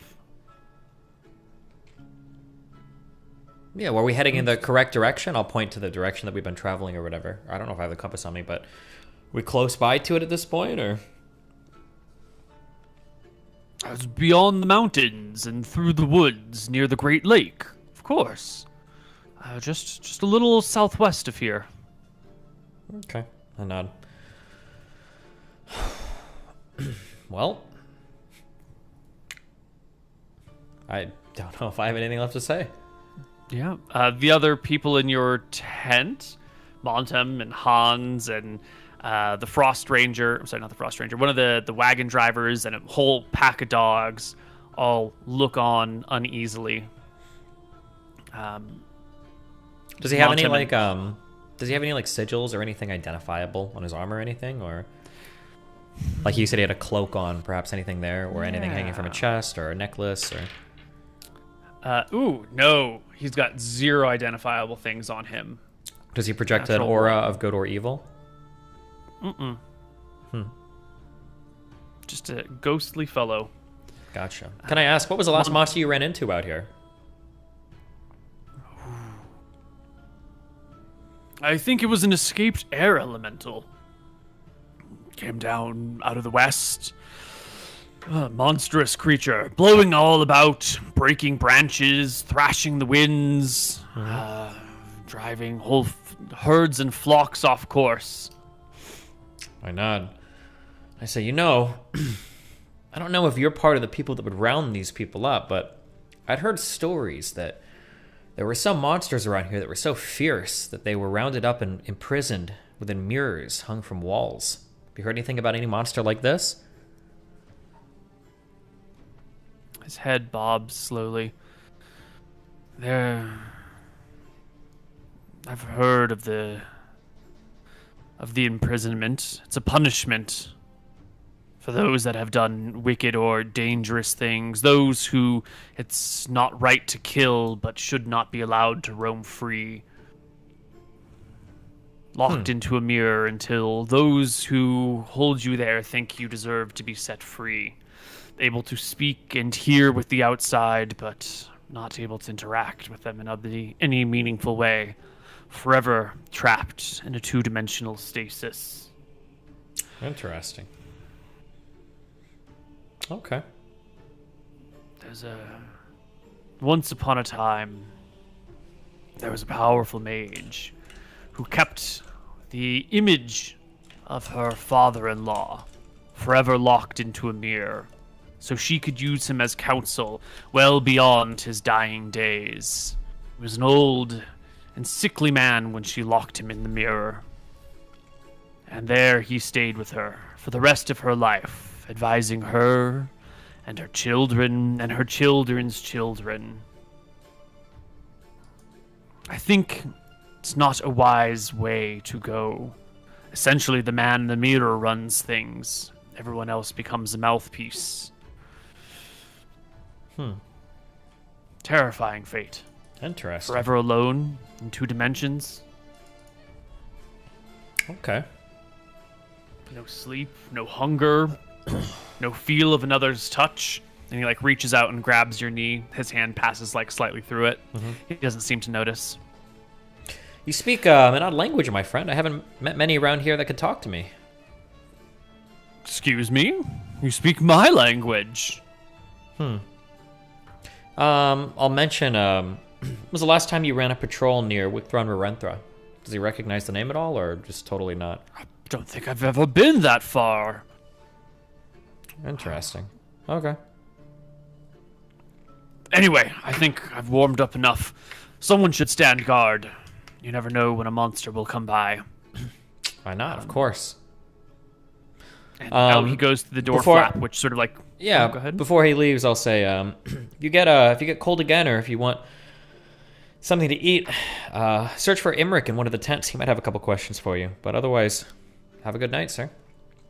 Good night, gentlemen, lady. And he heads out, pushes the door aside, which moves with him, and steps out into the snow. The flap folds back, and the 5 of you are left waiting. Well.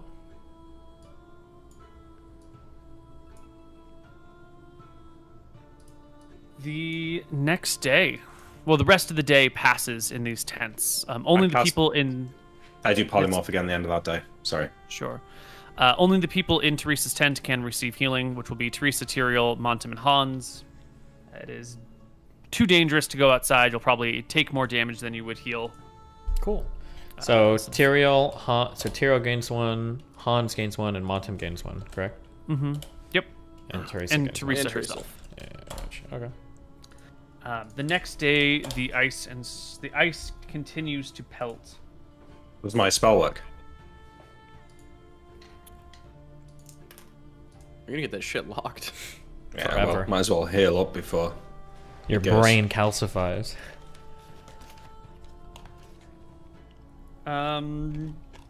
You sort of polymorph. Well, I don't polymorph. I just cast the spell. I don't actually polymorph.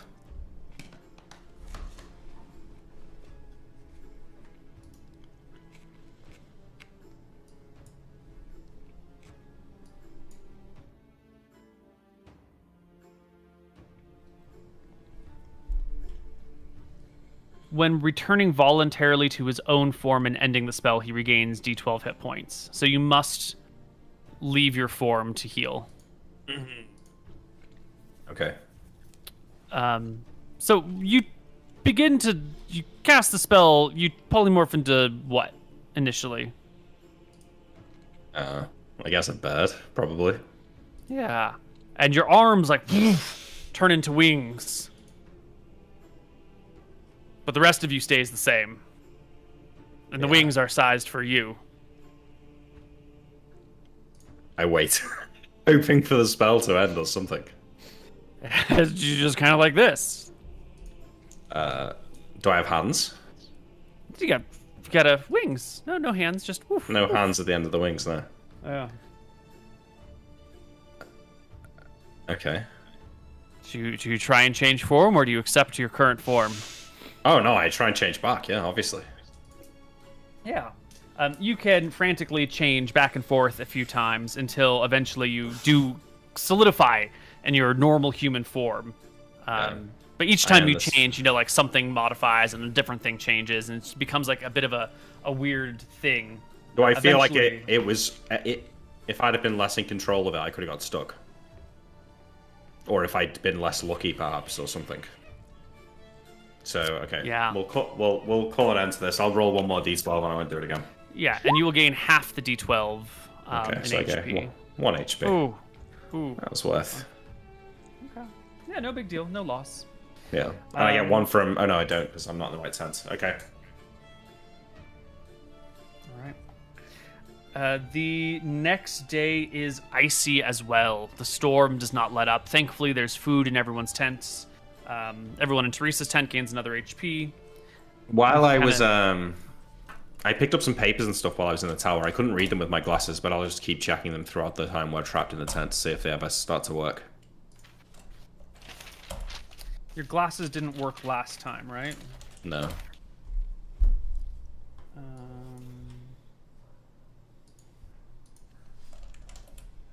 Right.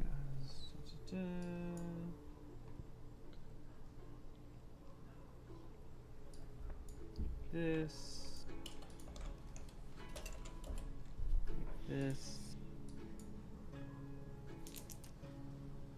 Your glasses work fine right now. Okay. I had them written down as glacier notes from Mountain Keep, so I don't know what's in them, but it was in the wizard's, like, study, I think. Or not the wizard, the man that we could see. Right. Some of the notes are letters between him and a person. Just sort of like correspondence between various folks. You just have his copy, the things that he's received, so it's more like letters that he has been sent from other people, but they appear as if they're part of like a pen pal or back and forth correspondence thing. They're sort of interesting, sort of in like the soap opera drama way where, you know, you're reading someone's, or maybe in the voyeuristic way where you're reading someone's like personal notes, but they don't really illuminate anything for you. There's no mention of this war that they were fighting. No, nothing of the kind. There's, you know, like a grocery list. There's a whole bunch of like really mundane personal bullshit which doesn't really concern you. The only thing of interest you find in these notes is a mention of a mortar, a magical mortar and pestle that he's ordered that is supposed to be on its way. Sounds cool. Okay, well, you know, I entertain myself by reading them at least, even if I gain no real knowledge. There's like papers that he's graded from the school there. There's, you know, notes about the students. You know, this person needs to work on their handwriting, the enunciation of the vowels for this student, you know, A+ on this thing. Bunch of boring teacher paperwork nonsense. Yeah, I think by using the glasses and then taking them off, I might be able to make a start on trying to get a basic understanding of the language, which I will do to keep myself entertained during the time we're stuck in the ice storm. I don't imagine I'll learn it yet, but... Yeah, it'll take lots of time. Everyone in Teresa's group gains another HP if you haven't done it already. Oh, I think I already did, yeah. We have second day, right? This is our third day now? Okay. Yeah. The next day, the storm breaks. It is just the cold out there. It actually breaks late in the evening on that next night. If you wanted to explore that chimney that night, or you could wait till the next day, whichever you want. Yeah, we'll do it that night. I'm using a level 5 slot for this, so if it gets locked, it's my last one gone. But I'm going to learn Lesser Disintegration, and I will try and blast away some of the snow into the to get to the house. You're gonna use a level 5 spell to move some snow? Well, it's a level 4 spell actually, but I'm using a level 5 slot. Ah. I shall post it for you. Here you go. Imbued with power. Oh, right. So you can just sort of like comb through the snow very easily to rake it away. It goes off without a hitch, and in moments you find yourself at the front door to a stone building. There's a chimney out the back that you had seen before, and over here on this side is just a doorway. The door is still intact, frozen. You, with your Lesser Disintegrate, I think you can just carve your way through the door or the walls if you would desire. Oh, no, when I get to the door, I'll call over Tyrael and Anton. Come. We'll come over. Right. I can smash through the door if you'd like. Maybe you can try just opening it, though. Yeah, I can try. I'll trust the handle. The door handle sort of turns a little bit. It seems like it's frozen solid with... Or the locking mechanism has been frozen shut with ice. Stand back. We'll just smash the door, Neil. Wait. Disintegrate it. Why not just use the candle to open the door like we did last time? We could do that. Okay. I'll remove one of the candles because we have like 20 of these infinitely burning candles now. Yeah, and then I'll set a fire underneath, and then I'll wait for a few minutes to see if the ice melts. slowly but surely, everything thaws. It takes a while out here in the cold at night until eventually the handle turns enough that you can force the door open. Inside is what appears to be a fairly cozy little home. There is a corpse, like a skeletal corpse, on the ground in the middle of the room with clothing still on it. The clothing is old and tattered. Some of it has been eaten by moths, but the cloak around the corpse is still fine and intact. There's a bed on one side, a fireplace on the far side, a little kitchen area over here. Much of this has been rotted away, but a few things stand out to you. The blanket on the bed is still fully intact, and there is a broom whose straw, what do you call the head of a broom? Bristles. Bristles, thank you. Whose straw bristles are still happily intact, as is its wooden handle. Magic blanket, magic cloak, magic broom. We'll take him. You'll also notice on one of the tables in the room, there's a whole bunch of like equipment. There's a set of brilliant silver scales that have not tarnished over time. There is like a mortar and pestle. There's some like glassware that's got some like what do you call it, dust on it on the inside and outside. There's some beakers, there's some vials, there's a shelf nearby that has what appear to be 7 potions on it, labeled. Okay, well, I'll use the wand of detect magic here. Just to make sure we get everything.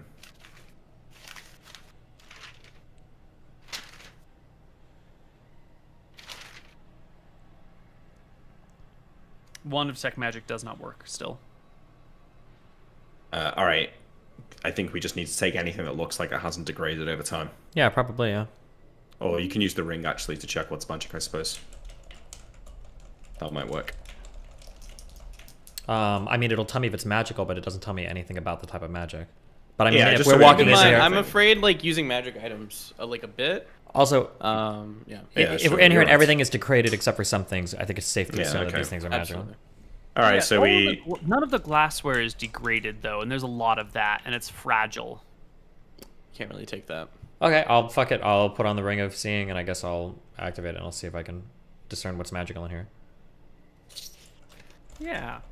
Very quickly, you can see that the mortar and pestle is magical. The 7 potions are magical. The broom, the blanket, a razor blade that's been left next to the sink is magical, and the scales are magical. The balance scales. You writing all that down, Steven? Let me get to my sheet. Okay, give me this again. The pestle and mortar. Is how much does it weigh? 4 pounds. It's Jesus. heavy. It's made of stone. Next. Yeah. 7 potions. Potions. Okay. You said they were A labeled. broom. Is it the language that we can't speak at all? Correct. Can I read them The with the glasses? glasses are working, yeah. The glasses are working. It is 5 potions of healing, 1 potion of grease, 1 potion of reduction. Can you read the other potions that we have too? I don't know if those were Did you labeled. pick up potions earlier? Yeah, we did. Yeah, we picked them up in the other place. I have 15 potions on.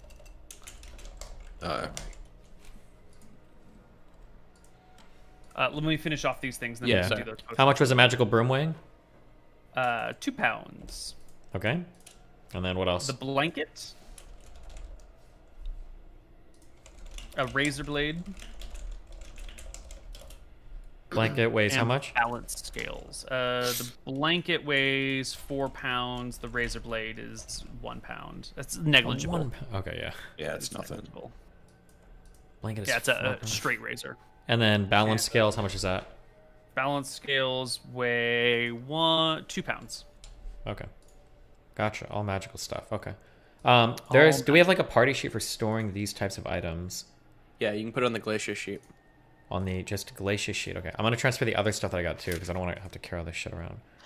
Okay, I guess I'll check those other 15 potions, I suppose, while the glasses are working. Yeah, those were the potions that you found in the tower. Great. 10 of them are potions of healing. 2 of them are potions of... I'm sorry. 5 of them are potions of healing. 5 of them are potions of extra healing. Okay, I'm writing this down. 2 of them are Featherfall. 2 of them are Protection from Magic. Okay. Oh. And the last one is Sleeping. I'll take one of the healing potions and give it to Lord Khan. If you can remove that. Yeah, I'll remove one of the healing potions. Yeah, with the intent to drink immediately. He's on low health. I roll it for him. Ah, he gets 10. Nice. Assuming it goes off nil. Hold on. It rolled in the zone of we need to look it up. Partial strength. Roll me a 1d100 and he'll get that percentage of the effect. So 2. 2, yeah. I'm gonna give him another 1-0, if that's alright, guys. Don't want this guy to die.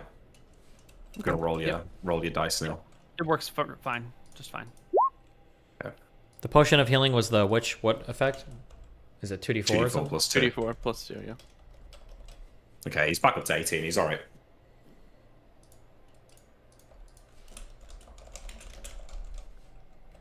Are you gonna add all those other potions to the? They're all on my character sheet because I'm gonna be using it. That's fine. Okay, as long as you have them accounted for. Yep. I moved all the staves and the robes over to this glacier sheet is what I'm moving to. Cool. By any chance, do the robes and the staves seem to like match in terms of design? Like, there's one staff for each rope. No. Okay. Cool.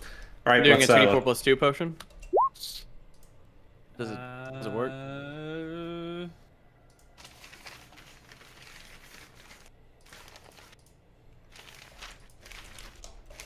It does not work. Not only does it not work, it is a no, it's not a catastrophic flavor. Woo! It is just a you drink the potion and nothing happens. Okay, we'll wait for it. Yeah. Now this is the first time you've consumed a potion without it having an effect. And we know that potions are dangerous. If you consume 2 magic potions at the same time, there's a whole table for disastrous effects, which can be up to lethal things. So let's just take a moment and discuss the possibilities of what it's like to have a potion inactive in your belly. Is it going to... And I'm going to pose a bunch of questions that you guys can mull over. Is it going to just be like pissed out like regular stuff? Is it something that's going to hold in you for a while? Can you drink another potion on top of it, or because it's inactive and then this other one will work in its place? What do you think will happen? I'm just not going to drink another potion. Either it'll piss it out or it might start working eventually if it's still I think within its eventually we body. were told that it works. Yeah. By the Frost Rangers. Okay. They said sometimes the effect would happen 10 hours later or something. Yeah. Yeah. Okay. But I would imagine, like most things we eat, within 24 hours, the effects and whatever of everything should be completely gone. Like, it can't be magically hidden in your body. Like, Yeah, I don't know if we know that much about biology though, really.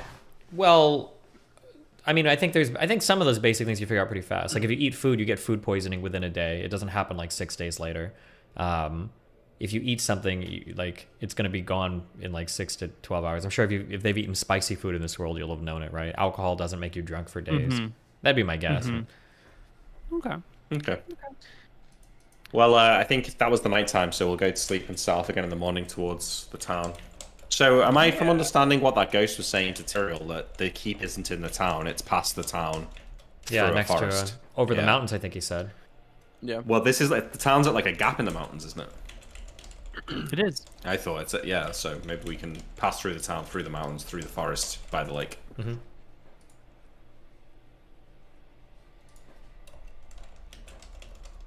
Cool. Well, we go. Yep. Onwards. Off we go. Partway through the day today, on this cold, cold day, that feeling of nausea sets back in. That feeling of fatigue, and the Frost Ranger reminds you all of the effects that they've felt before. That this is sort of a zone of sickness or illness caused by magic. And all of those of you who are non-spellcasters take 1 point of damage. All of you who are spellcasters take... clerics take 2, wizards take 3. we keep on trekking. -1, Right. -1. You will march through this zone for 3 hours, so you should actually take 3 times that damage. Teresa takes So you 3, take 6? right?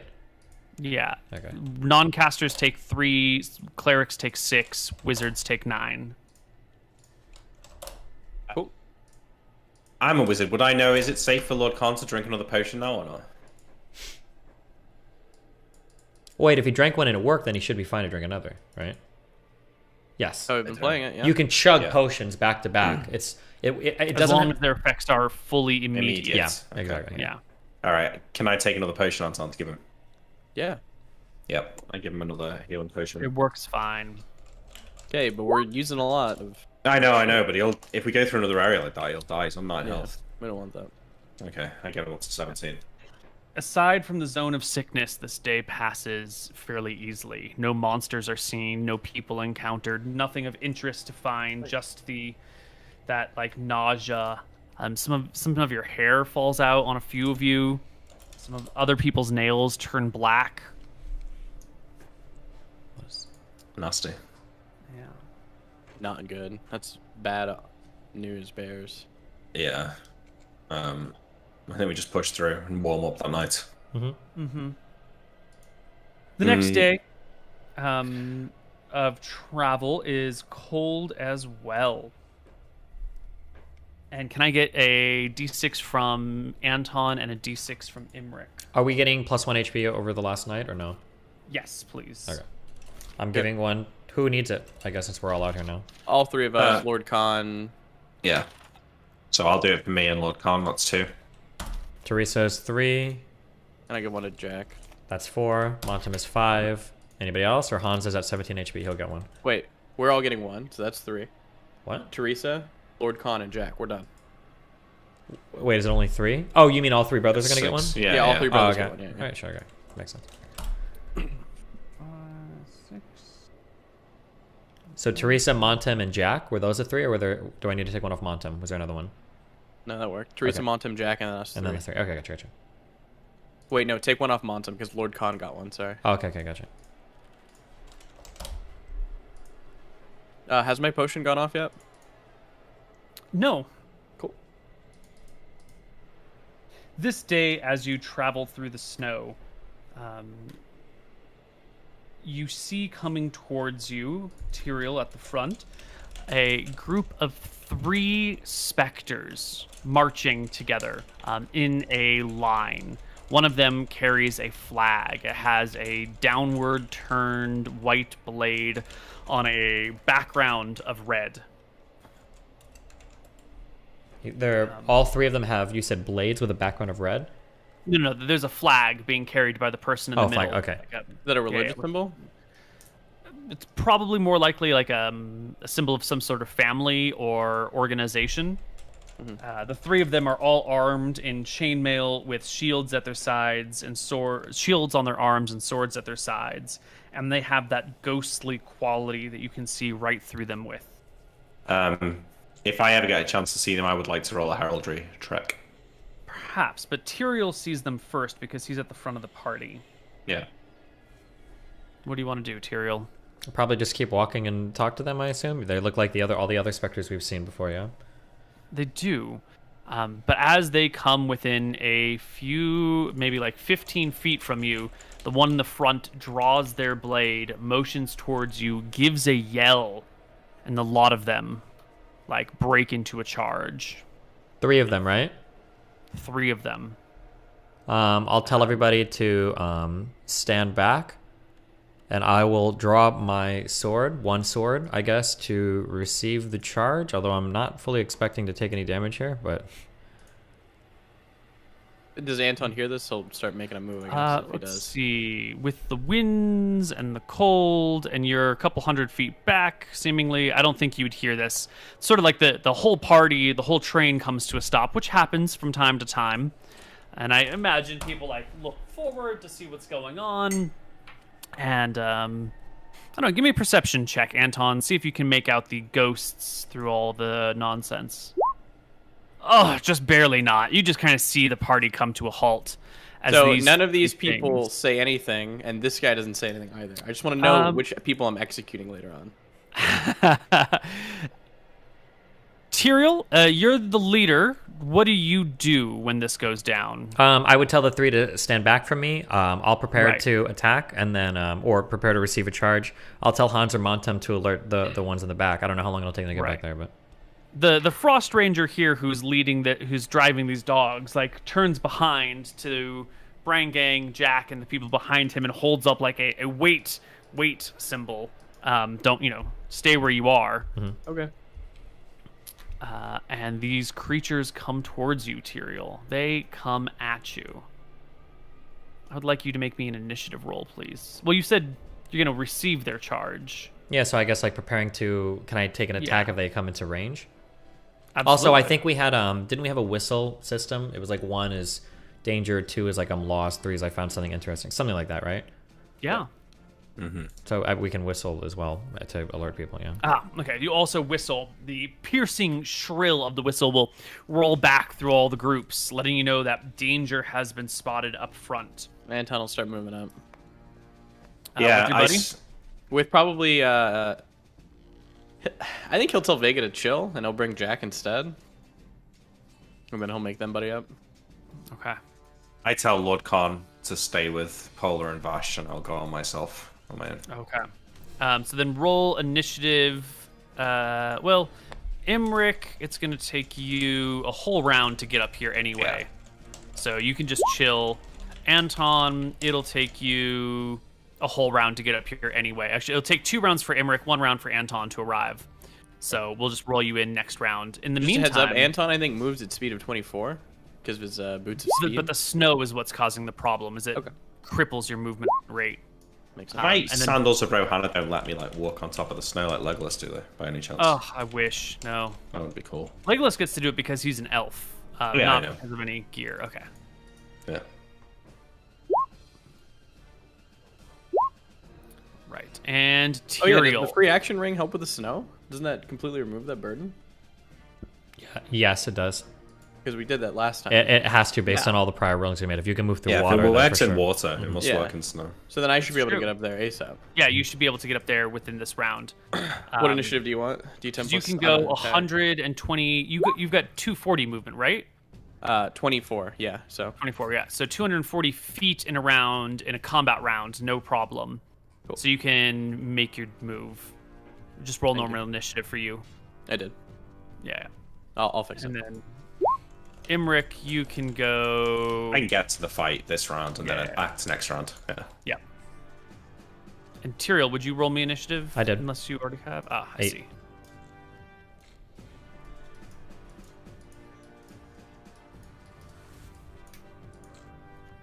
All right.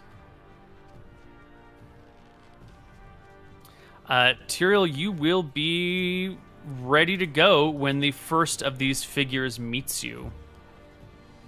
They have a sword out and move to strike at you with it as you have an attack readied for their approach. They will roll. Oh god, like a 10.5 or so, an 11, something like that, 10 or 11, as a swipe against you, clattering their sword against yours, and it pushes back. You may make a counter blow. We make contact with each other. You do make contact. Your Moonblade will strike them easily. They have 17 AC. He's not like on a horse or anything, right? It's not a large Nope. creature. Okay. Man on foot. Okay. Ghostly man on foot. Roll me some. Oh, you did 15 damage. And then does a 17 connect? 17 does. Harbinger will rip through at 12. Nice. Imric moves forward. The other ghostly creatures come forward as well. One peels off to go towards Anton. The other comes over to corner Tyrael. Do your worst. These soldiers before you look like some type of knight, some sort of ghostly knight visage. Against Anton, it is a natural 18 plus. No, actually, I have to remember there.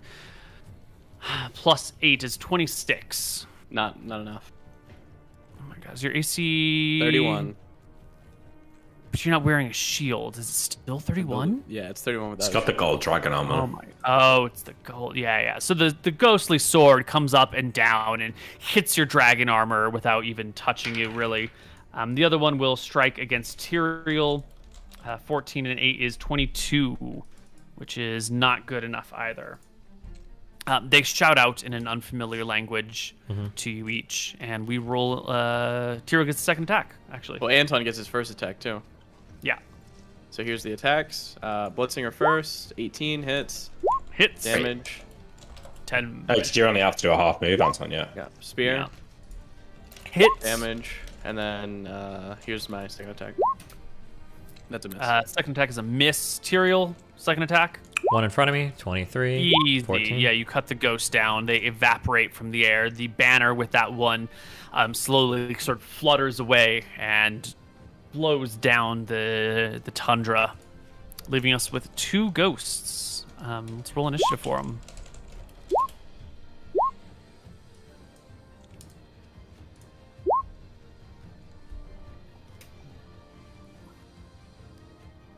And this one is dead. Imric, did you roll in as well? Yes, you did. Excellent. Yep. All right, the ghost squaring off with Tyrael rolls a 19 to hit, and Tyrael returns with a critical hit. You clear by 10. 14.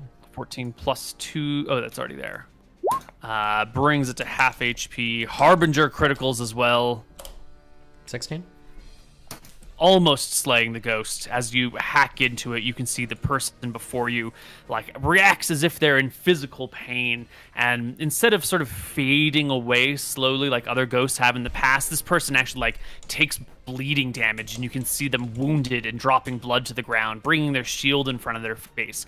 They don't look like they realize they're ghosts. They look like they're normal human fighters with just sort of an apparitional nature to them.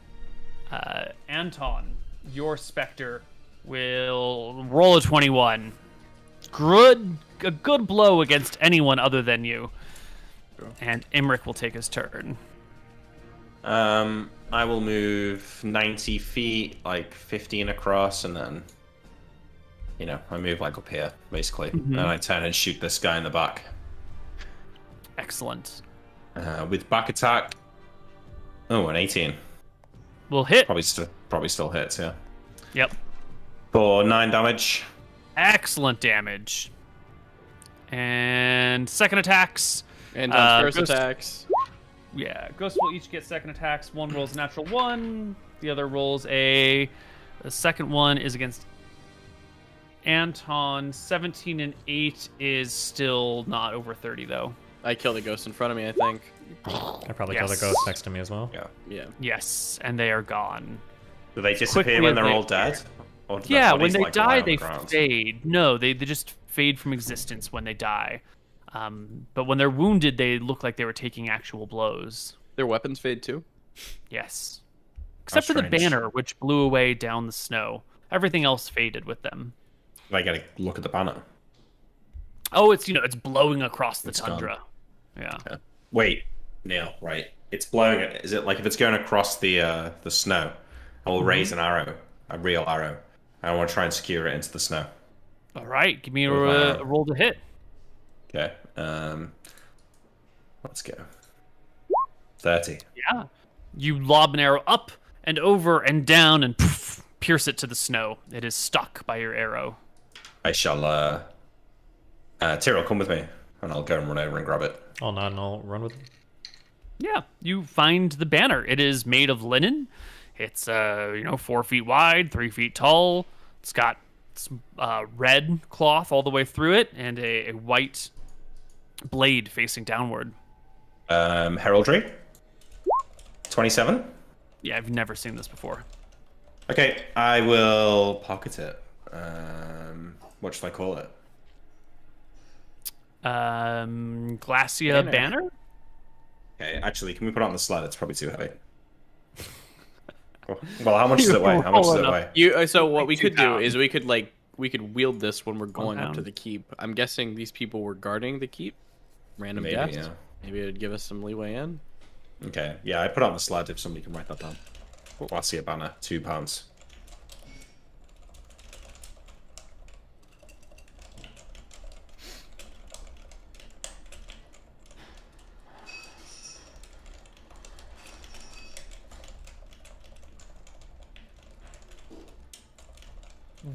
Who's stowing it on the sled? Is that you, Emmerich? I guess so, yeah. Uh-oh. Yeah, you go to put it on the sled, and you find like a good spot to tuck it away. You know, you fold it up or roll it up, whichever seems most appropriate. And you go to tuck it away, and you find in the sled is another banner. The same thing. It's already here, waiting for you. Interesting. Is there now 2 of them, or has it disappeared out of my hands? No, there's 2 of them in hand, but it's like you've already put it away, and you sort of have a memory of tucking it away, or maybe it was your thought of putting it away, but you seem to remember that it's not just an idea that you were going to tuck it in this good spot. You seem to recall actually shoving it down this hole earlier. Quick, I put a checked wish roll both in of there, them. I checked both of them for the hole where my arrow went through. It exists on both. How odd. I will separate them on different sleds. Good. Yeah, Yeah, it's not in the second sled when you go to put it on the second one. Yeah, That spot okay. is definitely open, and you don't remember tucking it away in this place. And I go back to the first sled, and there's only one there now. It's the first one is still there in that first sled. You guys mind if we go to break here? Last break? Great. Perfect timing. All right, we'll be back. Be back.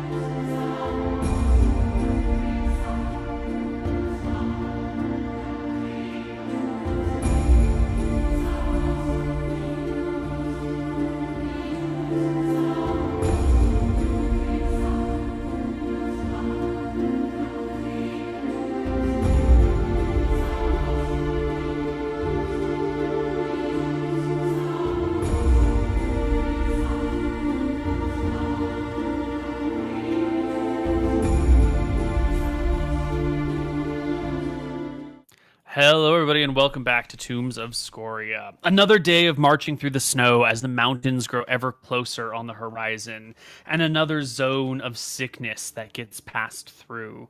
I'm just assuming, instead of like dragging out each day into a 45-minute section, I'm assuming you do the same things that you've always done, and you just keep marching through these zones of sickness, right? Yeah, tell me if my ultravision ever fails. Oh, you cast it again today? I mean, I'm casting it every day, yeah. It fails today. Is it locked? Let's find out. No, you cast it and it's gone. And it just doesn't work.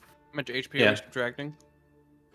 2 for non-casters, 4 for clerics, 6 for wizards. Has my health came back yet? My health pot? My potion? The potion never resolved. Okay. I'm assuming then it just didn't work. And I can drink another. You think you've pissed it out? Absolutely. It's been 3 days? Yeah. 2, 3, something like that. Okay, It's been a while. It's been enough that you've peed all the fluids in your body. Godspeed. Can I grab an extra healing off the Yep. sled? Yeah. I'm gonna use What is extra it? healing. 3d8 plus 3. Plus 3 if you drink it all. Yep. Yeah. Alright, here we go. Godspeed. Well, hold on. Do I want to use next healing? Yeah, I'm gonna use Are we it. getting now? We're getting sickness again, yeah. 2 times. Does that one work? Do I die? I'm rolling dice. Program is loading. Please hold. It goes off fine. No problems. You gain your hit What points. about mine? It was a potion of extra healing. Yep. Goes off without a hitch. No problem. Did we all get 1 HP back last night? Again, or? Or are we doing that tonight? 6 people got 1 hit point, and then everyone took 2, 4, or 6 damage. Okay, so Alright, Lord Connor's taking 1. I won't need 1, so there's 5 to spare. I'm giving another material. You can add 1. What about to Teresa? She's pretty I'm low. giving her 1, yep. Okay. Montem as well, 2 probably. more. Yeah, Mont, I'm sure. Are you adding these? Or you want me to add these? I added them all. You just need to add your own. Okay. Let's also get the party back into the right order on this map.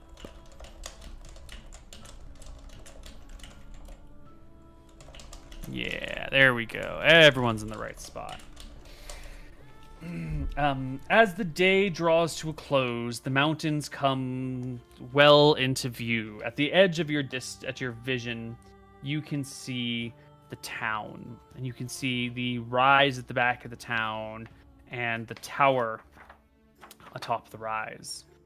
It'll take you most of the next day to get there, but you should be able to get to the town by nightfall. We want to march around the town, right? No, I think we should explore the town. They've not been here, so there could be stuff here. Mm-hmm. For sure. Okay. So I think once we get to the town, Neil, we'll try and look for a large building that we can set up shop in. Mm-hmm.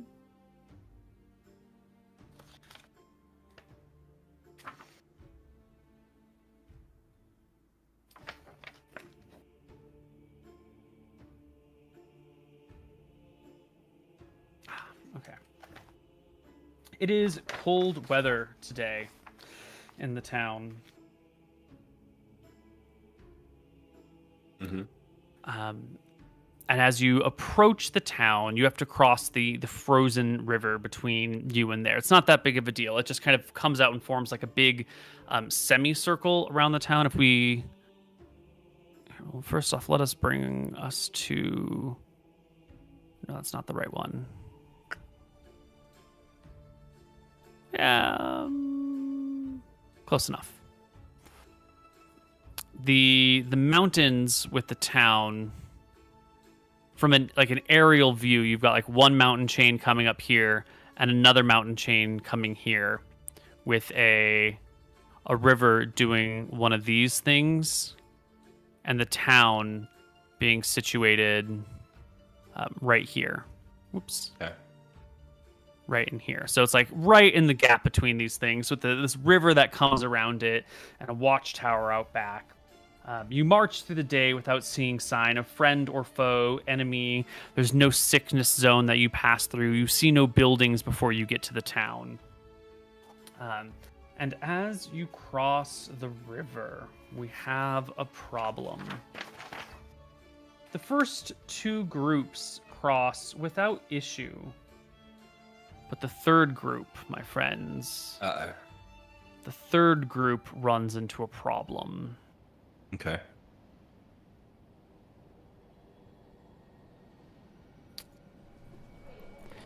As you bring your sled across the frozen river, a chunk of ice begins to crack and break and wobble back and forth on the fluids below. I'm going to bring us to a map in just a moment as soon as I can get it. It's not this one. How fast is the ice breaking? It is one sort of like break, and a large chunk of ice has broken off, and all the people on this chunk of ice are on it together. I have a map prepared for this, but it is not showing up. I prepared this last week.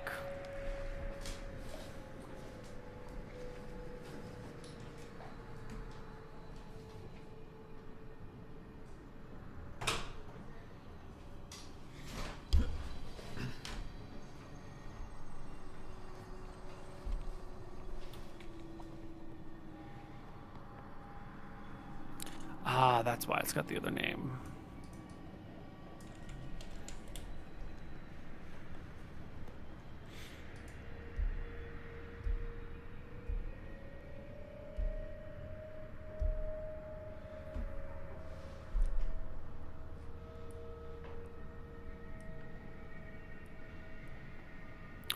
Sorry, it's taking just a moment. So there's a large section of ice in the middle of this river that snaps away, leaving whoever's in the back, whoever's the very last party, plus that sled, all together on this floating berg. Now, as you move left or as you move right, the whole section of ice teeters and totters in either direction, and you find yourself in an awkward position where, if the sled moves forward, the whole sheet of ice is going to just tip and drop everyone into the icy waters below.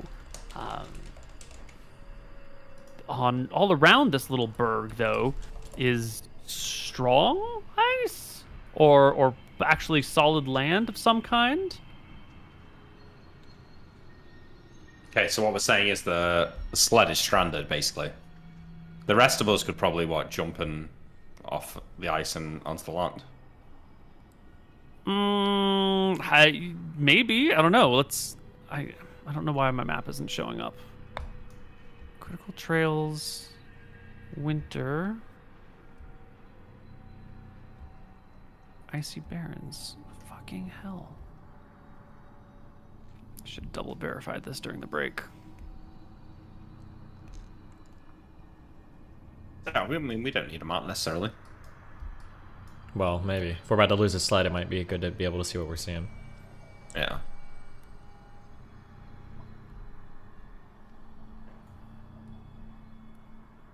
CTW. All right, here we go.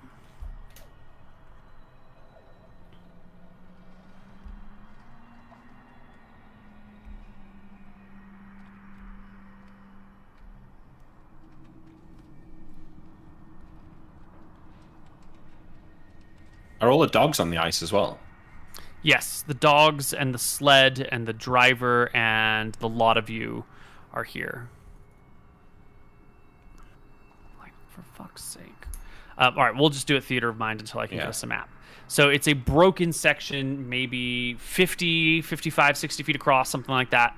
And then all the dogs are stretched out but have been pulled to a stop as the whole thing begins to slant one way. And people move like away from the area where it's tipping down, and it teeters back and forth until coming to an equilibrium point. Most of the party and the other 2 sleds are on the far side into the town area already, while Imric and his crew are stuck on the iceberg that slips all directions. Okay. Well, first of all, I'll pull out my horn and blow that to get the attention of the party. Mm-hmm.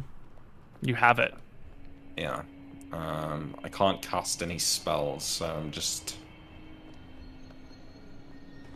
checking. As soon as Tyrael hears it, I'll tell everybody to stop and group up, and then I'll head back. Yeah. Mm-hmm. Done. You and Anton, I assume, plus your buddies, head back towards this area. The other 2 sleds are moved around and sat next to each other.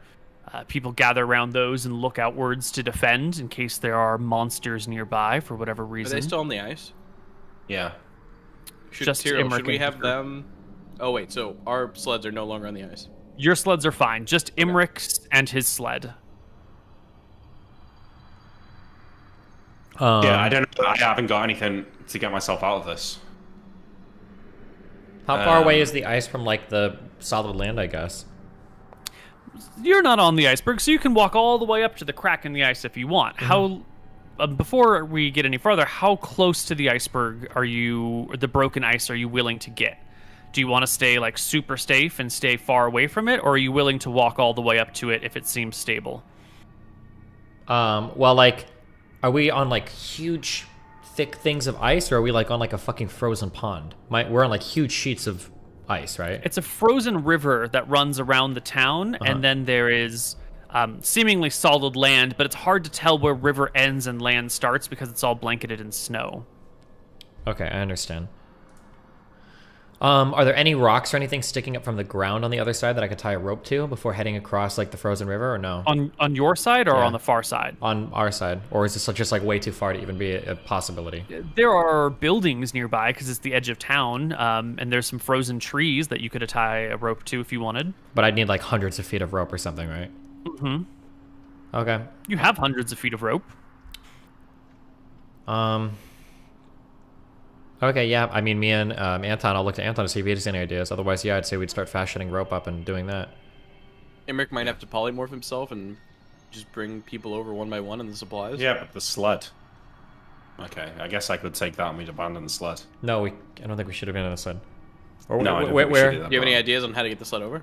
Yeah, let's tie the rope around solid things and then start running to the edge of the ice, and we'll see what we see. Good. I will... Oh, God. I start trying to take off my armor.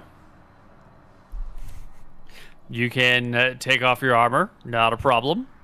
I'll throw the armor on the sled and put on my robes. I don't know how long this takes. I don't know, a few minutes? Okay. If I'm still here, once I'm robes up, I'm going to cast Fly on myself.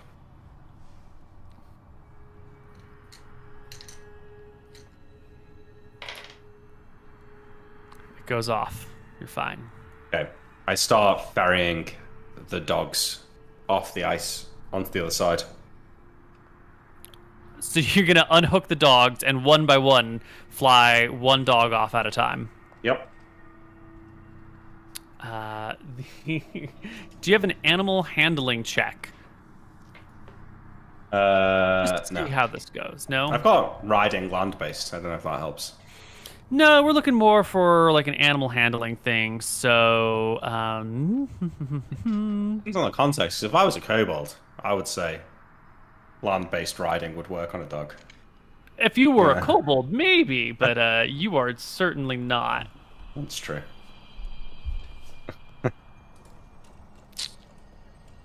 Okay. Or I can just kick them from the ice onto the land. Just sort of. They'll jump over, yeah. Field goal kick them. We're able to.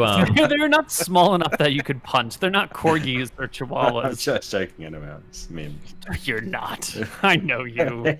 I love dogs. Don't stop. We're able to what? We're making our way to the side of the ice, right? While he's doing all this, I want to make my Yeah. way to the crack to see how far away they are from us.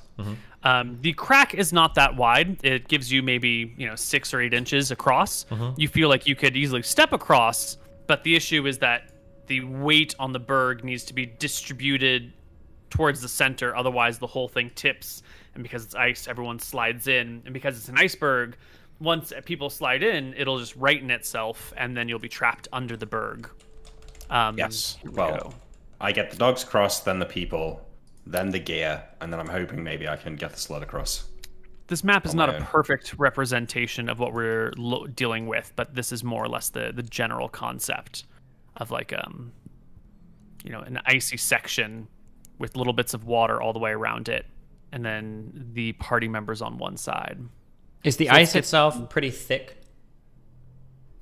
The ice looks to be about a hand thick. Like that or like that? Like this. Like how you would measure a horse. Okay. Anton sectioned a piece of rope around either a building or a tree. I sectioned a piece of rope around either a building or a tree.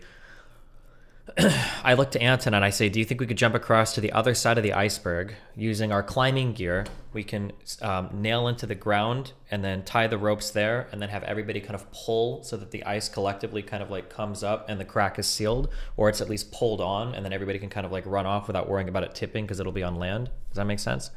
I think that I can actually handle this without any risk like that, because I can use my cloak to cast Reduce maybe on the sled and then carry it across. Maybe, or are you going to... will that work?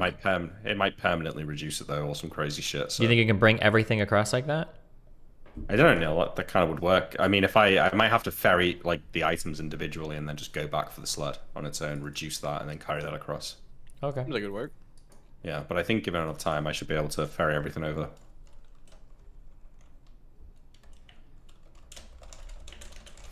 We try that. Okay. So Flying Imric is going to move people and dogs one at a time. Dogs first, then people, then gear, then yeah, sled. but it shouldn't take long.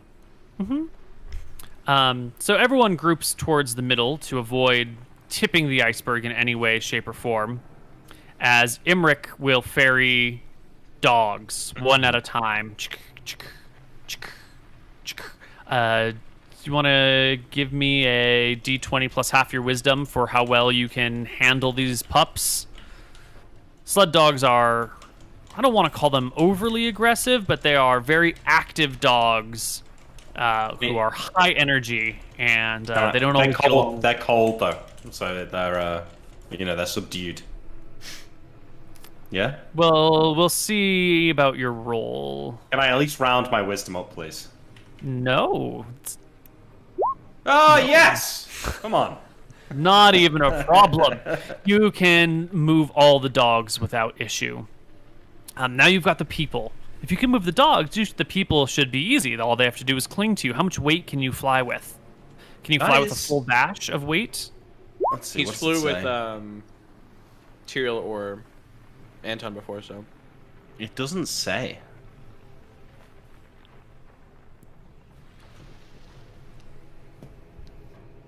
But if I have to disrobe Vash to do it, I will. You know, if he has to take his armor and his gear off, then so be it. Like, I can take his backpack, then I can take his breastplate or whatever. You really jumped from other options to stripping him down naked. Is there something going on between you and Vash that you haven't mentioned to us? Well, I was a bit of a fan, but then he's been acting a bit weird recently.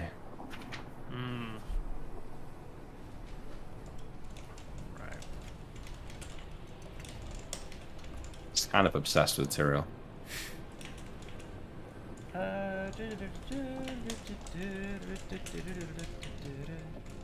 So Babbling something about coconuts. Weight, it seems like just your normal amount of weight with the fly spell.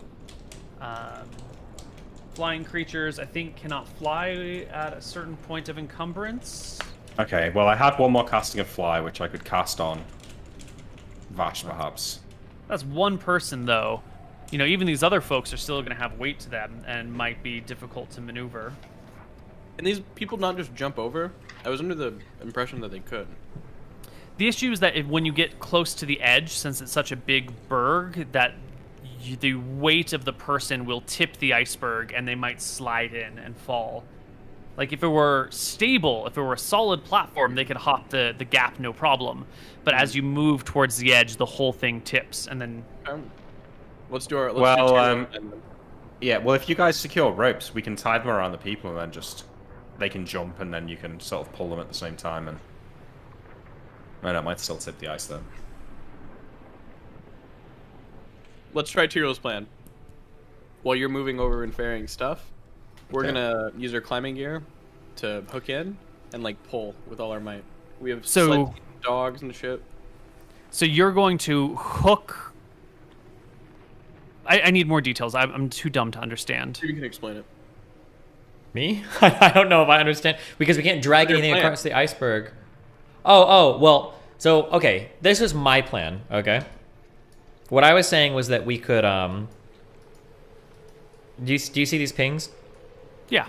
So, like, you would walk to the very edge of the ice, and you'd use the climbing gear spikes to nail in the rope here, and nail in the rope here. And then on land, we would just pull the whole iceberg until it's kind of crashed up onto the other place past the crack. Does that make sense? So from the right side of the map, you would attach ropes to the left side of the berg. Yep. And then pull that to the right until the two are adjacent to each other. Yeah, or even you until don't it's even need to jump overlapping. across to do that. We can secure the ice picks over here. Yeah, you could. Yeah, I would just throw the rope over and you do that. That was my. Yeah. I mean, same thing. Someone moving to the edge of the ice might tip the whole situation. Yeah, but if we're doing this in a really controlled manner, if they've got 4 people here doing it, or we could even do one at a time to maintain most of the weight in the middle, then one person would walk that direction while the other person walks in this direction. He'd hammer it down, and then they both walk back together to counterbalance each other. That sounds really good. I like this plan. I could do it from flying, and then I wouldn't have my weight. True. Flying Imric can go around and he can drive pittons into the iceberg and easily attach ropes to them. No dice rolls needed. Fly lasts for how long? Hours. Hours, yeah. Hours. Not a problem. So you pitton into the berg, pitton into the berg, and attach ropes, and then you're going to pull the berg all the way against the far side. Yeah, I imagine we'd probably have to use both teams to do this, but yeah. Yeah, you've got 2 teams of sled dogs. You've got the right thing for this. So the berg will slide to the edge of the river and push against it. You can hear the ice creaking as the berg slams into it. And now we hope the force of friction with ice is enough to hold the berg in place, right? Yeah. And maybe we would even continue to have everybody pull to maintain that rigidity while everybody jump across. Comes across. Yeah. Okay. Who wants to be the first one to try and jump across? Who do you send? Vash first. Let's go. Wait. We should send the least athletic across first. Because the more that are in the middle, the more likely it is to stay balanced. So the last jump is going to be the hardest, right? All right, send Lord Khan. I will. I'm going to float just above, like where he's jumping here, just in case something goes terribly wrong and I reach for him. Okay, spotter. Lord Khan makes the gap, no problem. Now that the 2 bergs are close together, and with the weight of all the supplies and the people in the middle, the berg only tips a little bit. His grip on the ice is not great, but he makes the jump. Who's next? One of the fighters. Pola is next. Okay, let me open her character sheet. I tell Vash to move a little bit to this side as she walks across to the right, just to help balance. All right, he moves to the other side, and Pola will go and make a nice, easy hop. No slipping of any kind. She is free and clear, leaving Vash, the cart, the wagon driver, and the supplies. Okay, I forgot for this one, he's on his own. I go in. Okay, I get the wagon driver to counterbalance for Vash. Okay. The wagon driver going now or Vash going now? Let the wagon driver go next and let Vash counterbalance. Okay, yeah. Wagon driver is definitely fine. He makes it across without any problem. Now it's just Vash and the supplies in the wagon. Okay, so I'm not going to be there to spot for him. I go and counterbalance for him while he makes the jump. You hold the weight. Yeah. Vash And as soon as he jumps, I levitate So that Yeah, I'm because not- he jumps and then the whole thing does begin to tip in your way. Yeah. And you levitate and fly, and the iceberg balances back to an even point again. All right, I reach into my robe and touch the cart and cast reduce on it. The cart will reduce in size, overflowing with contents and goods, which spill out all over it. Oh, I already. Sorry, maybe that wasn't clear. I already moved all the shit across. Oh, I mean, separately. moving all the shit will take you hours.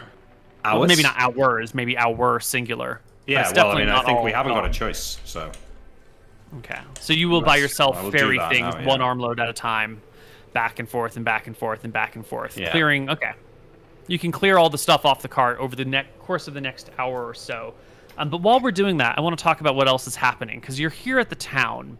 There's a whole bunch of buildings. There's streets that are going through. None of these buildings are like covered with snow. Like the rooftops are covered, but you can still walk the streets and find doors and windows and openings and whatnot. This is a town that could be explored if you wanted. What's going on with the people and the dogs and everything else while Imric is ferrying goods? Are you exploring the town? Are you leaving it as far away as possible? We're Are waiting. you All of us seeking are here shelter? holding down, waiting for Emmerich to get everything across. We're not going to split up. Okay. All right, Emmerich, you've moved all the supplies. The sun is beginning to set at this point, though, after all this nonsense going down. Yeah. What do you do with the cart? Reduce it, and then I'm going to try and carry it. Spell or scroll? From the robes. Ah, from the robes. Not a problem. The cart reduces in size by, what is it? 93%, I think. Okay, and then you should be able to pick it 92%. up and Yeah. drag it behind you. Yep, and then I will re-put on my my armor and stuff like that. And get the other guys to help me put everything back on the cart and fix Yeah. everything up or whatever. Well, that worked.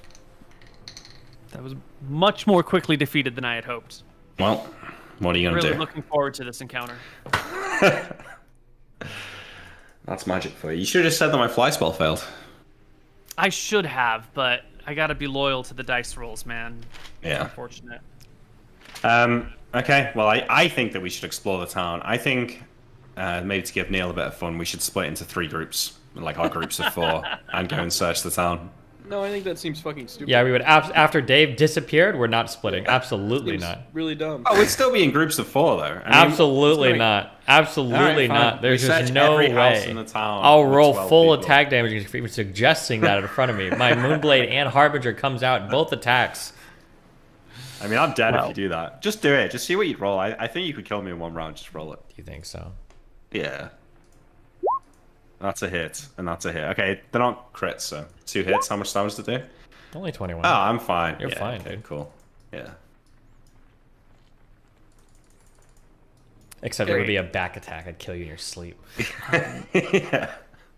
So, the sun begins to go down as Imric is ferrying over the last of the supplies, leaving you here in this town. Is nighttime the time to search, or is nighttime the time to rest? No, I think. Yeah.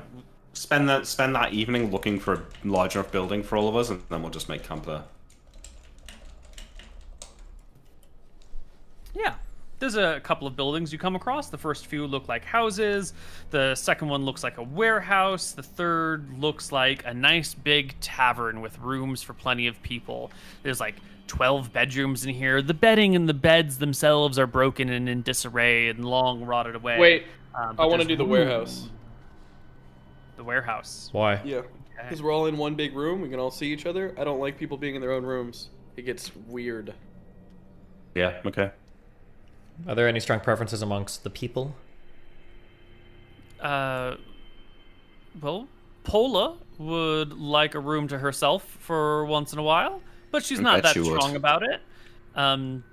We don't like to Montem? share with her, so we are both. Jesus Christ. I'm sorry, that's inappropriate. Yeah. Don't roll your eyes at me, Neil. I take it back. Okay. Montem, as I was trying to say, it would also really like his own room. Well, can't get what you want always, you know? Yeah. It's for the good of the party. Yep. They will follow your lead. Mhm. If you say one way, they will go with that. Okay, yeah, probably the warehouse then. Okay. You all pile in the warehouse. Set up, bring in the dogs, board up any windows that need to be boarded up, use some of the cloth from your tents, not destroying the tents, but, pinning the whole tent up against any areas that could be leaking cool air. Set up some fires, make sure there's room for the smoke to leave the area so you don't choke to death. Bring out some good food, and begin to settle in for the evening. Do you leave guards for watch outside? Yeah, always rotating guard shifts. Watches, Yeah. Buddied up guards, of course, but yeah. Yeah, of course. It's on this first watch, as everyone in the building settles in, that the doors open. And quickly coming in are the people on watch, including the Frost Ranger, who volunteered to take first watch this night. He looks sort of wild at you and says, we heard something coming from the keep, the tower at the back of the town, top of the hill. A wail. An unholy, unearthly wail. Yeah. I've heard this before here. Not here, not in this town. I've never been to this town before, but further east, near one of the great cities we've seen. I think it's a banshee. Fuck that. Do they normally hunt? Will it come and find us, or do they kind of wander the lands on their own if we don't disturb it?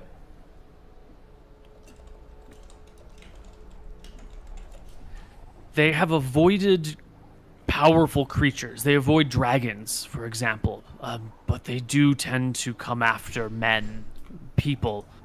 They have what do you call them? Haunted spirits doomed to live out their life in hellish conditions. They despise or hate. If hate is a feeling they can feel the living and seek to destroy life. Not eat it, not consume it, just destroy it where they can find it. If she knows we're here, she may come for us. Will probably come for us. I consult my my monstrous manual. Did you bring it on this trip? Oh, I mean, almost certainly. Why don't you give me a check? Because you've read the monstrous manual. Yeah, okay. Wait, why would we leave that? There we go. Easy. I pass it. Right. I want to find out, Neil. I'm just going to check that you can tell me otherwise. If you can't hear it, does that make you immune to its scream or not? The wail of the banshee is what kills you.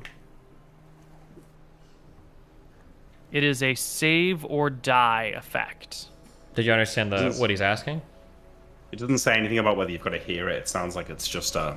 Like if you were deaf or if you had like earmuffs, would you not take damage or whatever? Earmuffs probably wouldn't stop you. If you were truly and honestly deaf, you probably wouldn't hear it. Wax in the ear, though, might work. Wax in the ear might work. That might translate to a save to your bonus to your save of some kind. Depending on how much wax you have on hand. How much wax do you guys bring? Well, do the infinitely burning candles drip wax or no? They do not drip wax. Yeah. But you could destroy them. They are made of wax. We could destroy them, yeah. Easily. How many miles away is that keep? Which keep? Where the banshee is. The tower. It's within the bounds of town, less than a mile away. Banshees can sense the presence of living creatures within 5 miles. Then it knows we're here, says the Frost Ranger. It'll be coming for us. Could kill all of us if we let it get the jump on us. Really, all we can do is hunt it. The Frost Ranger quickly goes back outside to keep an eye. Is this a magical effect, you'd say? Yeah, it attacks at night. It could be coming, like, now. I have protection from magic scrolls. And didn't we get some protect from magic potions? I think it's a potion. It was 2 of them, I think. There's 2. One of you could drink the potion and kill it, I think. How long do they last, do you think? Potions usually last 1 hour, usually. Yeah, an hour, yeah. But it could be very... Also, how do we know if the potion has taken effect? True. Well, Anton's gonna pull out one of the candles, and he's gonna... Do we really not have any real candles with us? It's all magical? I don't think anyone brought any non-magical candles, because you have... We only had one magical candle when we got here. So there's I a assume decent we chance would have we brought some. mundane candles due to the fact of we're in an area where magic is fucky. Okay. Yeah, that's fine. You've got a handful of mundane candles then. I Okay, honestly I'll think the start safest getting thing to do is for one person to go and kill it. Wax in the ears, drink the anti-magic potion, and then just go and slay it on your own. It'll probably come out to fight you. It won't be able to beat you in a fight without its magic. It'll probably try and run. Who's the best person to do it? Tyrael with Cloak of the Cheetah? I can fight and kill, yeah. Yeah. I think Anton would do it, but I think you're the best. Okay. Do you read scrolls yet? That doesn't come from... I think... How does it work? The door kicks open again, and in comes the Frost Ranger. He's pale in the face. He steadies himself against one of the crates laden with supplies. I hand Tyrael the potion. He shakes his head. There's something else with it. Coming out of the front of the tower gates. A knight, all in black, glowing red eyes. A Death Knight. Holy shit, that is a bad I think it's fight. a Death Knight. I think we have to run. I think we have to run right now. Every man for himself. No. Let's have them. the way we came. No. Tyrael, slay the It's a Banshee, Death blow the Knight. whistle, and then we come. It's a death. I'm going to drink the... It can... Wait, hold on.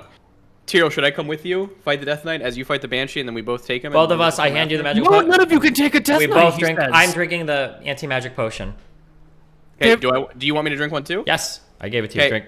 Anton drinks Imric, as well, talk some sense into these and we're men. gonna start going. Hold on, is there a It way to can kill test... with just a word. Is there a way for us to test? Can somebody cast a spell on us to know if the anti-magic potion is working? Imric. Yeah. I will cast some sort of spell at you, but what? I guess I'm probably not in my armor since we're making up for the night. I'll put my robes on and try and cast Enlarge on Tyrael. Is no one listening? We have to flee. It's a Death Knight. It can kill with a word. It can throw a fireball. Powerful. Can I just powerful than any scream at this wizard. guy? Shut up. He falls silent. You have to kill the Banshee and then whistle, and I'll come and help. Right? Yeah, we're gonna need you and Lord Khan. Yeah. Does an anti-magic... Will this even protect us against the Banshee thing? It should, right? It's magical, but we'll also put the wax in the ears. Why are we doing both? Why not? Okay. We need the anti-magic just in case Okay. against the Death Knight as well, apparently. So. Yeah, it Okay, can cast Power Word Kill, so don't We fail put saves. wax in the ears and we go. There's no save on Power Word Kill. But the well, anti-magic thing, we should assume, because that's magic. I know. Oh, fuck. Can I read the thing for Potion of Anti-Magic or not, Neil? Yeah. Yeah? Yeah. Is that Okay, even a time thing, pause. actually? Do me and Mutin have... Okay, hold on. We need to make... Is time running right now? No, it's paused now. Is it? Time is always running. Mutin, shut it the depends fuck on up. We're both waxing our ears. Are we done with this? We're in the process of doing this. Okay, so you can't talk to each other anymore. Good. Okay, we waxed one ear so far. There is no Potion of Anti-Magic in the book, so... Okay. Okay. Potion of protection from magic. Bonus to saving throws. Bonus? +5 to saves. Okay, Is the wait, hold potion on. of protection from Bonus magic. is very different than. That's Yeah, very yeah, different. Okay, we need to reassess our position here then. Cause So we're just going out, and if we roll poorly, we die. No, I don't want to do it. The Death Knight will kill you without a save. Yeah. Well, Wait, what were these called? These were called Potion of protection from magic. Potion of protection from magic. Bonus to saving throw against magical effects. +5, and all magical effects are halved. Duration, magnitude, etc. I don't think the Death Knight can kill us right with Power Word Kill because we're too high level. Let me check the spell. I don't know. Is that cheating, Neil, for me to read the description of Power Word Kill? You mean Well, I check- wouldn't know this. What would you know about it? Famous spell, isn't it? It's a famous spell. And Arc Somber, he studied with her. That's like a... You should know this. Well, no one can... I mean, no one can cast it, so... Yeah, but... It's tough to say you'd know a lot about it, but... I But won't you read might it have- if you... Yeah. Give me an int check. Okay. Yes, you 25. have heard of legends of people with this most powerful spell. And so let me just tell you what you would know then. Okay. When the Power Word Kill spell is uttered, one or more creatures of any type within the spell's range and area effect are slain. It can either target one creature of up to 60 hit points, or multiple creatures with 10 or fewer hit points to a maximum of 120 total. So it can't kill Tyrell. Is it current 60 or is it max? maximum? Well, because my current is 60. Is it at or below? No, that is the area where Imric needs to drink a potion. Knowledge will fail. It's not worth the risk. Drink. Yeah, sure. So I'm gonna drink a healing potion. We didn't drink the anti-magic potion then, right? Since it doesn't do anything for us. Well, if it's not gonna do anything, then no. Okay, Koibu, does it work? Yes, it works. It is 3d4 plus 4. 3d8 plus 3. 3d8 plus 3. 25. Okay. Fucking nice. All right. The issue is Anton can't go now, so he's gonna. No, Tyrell's got to go on. He's got to fight both on his own. Well, I don't even. Okay. Here, take the gold dragon. I don't think this is a good idea then. I mean, what's the alternative? We actually can't run, so it's Can we within really 5 miles not? of its lair. Well, if it's coming out now, can we really mobilize in time? I mean, it's probably almost here. Do I need my ring of free action, or can I use 2 rings of protection? I'm looking at Imric for what you know about this monster, because you have encyclopedic knowledge of. Okay, ring of free action remains on. Yeah, I think that's better. As we're preparing, I'll tell everybody to get as far away from the door as possible. Maybe there's like a rear entrance so that if these things come bursting through the front, they can all run out the back or something, if that's possible. And I would like to keep one person, ideally the Frost Ranger, just peeking his head out the front so that we don't get surprised. Okay? Koibu, do you hear that? Frost Ranger, yeah, I hear you. Okay. The Frost Ranger, fireball. He can throw a fireball greater than that of any wizard alive. If we're in this room, he'll kill us all. Okay, we'll lean out the front and make sure that he's not coming. I'm wearing the robes. I cast rope trick. I don't know how many people can fit up it, but I'll fit the most vulnerable people up the rope trick. I have a protection from undead. Maybe you can't cast it. Oh, a scroll. Let's see. Rope trick can hold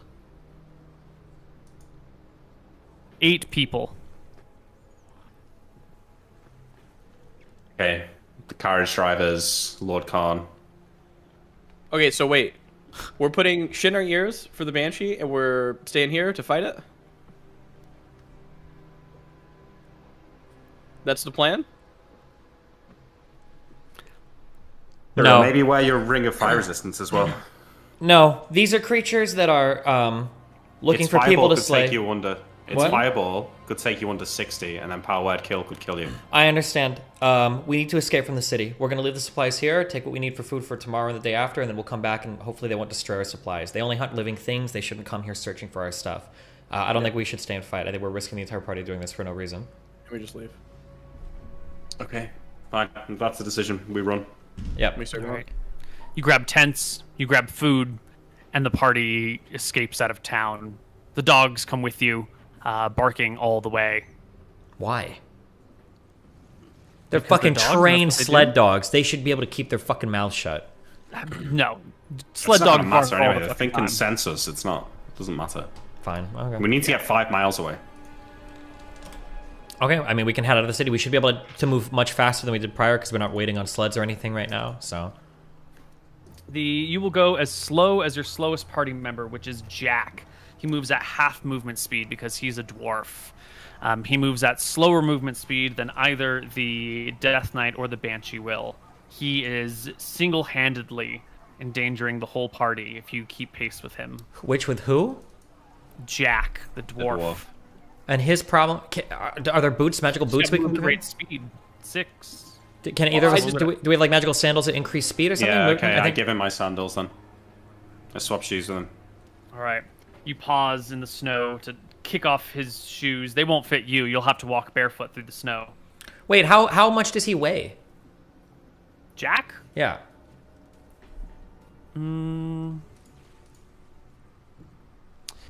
He weighs 107 pounds plus his 122 pounds of gear, all told 224 pounds or something like that. 229.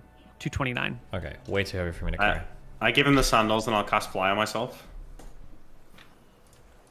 I did have 2 casts. It fails. Shit. You're gonna have to Okay, trudge through barefoot. Jack's gonna have to carry me. Let's go.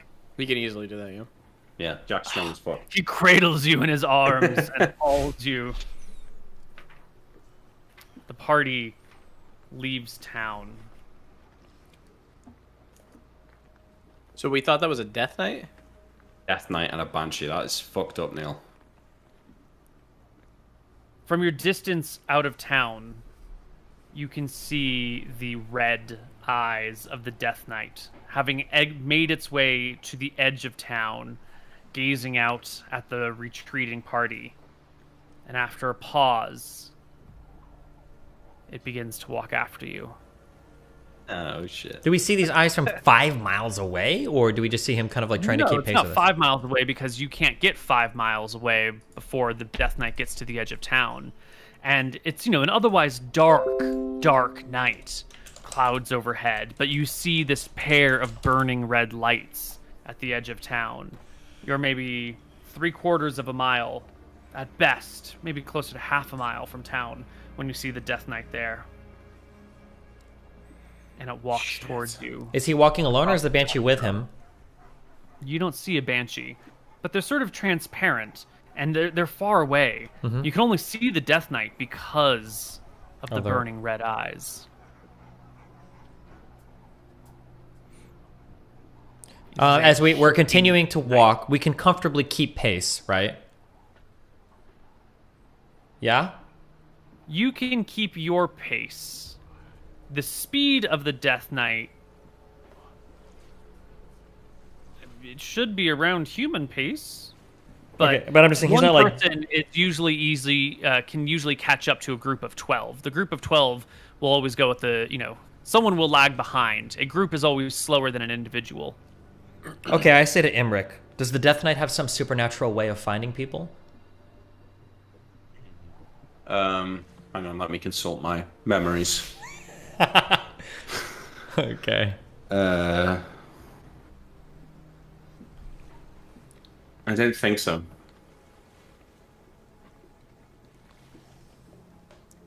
So only the Banshee can. Yeah. Okay. Fucking hell, this is some monster, this. Now I'm sure that you've heard stories of clever people trying to trick and kill Banshees of the past. So here's a question. Were one person standing to the left very close to a Banshee, and 12 people were standing to the right, a little bit farther from the Banshee, would the Banshee go towards the group of 12 people, or go after the individual that's closer? Is Banshee drawn towards like a greater amount of life force? Well, rack your brain. Maybe, perhaps, Emmerich, on a nat 20, you've heard a story of some group, some dastardly rascals. Maybe even on a 19, you would have heard a story like this in the past that would tell you if Banshees would be attracted towards greater amounts of life force or not.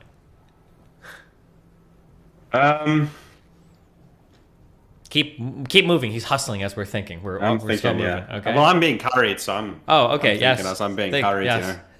you know.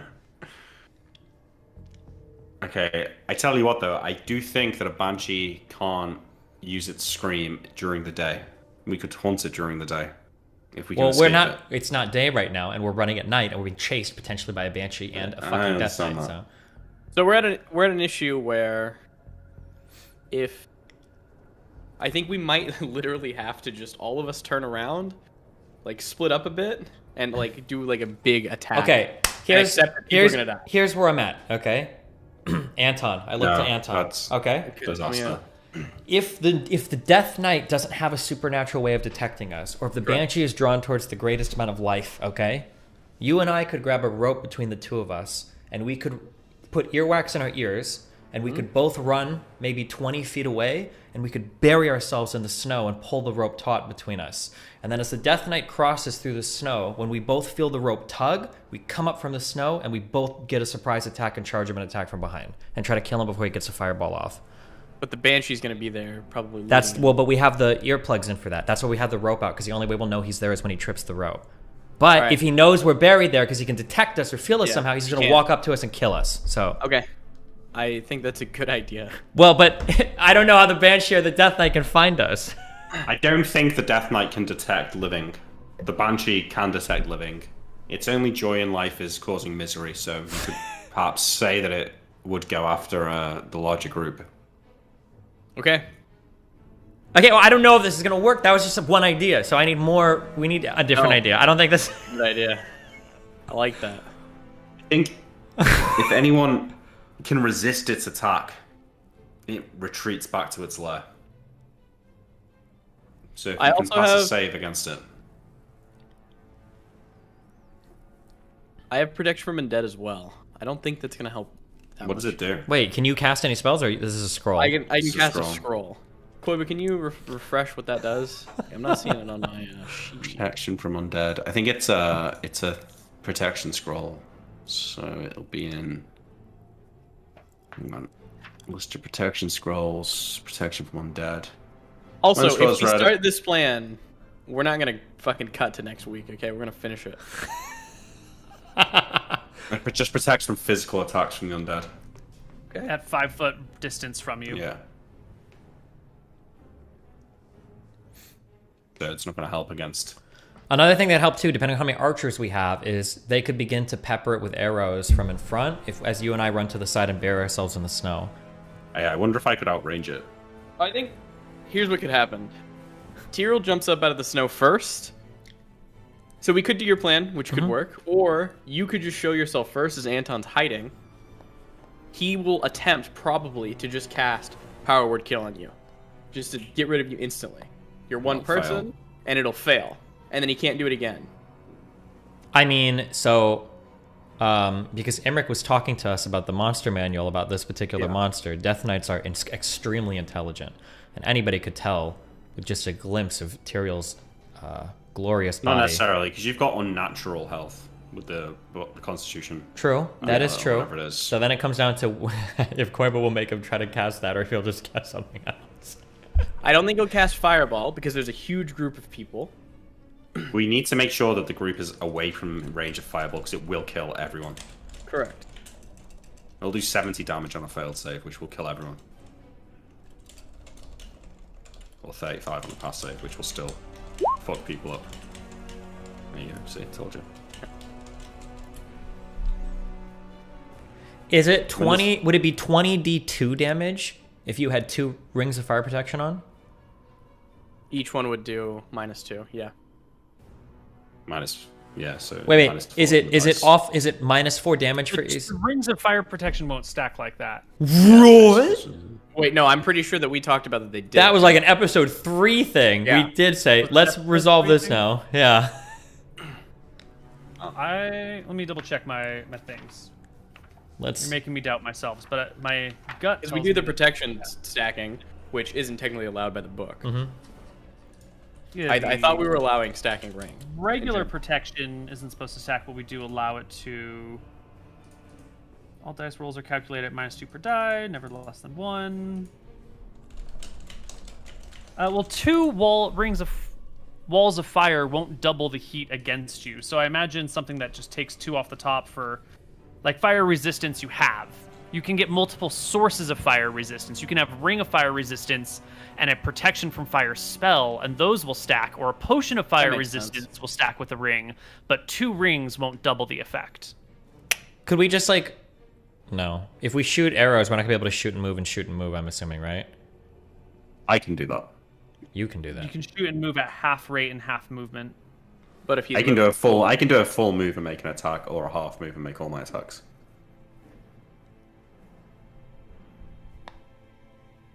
But its fireball, if it works like the normal spell, will be like 220 yard range. 220 yards or feet? Yards. No way. Yeah, it's 10 yards. I don't think he's going to use the... Well, I don't think he would use a fireball versus one person. Why not? As someone who's played a wizard, I would never use my lightning bolt or a fireball for one person. I'd use magic missile or power word kill. And I think Nick would say the same. Yeah, but it's not... It's just a waste and stupid to use it versus one. Yeah, if it knows it's a big group, it might not, but...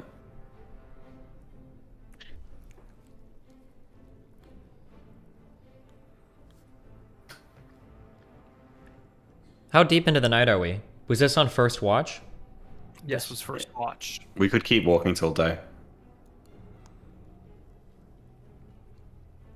And then regroup and come up with a plan. If we walk for 30 to 40 minutes more, we're all hustling. Is it still continuing to follow us?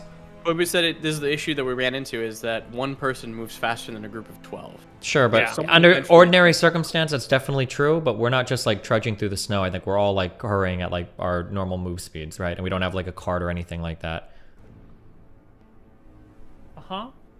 You are moving away from it. You want to pause and try and take a moment or minute to like gauge whether it's gaining on you or falling away from you? Sure. How much time do you want to invest into determining if it's catching up to you? The whole group can keep going, and because Tyrael and I are really quick, and maybe I'm looking over Jack's shoulder, so I can make a judgment. I don't have to walk. Tyrael and I will take. Yeah, but to get a good idea, me and Anton will stop. We can move very fast, so. Yeah, we'll stop for. Yeah, one of you guys give me a perception check. Can I take out my spyglass to check for a bonus, or? Yeah, absolutely. Okay, I got an 11. Oh. Okay. Make it an advantage with the spyglass. Okay. Yeah, it is catching up to you slowly but surely. It started maybe somewhere between half a mile and 3/4 of a mile. It's definitely no further than half a mile behind you now. It doesn't seem to be bothered by the snow in any way, shape, or form. It's half a mile away, and we're saying that like at about a 10th.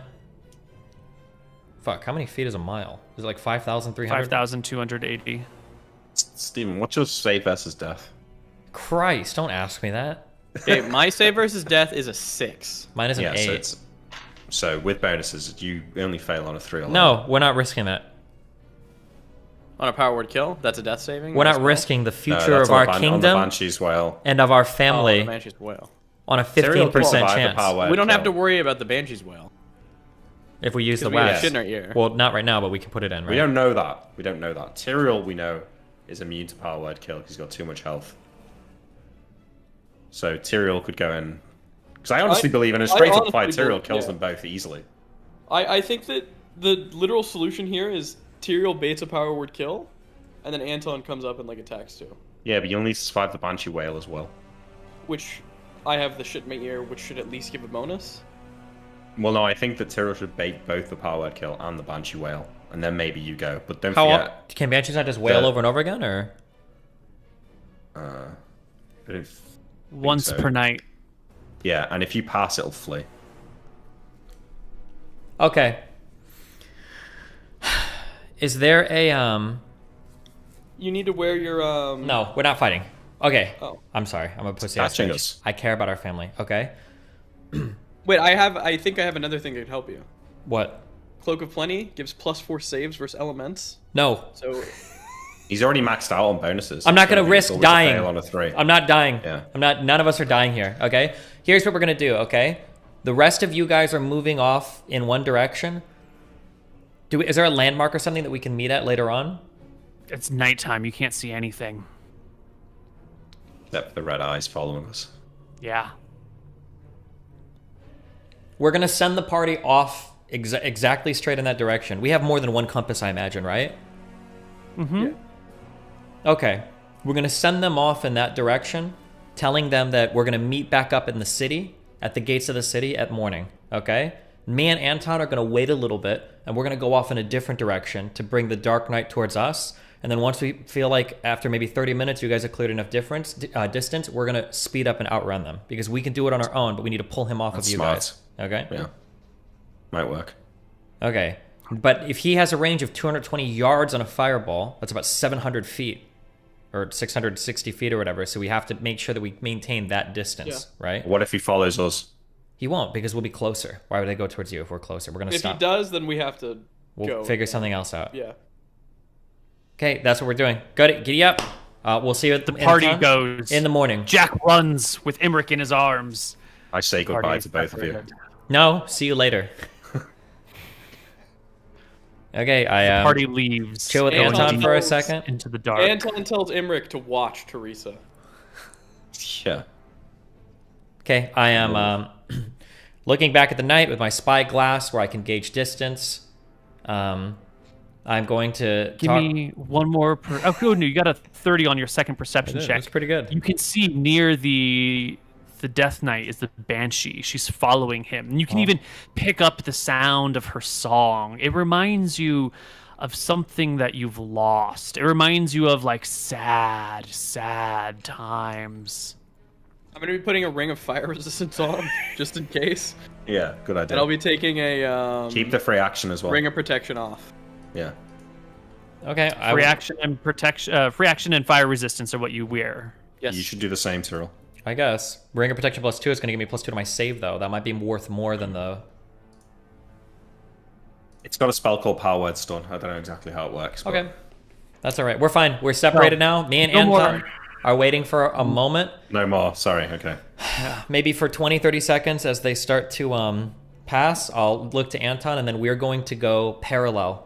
I'm sorry. Perpendicular. So if you draw a line from the Dark Knight to the cart, we're moving perpendicular for that to see if we can draw the Dark Knight off. Does that make sense? Yeah, I will. Okay. I will hold out my Velthara amulet. I doubt his piercing eyes can see it, but if they can, he was probably fucked over by Velthara in this area. So. So you wait. Oh, no. Distance closes a little. No. Stop. Hold on. I am controlling the distance here. Okay. Yeah, 2,000 feet right now. Yeah. When he hits 1,500-ish to maybe 1,000, like in that range, then we're going to dart off perpendicular. We're going to dart off, okay? And then I'm hoping that after him and me dashing for maybe like a minute, I should be able to look and tell if those red eyes are looking at us or if they appear to be looking off and they're chasing the cart. So we're going to do that, okay? All right. You move perpendicular to the line of travel for a moment or two and look back.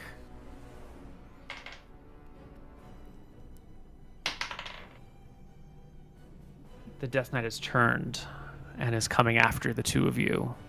The Banshee is with him, and they stalk after you through the snow and the dark and the cold.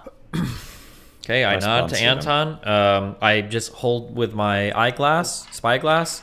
When it hits about maybe like 1,200 feet, between like 1,000 and 1,500, I imagine I can't tell he's 1,252 feet. But when he gets in that range, then we're going to continue off in a straight line away from them, with both of us moving at our max speed.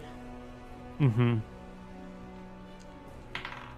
You can wait and bait and then bolt and easily outrun the Death Knight and the Banshee. You put space between you, and they follow, but the space grows and grows until eventually, when you look back one time, you do not see the burning eyes of the Death Knight. Can we make out anywhere where they would have been in the snow? It is dark. See what the moonlight's like.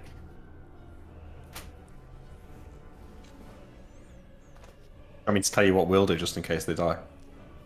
Or we don't meet back up with them.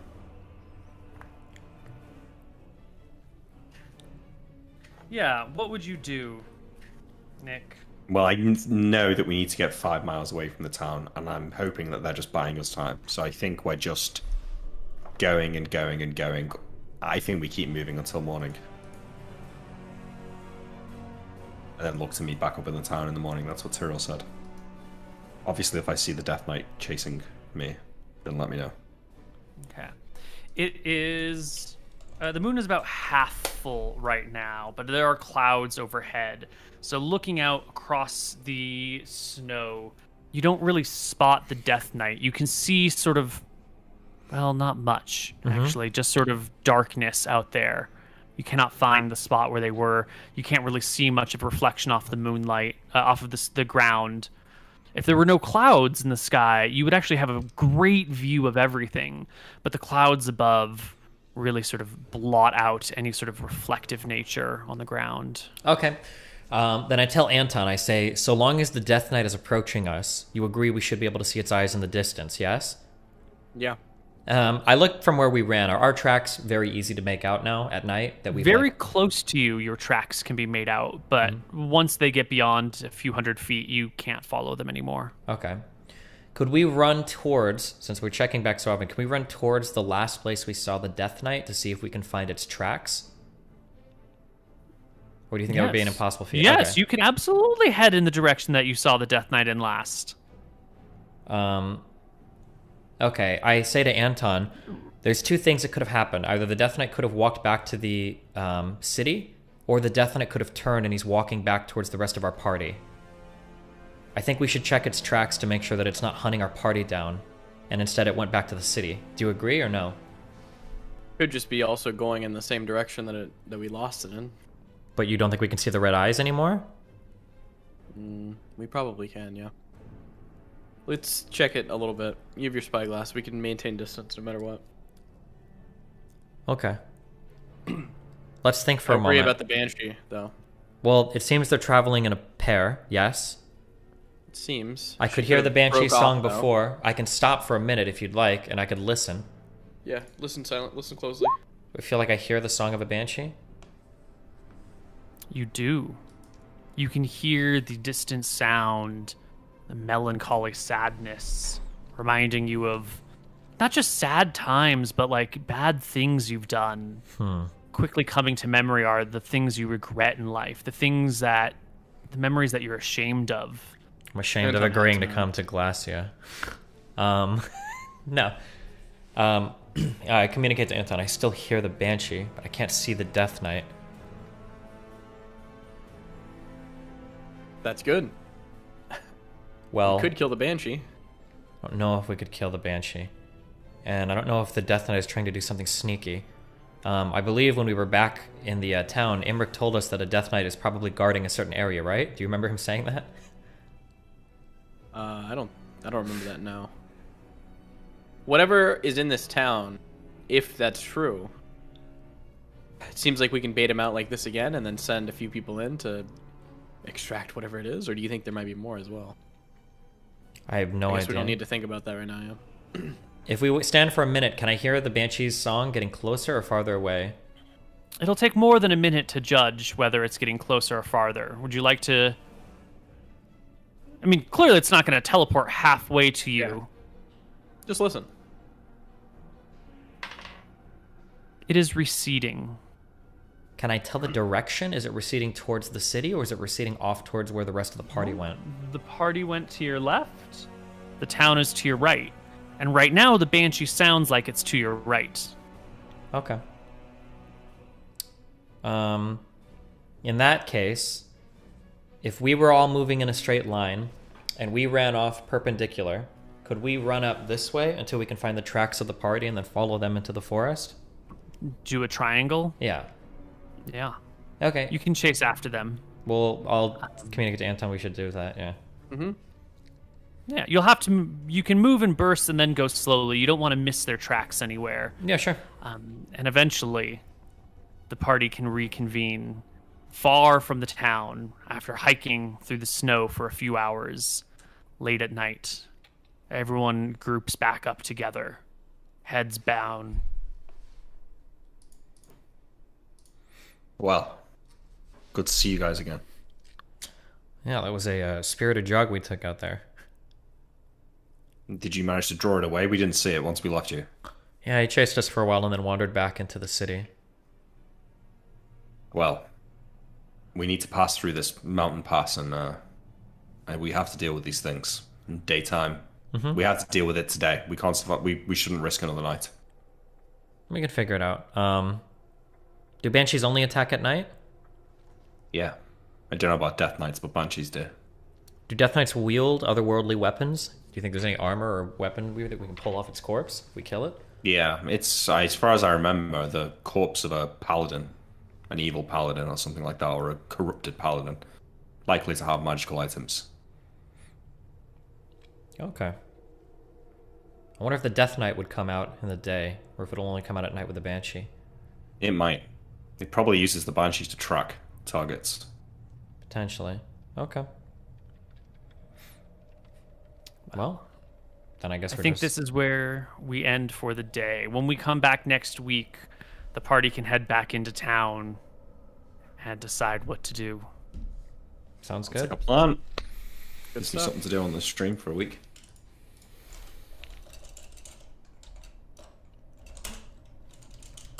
All right. If you're a subscriber to the Patreon, depending on your tier, you can leave us questions every week. We have 2 more questions for this week. Are you ready? Yeah. Good. That was smart, by the way, Steven, the splitting up thing. That was good thinking. Thanks. Well, you know, my Sorry. RTS background is just what we do, you know. Yeah. Number 1. What is the biggest mystery that each player out of character would like to know about in Koibu's world? Oh, I know. My answer is who really was Venlin, which is a mysterious person that kept showing up through the Hardcore Heroes campaign. You'll have to go and watch that. He was in the first episode. He kicked the whole chain of events off, and then we never heard from him again. And then he turned back up about a year and a half later, doing some weird shit. I guess for me it'd be the Count Vicious stuff. That stuff's pretty interesting still. Did I talk to the one? Is it Malchus? Did I talk to the god when that was? I think you did, but it's not been confirmed. That weird guy. Oh, maybe. Yeah. I think that's probably what I'd be curious about. Why were the Dragonbane weapons made so brittle and pathetic? That's another good question I have. Okay, next question. To Koibu, what was a storyline you put a lot of work into or were really proud of, go unused due to player actions making the storyline impossible or just abandoned?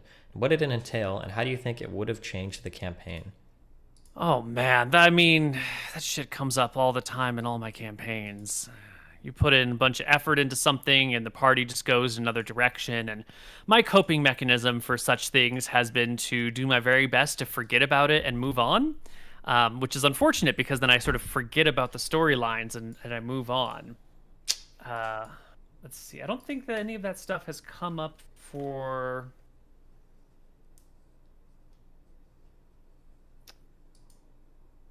There was something in Tombs of Scoria. There were a couple things I was going to bait you all with, but it didn't. But they ended up resolving differently. Hold on, give me a moment.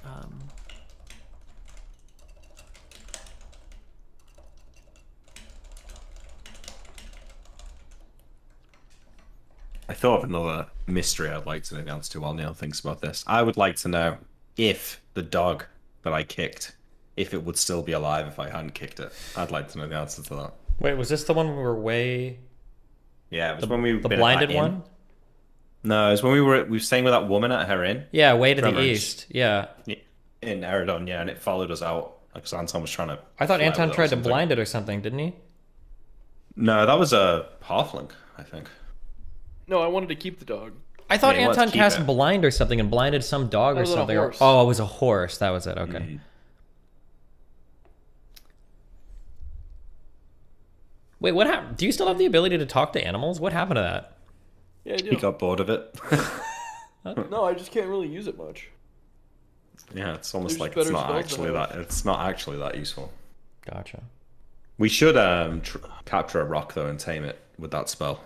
Anton, that'd be so good. We'd be fucking chilling if we had a rock right now. Yeah? We absolutely would be. Yeah. We actually should have just done that. Sorry, Neil.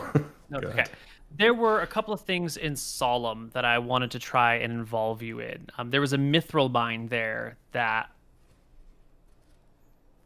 There was some... You went to the... It was the giants, right? They wanted us to... There were the giants and the red dragon's lair where the dragon laid dead, and the giants wanted you to get revenge for the dragon, and then they would come work with you, the stone giants that help build your keep. And I had a couple of storylines built off of that about like going into the mithril mines and sacking them, and then there was also a nearby keep where there were soldiers, and there was sort of like a bit of a fortress where all the people would have been ready to fight you off, and it would have been sort of like the high-level players show up in a new area and assault a fortress that they don't really have any business assaulting, but just to get vengeance for these other group of people. And I thought that would have been super fun. What was the rest of the question? Fortunately, Mutant got mad and we couldn't do it. I think that was it, yeah. Yeah. Yeah, I wanted them to assault a keep and fight off a whole bunch of clerics and mages and soldiers who were ready for them. And you reused that, though. The inside of the mine got reused, but there was a whole like outside section. Yeah. Well, the dead dragon would have been cool. That's a shame. True.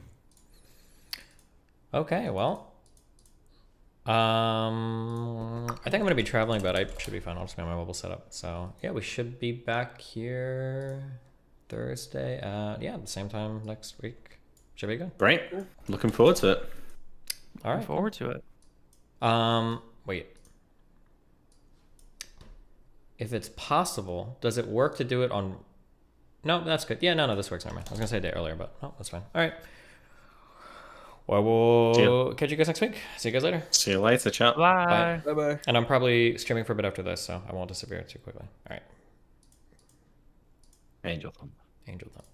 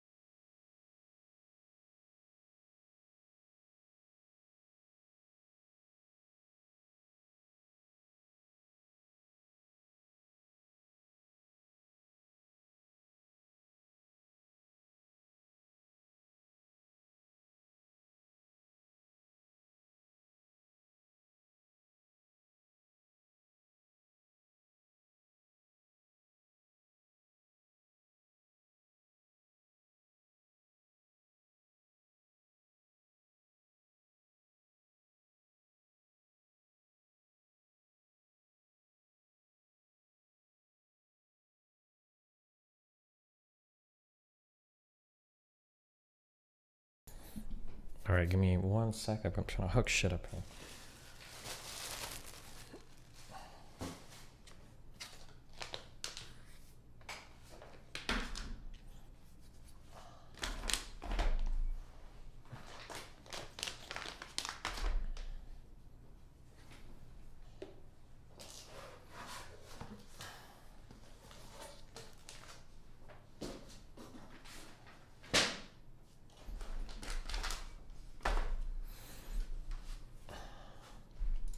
How will you kill the Death Knight? I don't know. Good question. Really makes you think, doesn't it? Okay, I don't have this.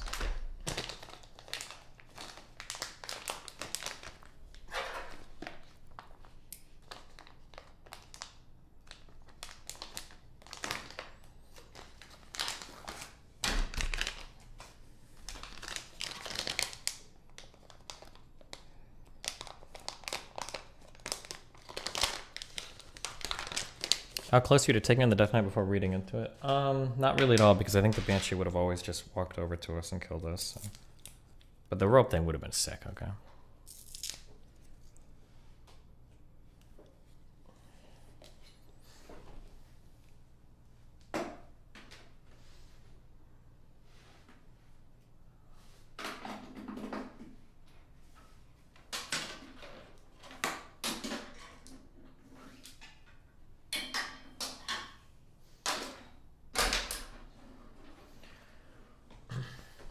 I don't know if this is gonna work. Let's see.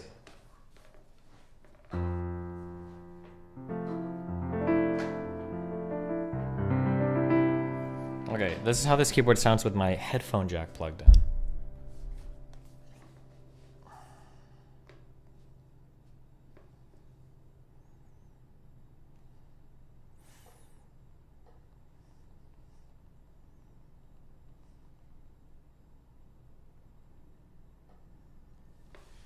One sec.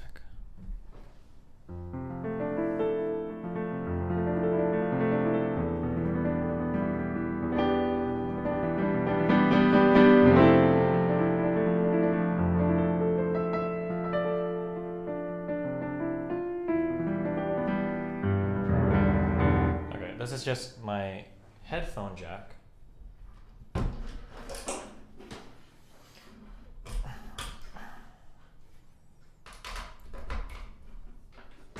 I don't even know if this will output. Oh. Does it sound that different?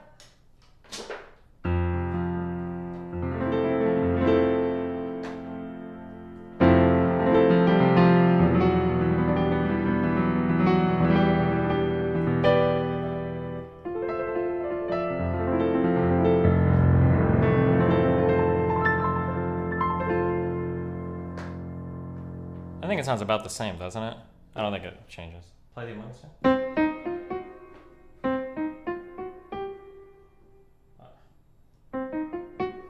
Isn't it that? Isn't it just that?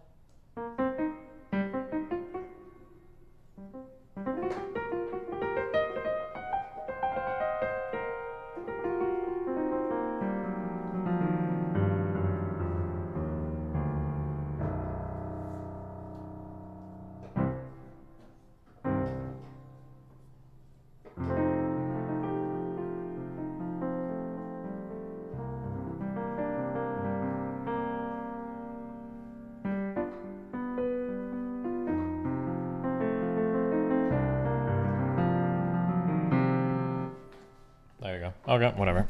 I don't think this changed much of the sound quality, but fuck it. Using the right cables, technically.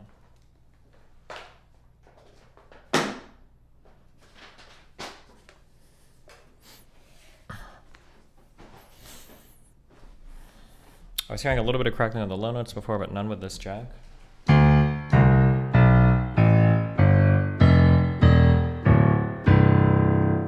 Do they not?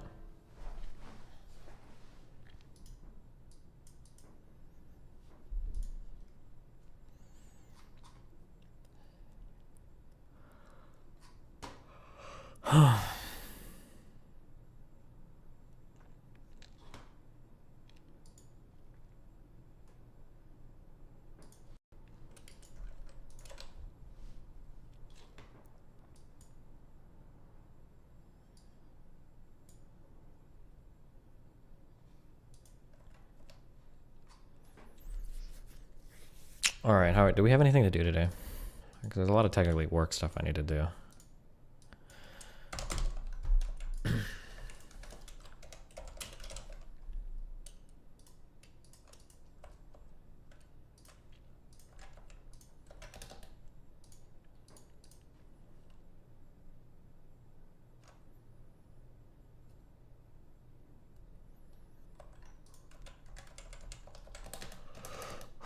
What is this?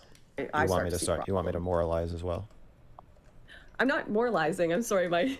I don't think you can choose what you feel. So I don't want to moralize about feelings. Everybody, stay out of the room. Mr. Girl is here. Sorry, go ahead. I don't want to moralize about feelings. You can't control I'm me. not, if you, I mean everything I genuinely said, though. Okay, why would you link me? Why do you guys link me I feel people like I've reacting to clips instead of just linking me the actual clip? I totally don't understand how you guys do this. Why you do this?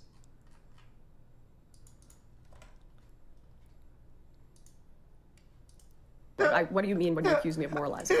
I think you're encouraging me to moralize. Okay, that's the problem. Is you dislike the word moral because I don't think you get your morality from. Oh, I don't know. You tell me. I get my morality from somewhere. I think it exists. I think. No, I'm saying I don't think you can choose how you feel. But I don't think you can choose how you feel. So I'm not going to say this is how cuties made me feel, and that's wrong. And anybody who felt the same way is wrong. I don't agree with that. I don't even think it's a flaw. Right, because You want me to start? You want me to moralize?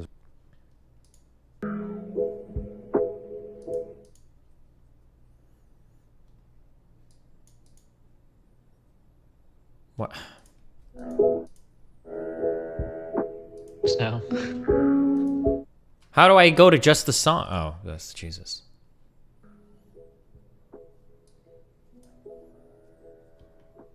Snow. What's a good snowy song we could play on the piano? What does it mean if a song is a snow song? It's all about instrumentation. I would need like bells. Why do you guys keep... And it probably has to be major. But Oh no, guys, I think what XUC's do.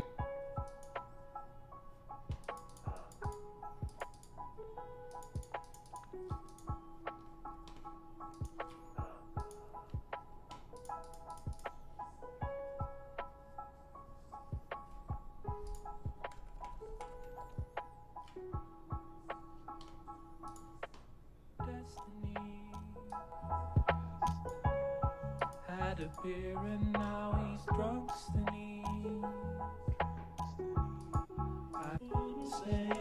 Okay, cute.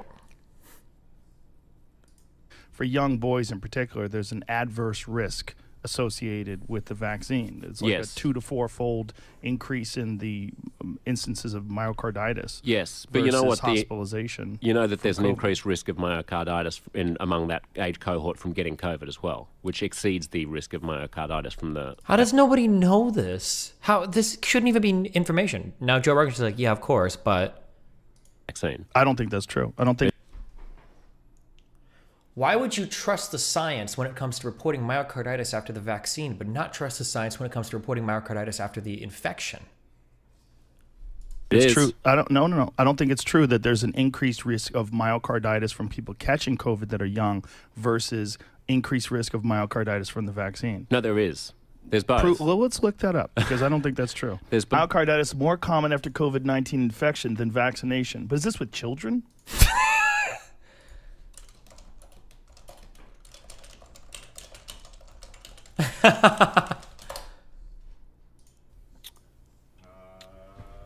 Yeah, we're talking about young people. Men and boys aged under 30 after this is what it says here. With children is the issue. Well, no, we were talking about 15-year-olds. Well, we're talking about young children. Males, That's a yes, child. 12 to 17. 12 to 17, more likely to develop myocarditis within 3 months of catching COVID at a rate of 450 cases per million infection. This compares to 67 cases of myocarditis per million at the same time following their second dose of Pfizer. Yeah, so you're about 8 times likelier to get myocarditis from getting COVID than from getting the vaccine. That's interesting. Now, that being is said, not what I've read before. But what have you read? What do you mean? Also, it's like even when we're reading these things, it's like, what are we getting this from? Was this from Well, the it's the new VAERS report? scientist. But No, you fucking idiot. Well, I hope not. Nobody credible is citing stuff right out of a VAERS report. That's not how you do this. Because I'm putting 100% from the VAERS reports, when they report this stuff, it's like the amount of people that report, it's the underreporting.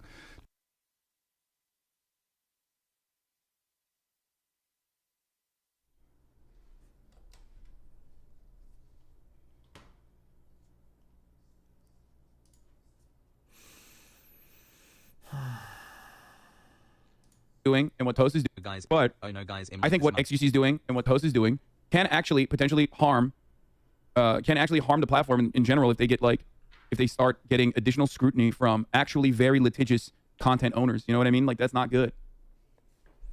That's not good at all. Nobody wants that. So yeah. Okay.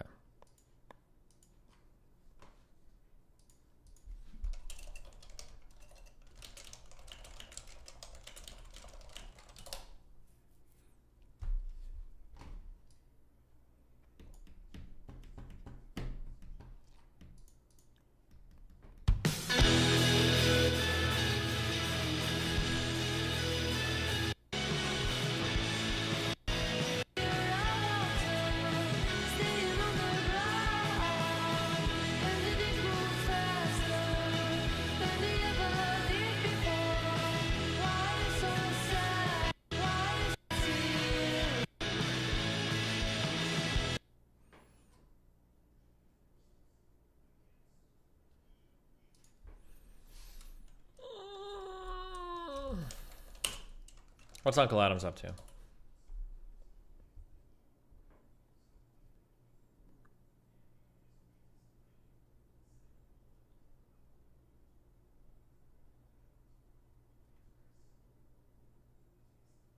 Reacting to the 90s.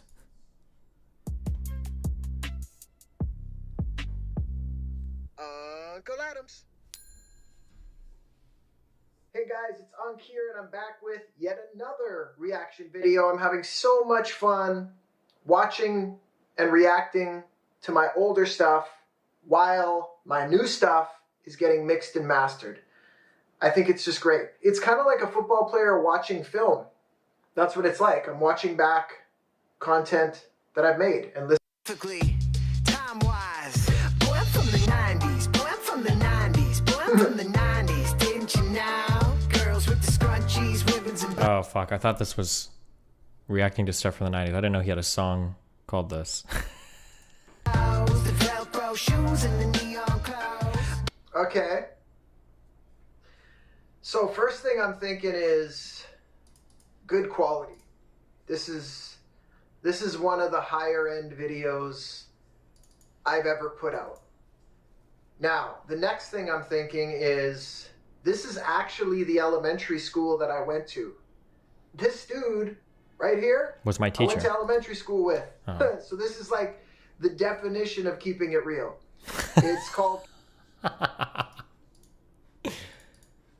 Ken Jenkins on 2nd Avenue North.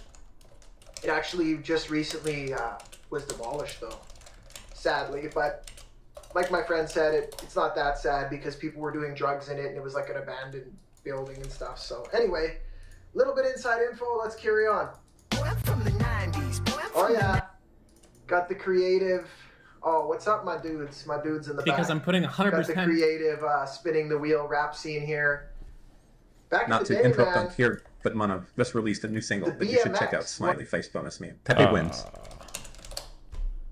What? Where? Scarlet Holiday. Please don't suck. Their songs are super hit or miss, but they're super hit or super miss.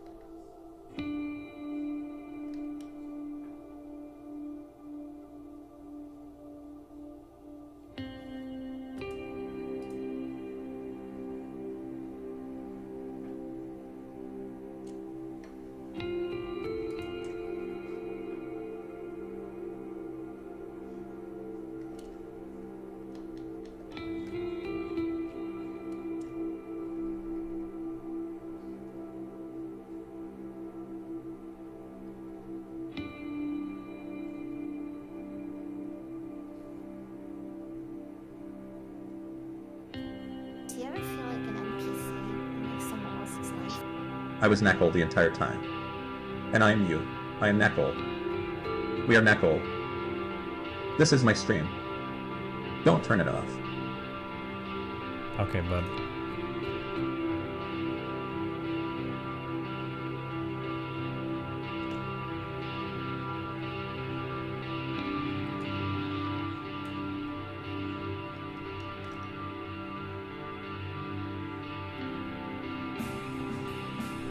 To see a world in the grain of sand, and a heaven in a wild flower, hold infinity of the fight.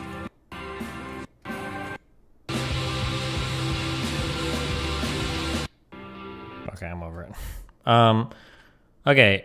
Will there be YouTube membership integration for the Rust server in the future? Jader is the one who is responsible. Okay.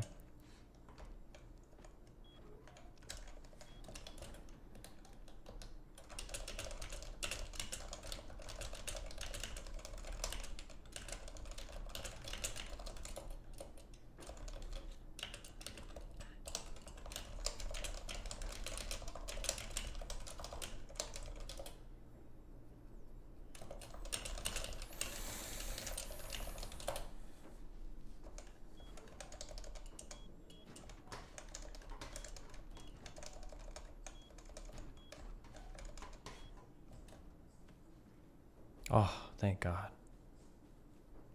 Watching Vosh debate? I can't watch debates live, but if he has a debate, I can go and see what's going on.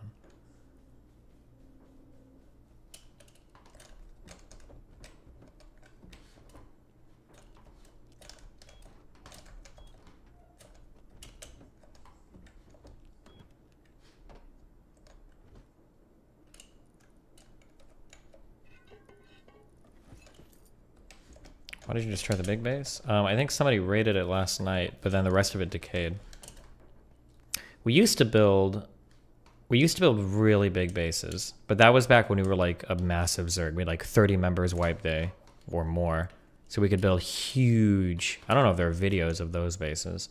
I don't like, one thing that sucks is that like, I like aesthetically pleasing bases, but they're not usually very good for raids. If you have a lot of experience in Rust, basically kind of like the goal is to put as many walls. It's kind of like solving a puzzle when it comes to raiding.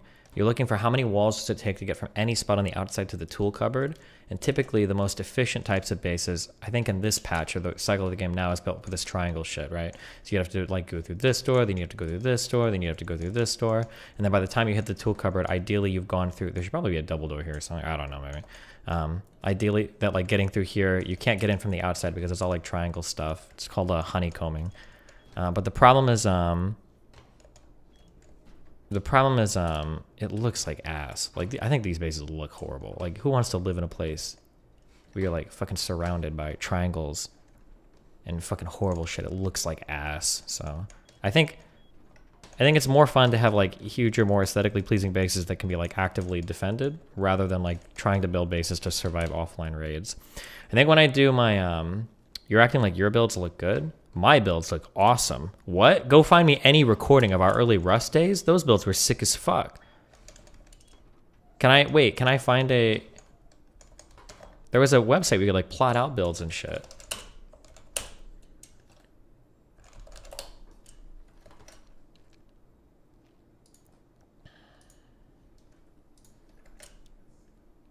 Destiny quit Rust?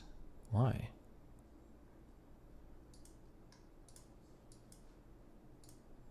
Did you play Rust super early? No, not super early. I'd say like 4 to 5 years ago. Was it that long ago? Yeah, probably.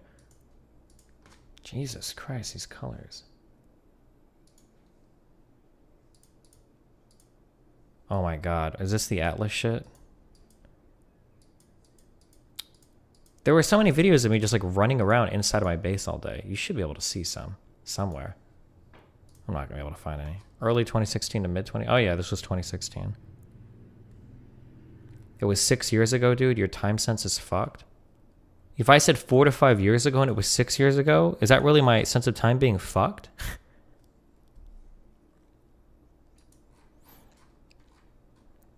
Look at Dan's video. This space is cool. I hate this shit. I think it looks like ass. I don't know. I just don't like all the triangle shit. And there's like no space inside to breathe.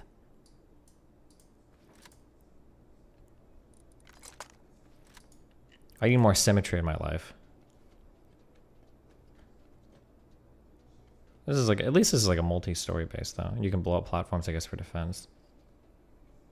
Is this a, was this all done on, this must be like a 2x or 4x resource server or some shit, huh? This video was just you on TeamSpeak on top of base. The big Rust meeting. What are with these colors?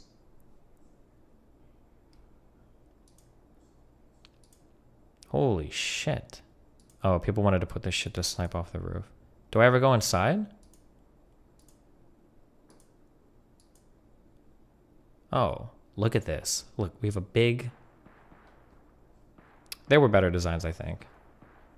I think I'm just talking to people. Fuck.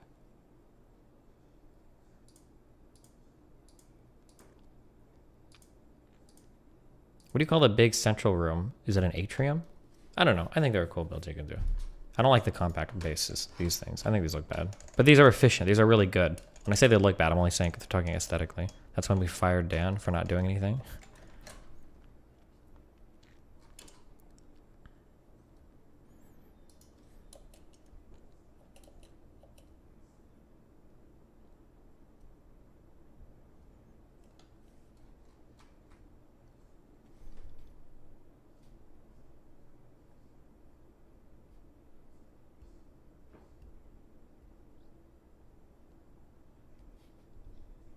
Where is did the risk guy ever tell you if the percentage of people online based on the max pop affects loot spawns, or is it only current pop? Do you know? This ancient rainforest is home to the meernobbard, an apex predator. It will jump on its unsuspecting prey, traversing on foot. With a local guide we captured its call.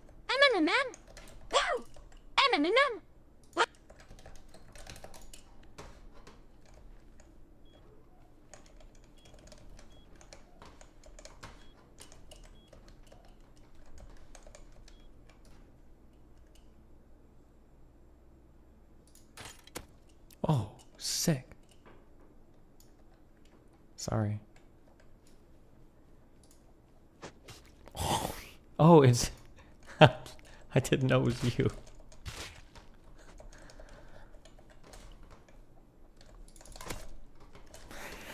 I didn't know it was you. I'm sorry.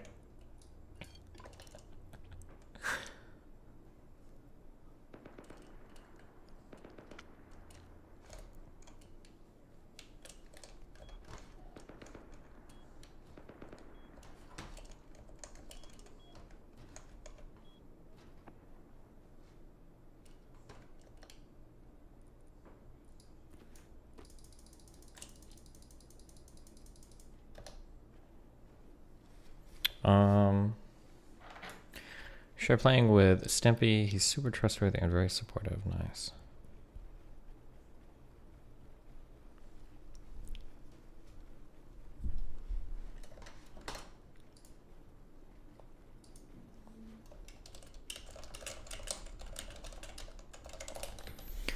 Added spawn player scale conver. How much to scale the Louis spawn with increasing player count? 26 November 3rd, but this could be wrong. Yeah, but does this have to do with... Somebody was telling me that it's based on the current and max population. So people were saying that on a server with 100 out of 500 players, loot will spawn slower than on a server with like 50 out of 50 players, basically. That it like is looking at the ratio of online to max pop. I don't know if that's true or not, but that's what some people were saying.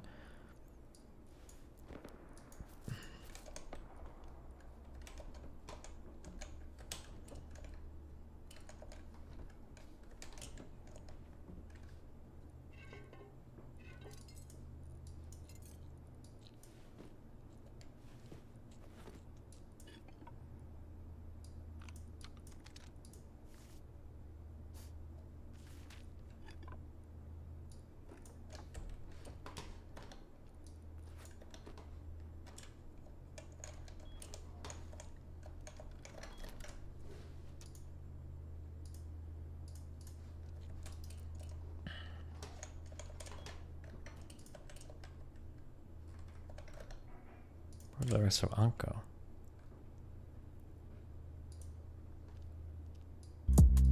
Hold on, I need to finish this analysis. N64, this video, okay? This is the definition of keeping it real, guys. Merlin was actually in the back of a pickup truck rolling down the street filming us, okay? That's that. The other one is on the couch where I got my hands on a Nintendo 64, which isn't that easy. You know, those are kind of old school. And what was the other one? We got to keep watching because that was a lot to take in. Okay, yeah. I'm talking Windows 95 and the dial-up modem to get online. Oh man, there's so much to talk about in this song, you guys. If I really touched on everything, this video would be like an hour long, so I can't. But to some of my young fans, you're going to be like, holy, this is old school tech. But other people that are similar in age, or maybe they had big brothers and sisters, they know what's up with this stuff. They know N64 was incredible.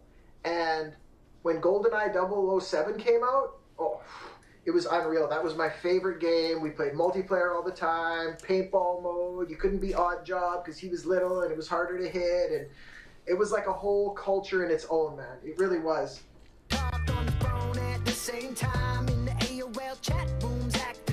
So I'm talking about how back in the day with internet, it wasn't like how it is today. If you were on the internet, you couldn't use the phone at the same time. Because the internet was using that line. No so way. I know it sounds ridiculous, but it's true, man. That's how it was. crazy. I don't believe him. This Do you is guys way think? back in the day. This is, what would that be? I'm thinking like early to mid 90s. Because we didn't have cell phones, man, we didn't do that. You hopped on a bike to figure out where your cruise at. My bros showed up for this, man. They showed up for this and relived their childhoods with me. We're all dressed up in various things. You know, we got Ninja Turtles and Neon, and oh man, this is a good time. I'm loving this. Look at that. Look at that. The BMX gang. Somebody got a free promo here. Basement Racing. Okay, we're rolling down. Free Second promo on Avenue an North, Unk song. which, How lucky again, would you keeping it be? real, Oh my I god. grew up on this street. I used to walk to elementary school every day on this street.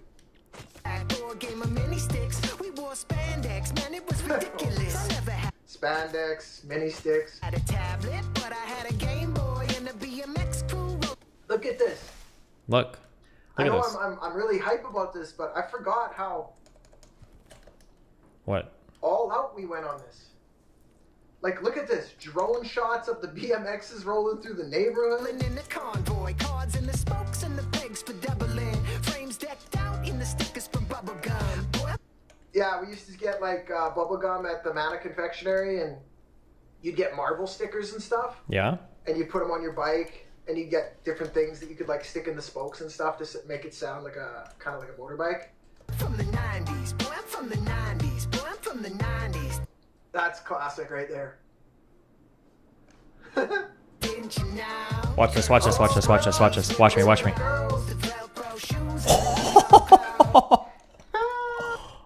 I'm sorry, I'm so sorry. Who are you?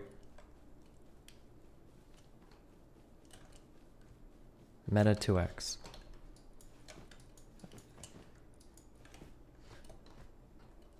Careful, Ankh drops a hard R at 723. Okay, gosh. I'll be careful of that one. Oh, that's funny. Look at our gear. All right, we got the Batman. What's he wearing? Adidas. He's got that toque on. What's Ben wearing? What's Ben got on? This is gold. Ben? Like NNN Ben? I don't know if you guys are watching this, anyone who participated in this video, but thank you so much, because, I mean, you guys just, like I say, you showed up and killed it, and we had so much fun filming this. Okay, here we are, another drone shot. Didn't you know? I had a boombox with the tunes from a tape cassette. Be kind, rewind that VHS. James Bond, Marathon, N64. Okay, so now we're talking about the James Bond. Again, I can't stop on every line, you guys, there's so much, but some of my younger fans may or may not know that back in the day when you rented VHS tapes, you were supposed to be kind and rewind was the slogan. So you rewound them so that when you returned them, and other people went to put them in, they didn't have to rewind them. It was more convenient. And I think that, if I'm not mistaken, there was like a rewind fee. Like I know there was late fees, but I'm pretty sure, you guys, people out there that are similar to my age, was there a rewind fee as well? I think you could get charged like money for that if you didn't rewind it. Oh yeah, play until the eyes hurt, man. I remember playing marathons, like video game marathons. Video game marathons? What? Consoles back in the day from like Rogers No and way. stuff like that. So you could rent multiple systems for your birthday and play like Bomberman and GoldenEye and all this stuff until like, I remember we played till like 5 in the morning one time, doing an all-nighter. We had water in a spray bottle and we'd like spray each other in the face just so we could stay up later to game and stuff, man. And oh. No way, dude. That can't be. That can't be real. Do you think? Oh, yeah. All that stuff I just said, I could go into an analysis of all that stuff, but long story short, those are just pop culture things and toys from the 90s. I figured it out. Green Day. Destiny Loki wants some kind of pop off. So he tortures us with this bullshit to give him exposure. You see, what I did with that comment was express my opinion. How I think Destiny is trying to support a content creator. In the mail, and I still listen to them. Love Green Day. Look at this shot. Show me someone doing shots like this. Who? Just out making a music video with their friends. Show me someone who takes it this far. This is sick. We collected Pepsi points for a reward. Oh, Pepsi points. I'm stopping every 2 seconds, but there's so much. So Pepsi points. So when you took off the lid on a Pepsi bottle, yeah, you would pull out the little plastic thing underneath, and there would be points on there. It could be 1, 2, 3, 4. I forget what it went up to. I don't know if it went up to 10 or 6 or whatever. And you'd collect them, and then you could redeem them for certain prizes and stuff. And it would be to the point where if you saw a bottle, like you'd pick it up to try to get the points out of it because you knew you could get stuff, right? You could trade it in for shirts and hats. And in the commercial, they had a Harry or Jet or something like that. And if I remember correctly, I think someone saved up a ridiculous amount of points and then sued them because they showed something in the commercial that you couldn't actually buy with Pepsi points. True. Now that's a story that I heard. I don't know if that's actually true. Maybe someone in the comments could. It was, I think, for a car or something, wasn't I it? don't know if you've heard of that too. It might have been a Jet. I don't remember. There was some woman, I think, that sued. Oh. I had these books. Never really read them though. It was just more about like. Wait, does that guy have a gun? Collecting them and the different colors, and you would rub the top, and they literally had a texture on them and stuff. You know. Who is this guy? Kimchi. Okay. Oh, yeah. Oh my god, there's so much content in this. Slam and Slammers, Pogs. What are those? Are You Afraid of the Dark? Tales from the Crypt. Saturday morning cartoons. Watch The Rock call some people jabronis. Watch The Rock call some people jabronis back when The Rock was wrestling and doing the people's eyebrow and the people's elbow and stuff. Here we are with I failed at doing that eyebrow, by the way. Here we are with the drone. To my homies to turn on the song. I'm from the 90s. Boy, I'm from the 90s. Boy, I'm from the 90s. Didn't you know? Girls with the scrunchies, ribbons and bows, the Velcro shoes. Oh, zipping. Zipping in there. Yeah. I'm from the 90s. Boy, I'm from the 90s. Boy, I'm from the 90s. Didn't you know? Woo. I had a boombox with the tunes from a tape cassette. Be kind, rewind that V8. Okay. This is, look at this. There's somebody back there. There's a car right there. They're probably like, what are these guys doing? Get the hell off the road. Here we are. Shut her down. We got an Uncle Adam's video shoot here. We don't play. In my school days, man, I was learning the Atlas. Came home at lunch, put some soup in the sandwich. Fruit by the foot, now you're speaking my language. I can't believe how many like detailed things from my childhood that I actually touched on in the song. Like coming home for lunch and having a soup and a sandwich and what else did I say there? This is a lot to digest. The hat player one had the advantage. My glow in the dark stars lit up the ceiling in Apollo 13. Oh yeah, glow in the dark. I was obsessed with space when I was a kid. Still kind of am, but can't think too much about it because it's too crazy. It's too crazy to understand it all, but yeah, I loved space. And I loved Apollo 13. One more month, Nathan Bruce. Quinn got banned? Uh-oh. Do you think that's going to be a big one? He's been saying a lot of edgy shit lately. fucking dubstep. That's just a fucking sneeze, man. That's just a sneeze. I don't know, like, you're so wrong. Just listen in slow mode. Did you see the latest clip? Fun of me because No. What did he say today? How does he keep saying crazy shit? Dude, people hate mega threads. Oh man. It's so weird. Like, people keep saying like we need to change the content on LSF, but then anytime the mods try to change it, they get shit on so hard. I wonder if people here are complaining about the meta thread or mega thread. Oh, no, not here. Okay.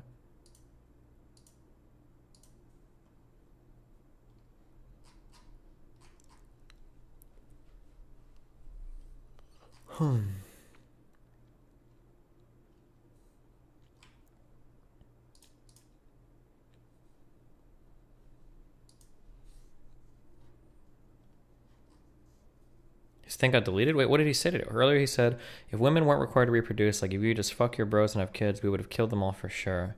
Jesus Christ.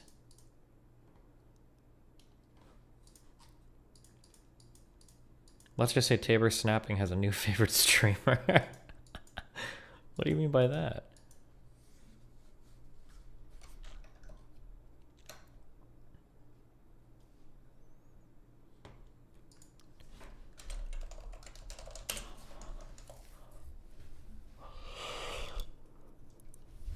Huh.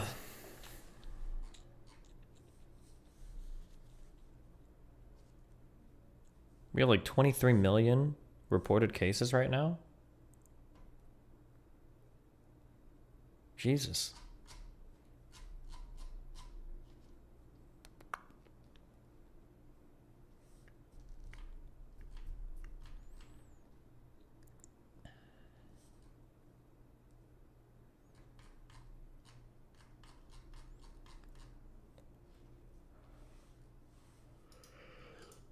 The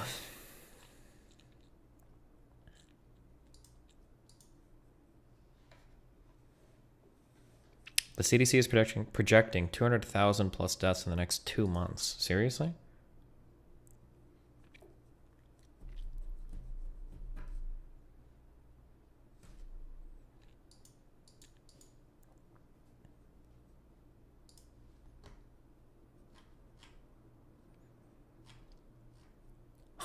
Okay. Well. Huh.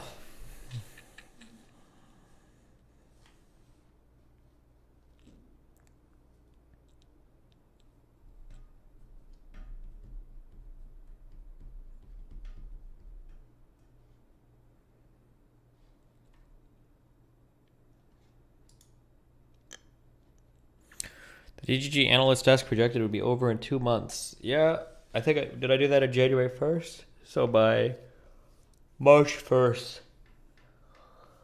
we're gonna be through it, boys. I can feel it. Has the death rate been going up? We're waiting for it, probably for another week, and then we'll see. I was super nerdy, and I memorized the quote from it, and I think I still know it. Let's see if I get this right. Months later, it was discovered that a damaged coil built inside the oxygen tank sparked during the cryostir, which caused the explosion that crippled the Odyssey. Fact check that. Go type that in Google and tell me if that's from Apollo 13. That's how obsessed I was. I used to turn my chair sideways and pretend I was in the shuttle and stuff, like lay it down on the floor. Had this boy dream, and I would use a wooden chair as a space shuttle. Lay it down and pretend I was gym level, blasting off like a real life astronaut. Caught the bus to Francois for basketball. Oh, that was legit multi. Okay. Oh my god, I could dissect this for hours, but we're gonna do the quick version. I want to hear that multi again, and then I'll tell you guys about it. Okay? Like a real life astronaut, caught the bus to Francois for basketball. Real life astronaut cut the bus to Francois for basketball. So Francois was an elementary school friend who lived up in the nice new North End at the time. And we would take the bus to his house I after feel school like I've outpaced sometimes. him intellectually. And his mom would make snacks and like bring us cut up watermelon. And he had awesome like NHL video games on the computer. And we played basketball outside. And it was just, oh, I loved going to Francois, man. If there's a 1% chance that you're watching this, Francois, shout out to you, man. I hope you're doing well. Shout out. I always wondered, I often wonder, you know, where some of these people are that I used to hang out with when we were kids. They're all adults with different lives now and stuff. It's crazy. So it's just a trip, man. It's just a trip watching this and thinking about, you know, back in the day. Out there, his mom had the snacks ready, and in the backyard, Dad had a black caddy. Oh yeah, my dad had a black Cadillac in the backyard. It was an old like 50-something. Thanks for breaking that down. That's what Black Caddy meant. Okay. Passed by so soon. Hot days with breezies and water balloons. So this tune's dedicated to the 90s kids. It's been a pleasure to stop and rewind a bit. It's been a pleasure to rewatch this, and shout out to the 90s kids, man. I mean, whether you were old enough to have like lived through it and actually remember a lot of the stuff, or whether you were just born in the 90s. I mean, the 90s was truly an incredible decade. It really was. 90s, boy, I'm from the 90s. Boy, I'm from the 90s, didn't you know? Didn't you know? Oh, we're all tired. We're all tired and passing out.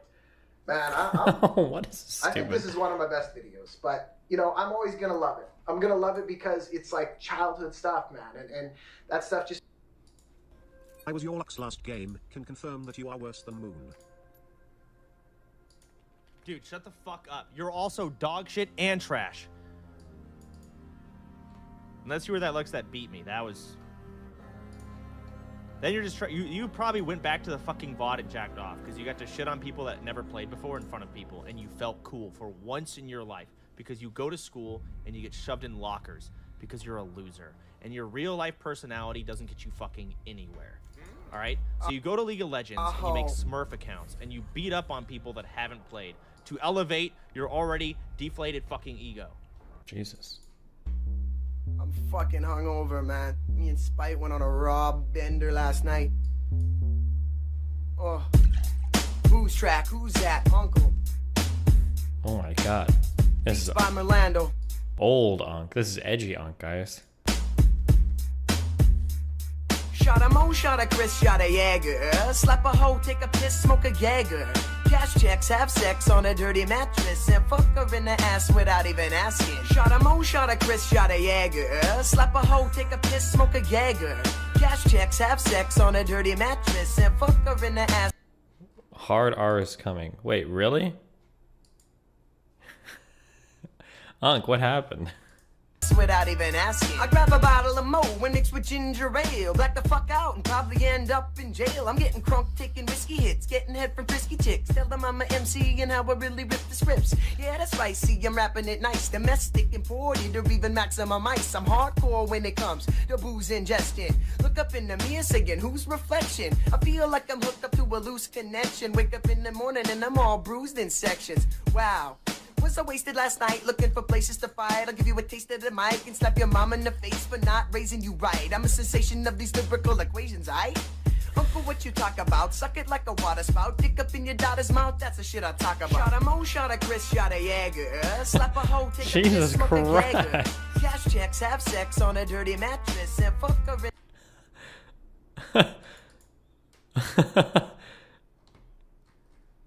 Okay.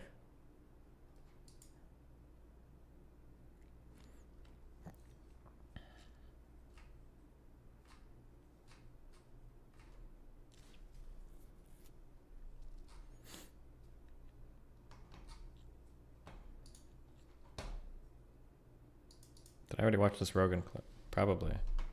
Yes.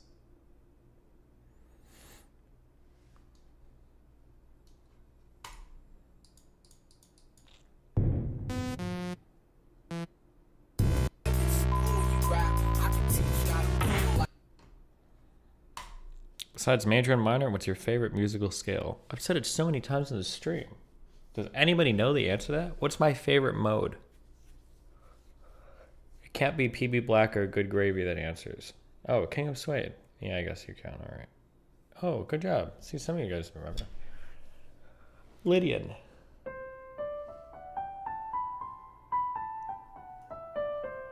It's a good mode.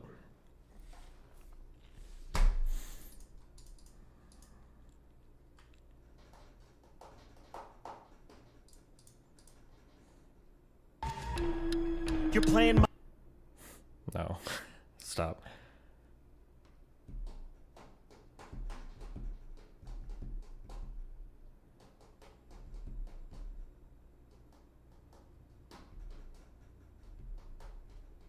Oh, sicko mode.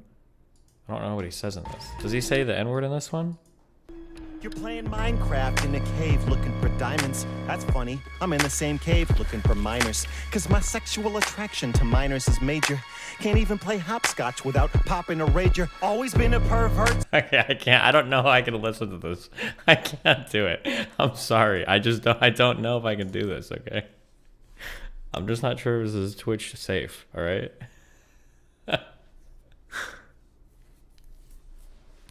It's fine. I don't know if it is. He says the hard R. He says the N-word hard R twice. He doesn't. It's not with the hard R. I think it's with the A. In one of the songs, I heard it. I think that's the worst part of the song.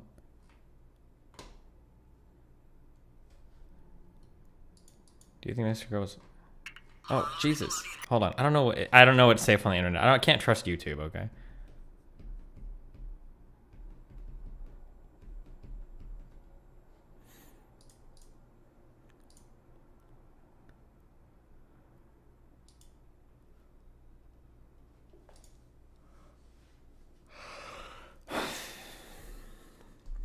Okay. I'm gonna need to work on stuff. I've been streaming a lot. I'm like falling behind on some like real life shit I need to do. I have like 6 important emails I have to do.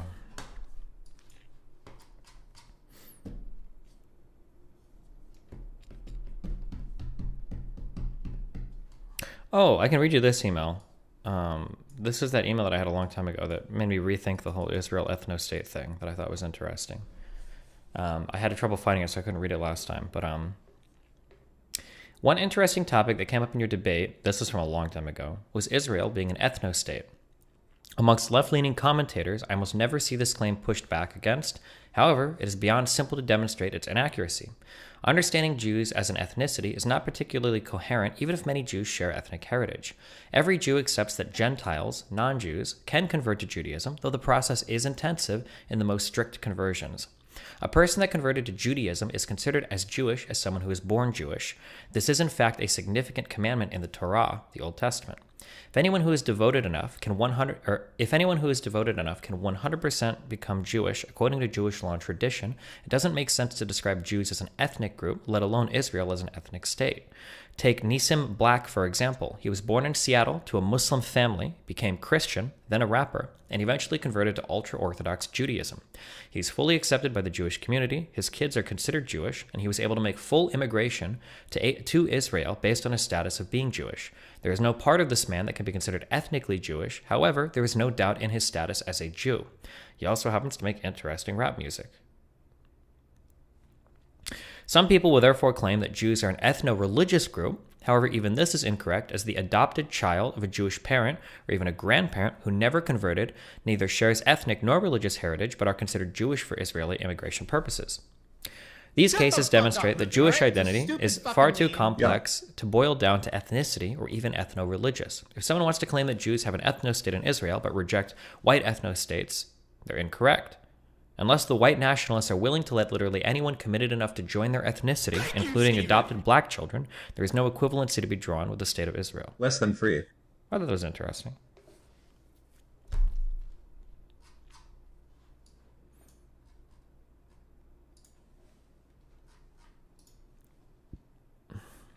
Destiny Discord, what do you want? What? Hello, sir. What's up? How you doing? Good. I'm about to go do a bunch of fucking work. On the Israel thing, how much do you think matters with all those edge cases when you say that probably 95 or higher percentage of people, none of that shit applies to, right? Like, it's not a matter of it being an edge case, it's a matter of it being a possibility.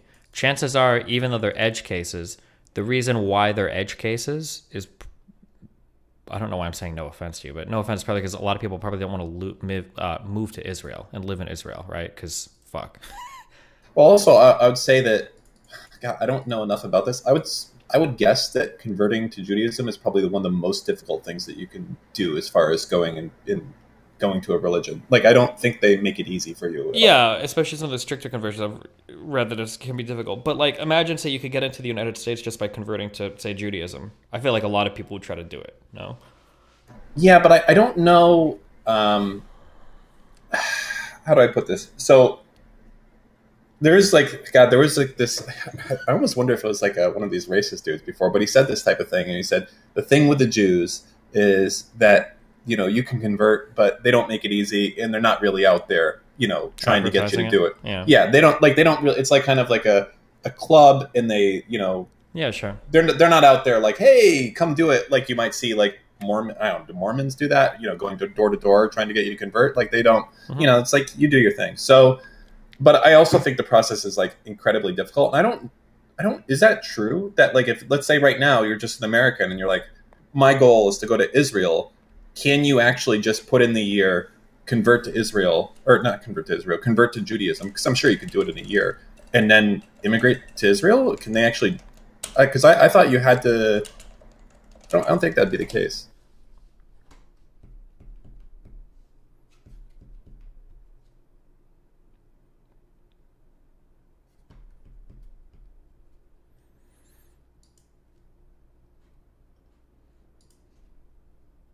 Israeli court says converts to non-Orthodox Judaism can claim citizenship. I mean, it seems like it. Converts to non-Orthodox Judaism.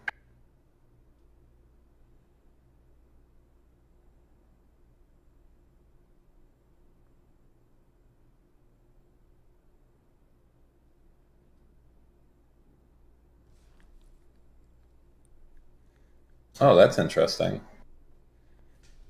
We could do it for stream content, maybe. Huh. What? So when people... So here's the other thing I was thinking about before, is I think that when a lot of people, like, racistly or whatever, talk about Jews, quote unquote, I think they're talking about one subset. I don't think they've ever met a Sephardic Jew. No, they're exclusively talking about the Ashkenazi or whatever, fucking super whitish, like very wealthy, rich or whatever, right? Yeah, exactly. So if you're talking exclusively about that sect of Judaism, then that is an ethnicity, right? To a certain extent. Yeah, there are, but what I've read is there are, and it sucks because I must have gotten a second email because this guy emailed me and I asked for the copy and he sent me his. Another guy emailed me a huge breakdown of like 5 main big different types of ethnically Jewish people. So like everybody, when people say, are you ethnically Jewish online, typically they're talking about Ashkenazi. What is it? Huh? Ashkenazi. Ashkenazi Jews, yeah. Why would you put Nazi right in the fucking title? Is Nazi. Like, I did Nazi nothing. Don't you think that's pretty bad labeling? Like, Jesus Christ. Listen, we were, you know, the Hindus used the swastika before Germany, so, you know, they just tilted it on the side. Christ. Okay, so the Ashkenazi Jews. But there are like other types of Nazi. There are other distinct types of like ethnically Jewish people as well that aren't Ashkenazi at all. They're not related to that. They're like, you might have mentioned some of it, but like some of these are like very brown people that come from like parts of I think northern Africa or southern Asia, like and other parts of the world. We had a Wikipedia up. Wikipedia Jewish ethnicities. But yeah, there are other types of people that are like different. I think. Yeah, but I think the Ashkenazi, it's like 75% of all Jews. I think in Israel, I think it's about 44% are Ashkenazi. No, well, I'm saying like I think like worldwide, it's like 75% are Ashkenazi, and also I would say almost all of them in America are probably going to be to that, like or like American Jews, I would say. Are gonna be. Because the Ashkenazi.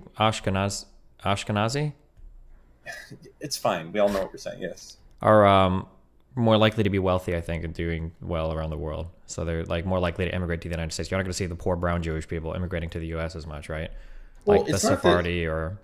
Well, it's not that the Sephardic people are poor, because I don't think that's the case. But it's also, it is a pretty different racial makeup. Like I know there's other there's one that starts with an M, and then there's some that are like Russian, like Caucasus related as well, and then there's like I think there's something like with black Jews.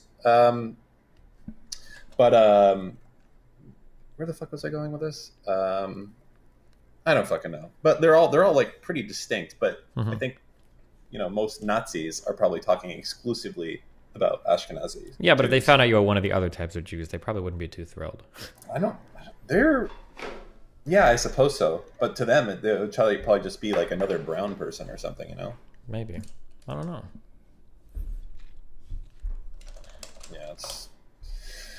Oh man, I've been thinking like, if Trump, like, let's say shit goes fucking crazy here, and I don't know what that would be, or if it could ever get to that point. Like, shit got really crazy here. Where would I go?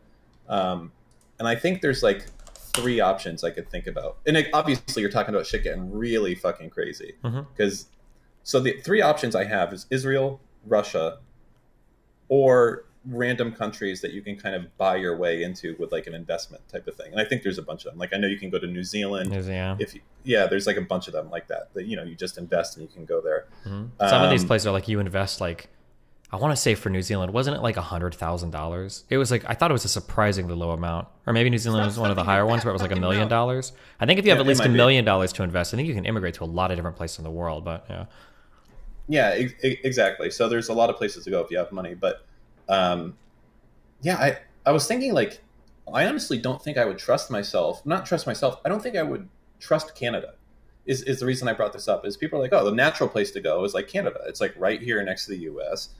It's basically America light. And the thing is, if Trump took power, I honestly think that Canada would be fucking next, man. Like, I think he's going to like, I don't know, he would take over that shit. And that would become like, you never know, dude. I'm just saying, Canada, all they got is like fucking horses and fucking bow and arrows and shit to defend themselves. And just, I don't know.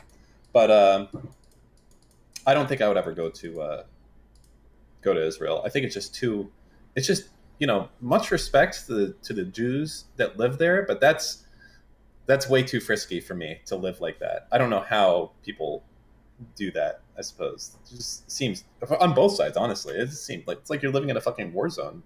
With all that shit. Just that's too much. Yeah. My wife grew up in southern Russia near the border of Chechnya, and she was like, back then shit was fucking cray. Okay, you don't know. Like they were doing fucking bombings in the town and shit. Just saying, it's like horrible to live. You can't imagine what it's like to live in that type of environment, I guess. Yeah. With war going off and shit.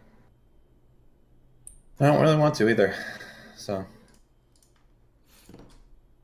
what is it that you have to do today? Just boring shit. I have So you to have to fill do out all email now, or you have the to leave? lawyer shit. I have to leave. I got to do. It's just like a ton of random fuck paperwork for the Melina's immigration shit. So is she going to change her last name or no? Yeah, she will. Interesting.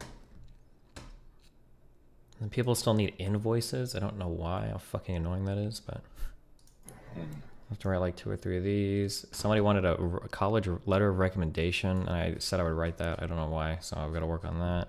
What, for a viewer? So yeah, somebody who's done more, but yeah. Okay. And then I've got to start working on my taxes. I need to book plane tickets. Just have like a whole bunch of... Have you not given up quarterly taxes yet? No, I for last year's taxes. Yeah, I'm saying, well, you're doing it already? I just like to, because I like to invest my money as I get it. I hate having a lot of money sitting in my bank account. But when January rolls around, usually for November, December, I don't invest anything. I just let it build up. And then I'll figure out early on like what my tax liability is. Because I don't want to like buy and sell a whole bunch of shit. Yeah, sure. You can have like a rough idea. Like I'm probably going to owe. Yeah, so I like to fill it all out. So like hopefully by January I know what I owe. So then I can just pay it all. And then I can continue to throw money in my investment account. Oh, well, you're certainly not going to. I don't imagine there's any way you can. Well, at least for me, it's not. I'm still collecting fucking 1099s like fucking 3 months in sometimes. Everyone is like sending this shit. I don't do 1099s anymore. Fuck that. I just. That's good. Because once you start filing on business taxes, I don't think any of that shit matters anymore. Because when you fill it on your 1120S, I just look at all the money that goes into the bank account, and that's what I report on. I don't report any 1099s. Yeah, it's just, you know, sometimes I have to wait for them. But the thing I didn't realize is I didn't realize this for too long, but if you're a company, they don't have to issue you a 1099. Yep. So if you're, I didn't realize that. Like, even if you're, you know. Yeah, that's why. So I just go to the 12 months of my Wells Fargo account, the business one, and then I just add up all the money in there, and then I go through and figure out all my business expenses, and that's it. And, Yeah. But you're done with quarterly taxes. You don't do that no more, right? I don't do that shit. Fuck that. Good. Fuck that shit. The penalty is nothing, and you get the use of your money throughout the year. It's much better. True. So how are you feeling about going out with Rona and everything at this point? Do you not care, or are you kind of like? I feel like if it's gonna happen, it's gonna happen. Like I'm not gonna like live my life in fear, or get like pissed off that Melina is like, because eventually she's gonna get it probably, and I don't want to be like mad at her like, oh, you fucked me because you went out and you got like, so it's gonna probably happen eventually, right? Yeah. It is, dude. Speaking of Florida shit, like Trump might be afraid of DeSantis. Have you been following any of this shit at all? Not really. What's going on? So like, oh, I saw Trump shit talking DeSantis massively. Yeah, like he was flipping out because apparently DeSantis wouldn't say that the election was stolen or something. No, that. But more recently, he wouldn't like say if he got the booster Trump said that they were lying about it, right?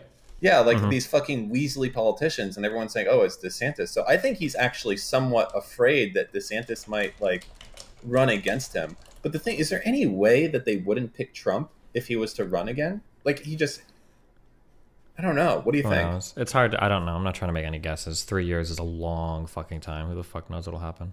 Yeah, sure. I'm just. Well, what do you think would happen if it was happening today or like next year? Trump is an idiot. He'll feel threatened by anybody. So who knows?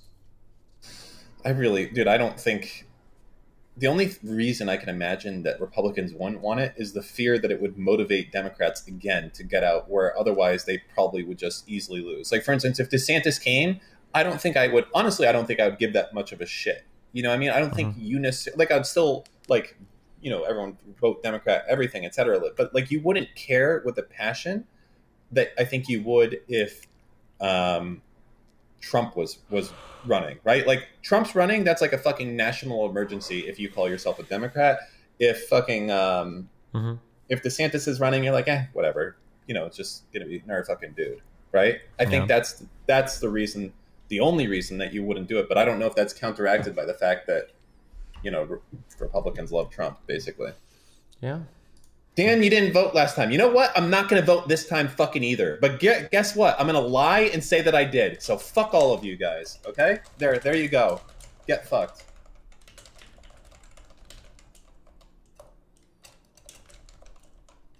Okay, cool. All right, I'm going to go do work stuff. Be careful. All right. Bye. Bye. Love you guys. Be careful. Bye.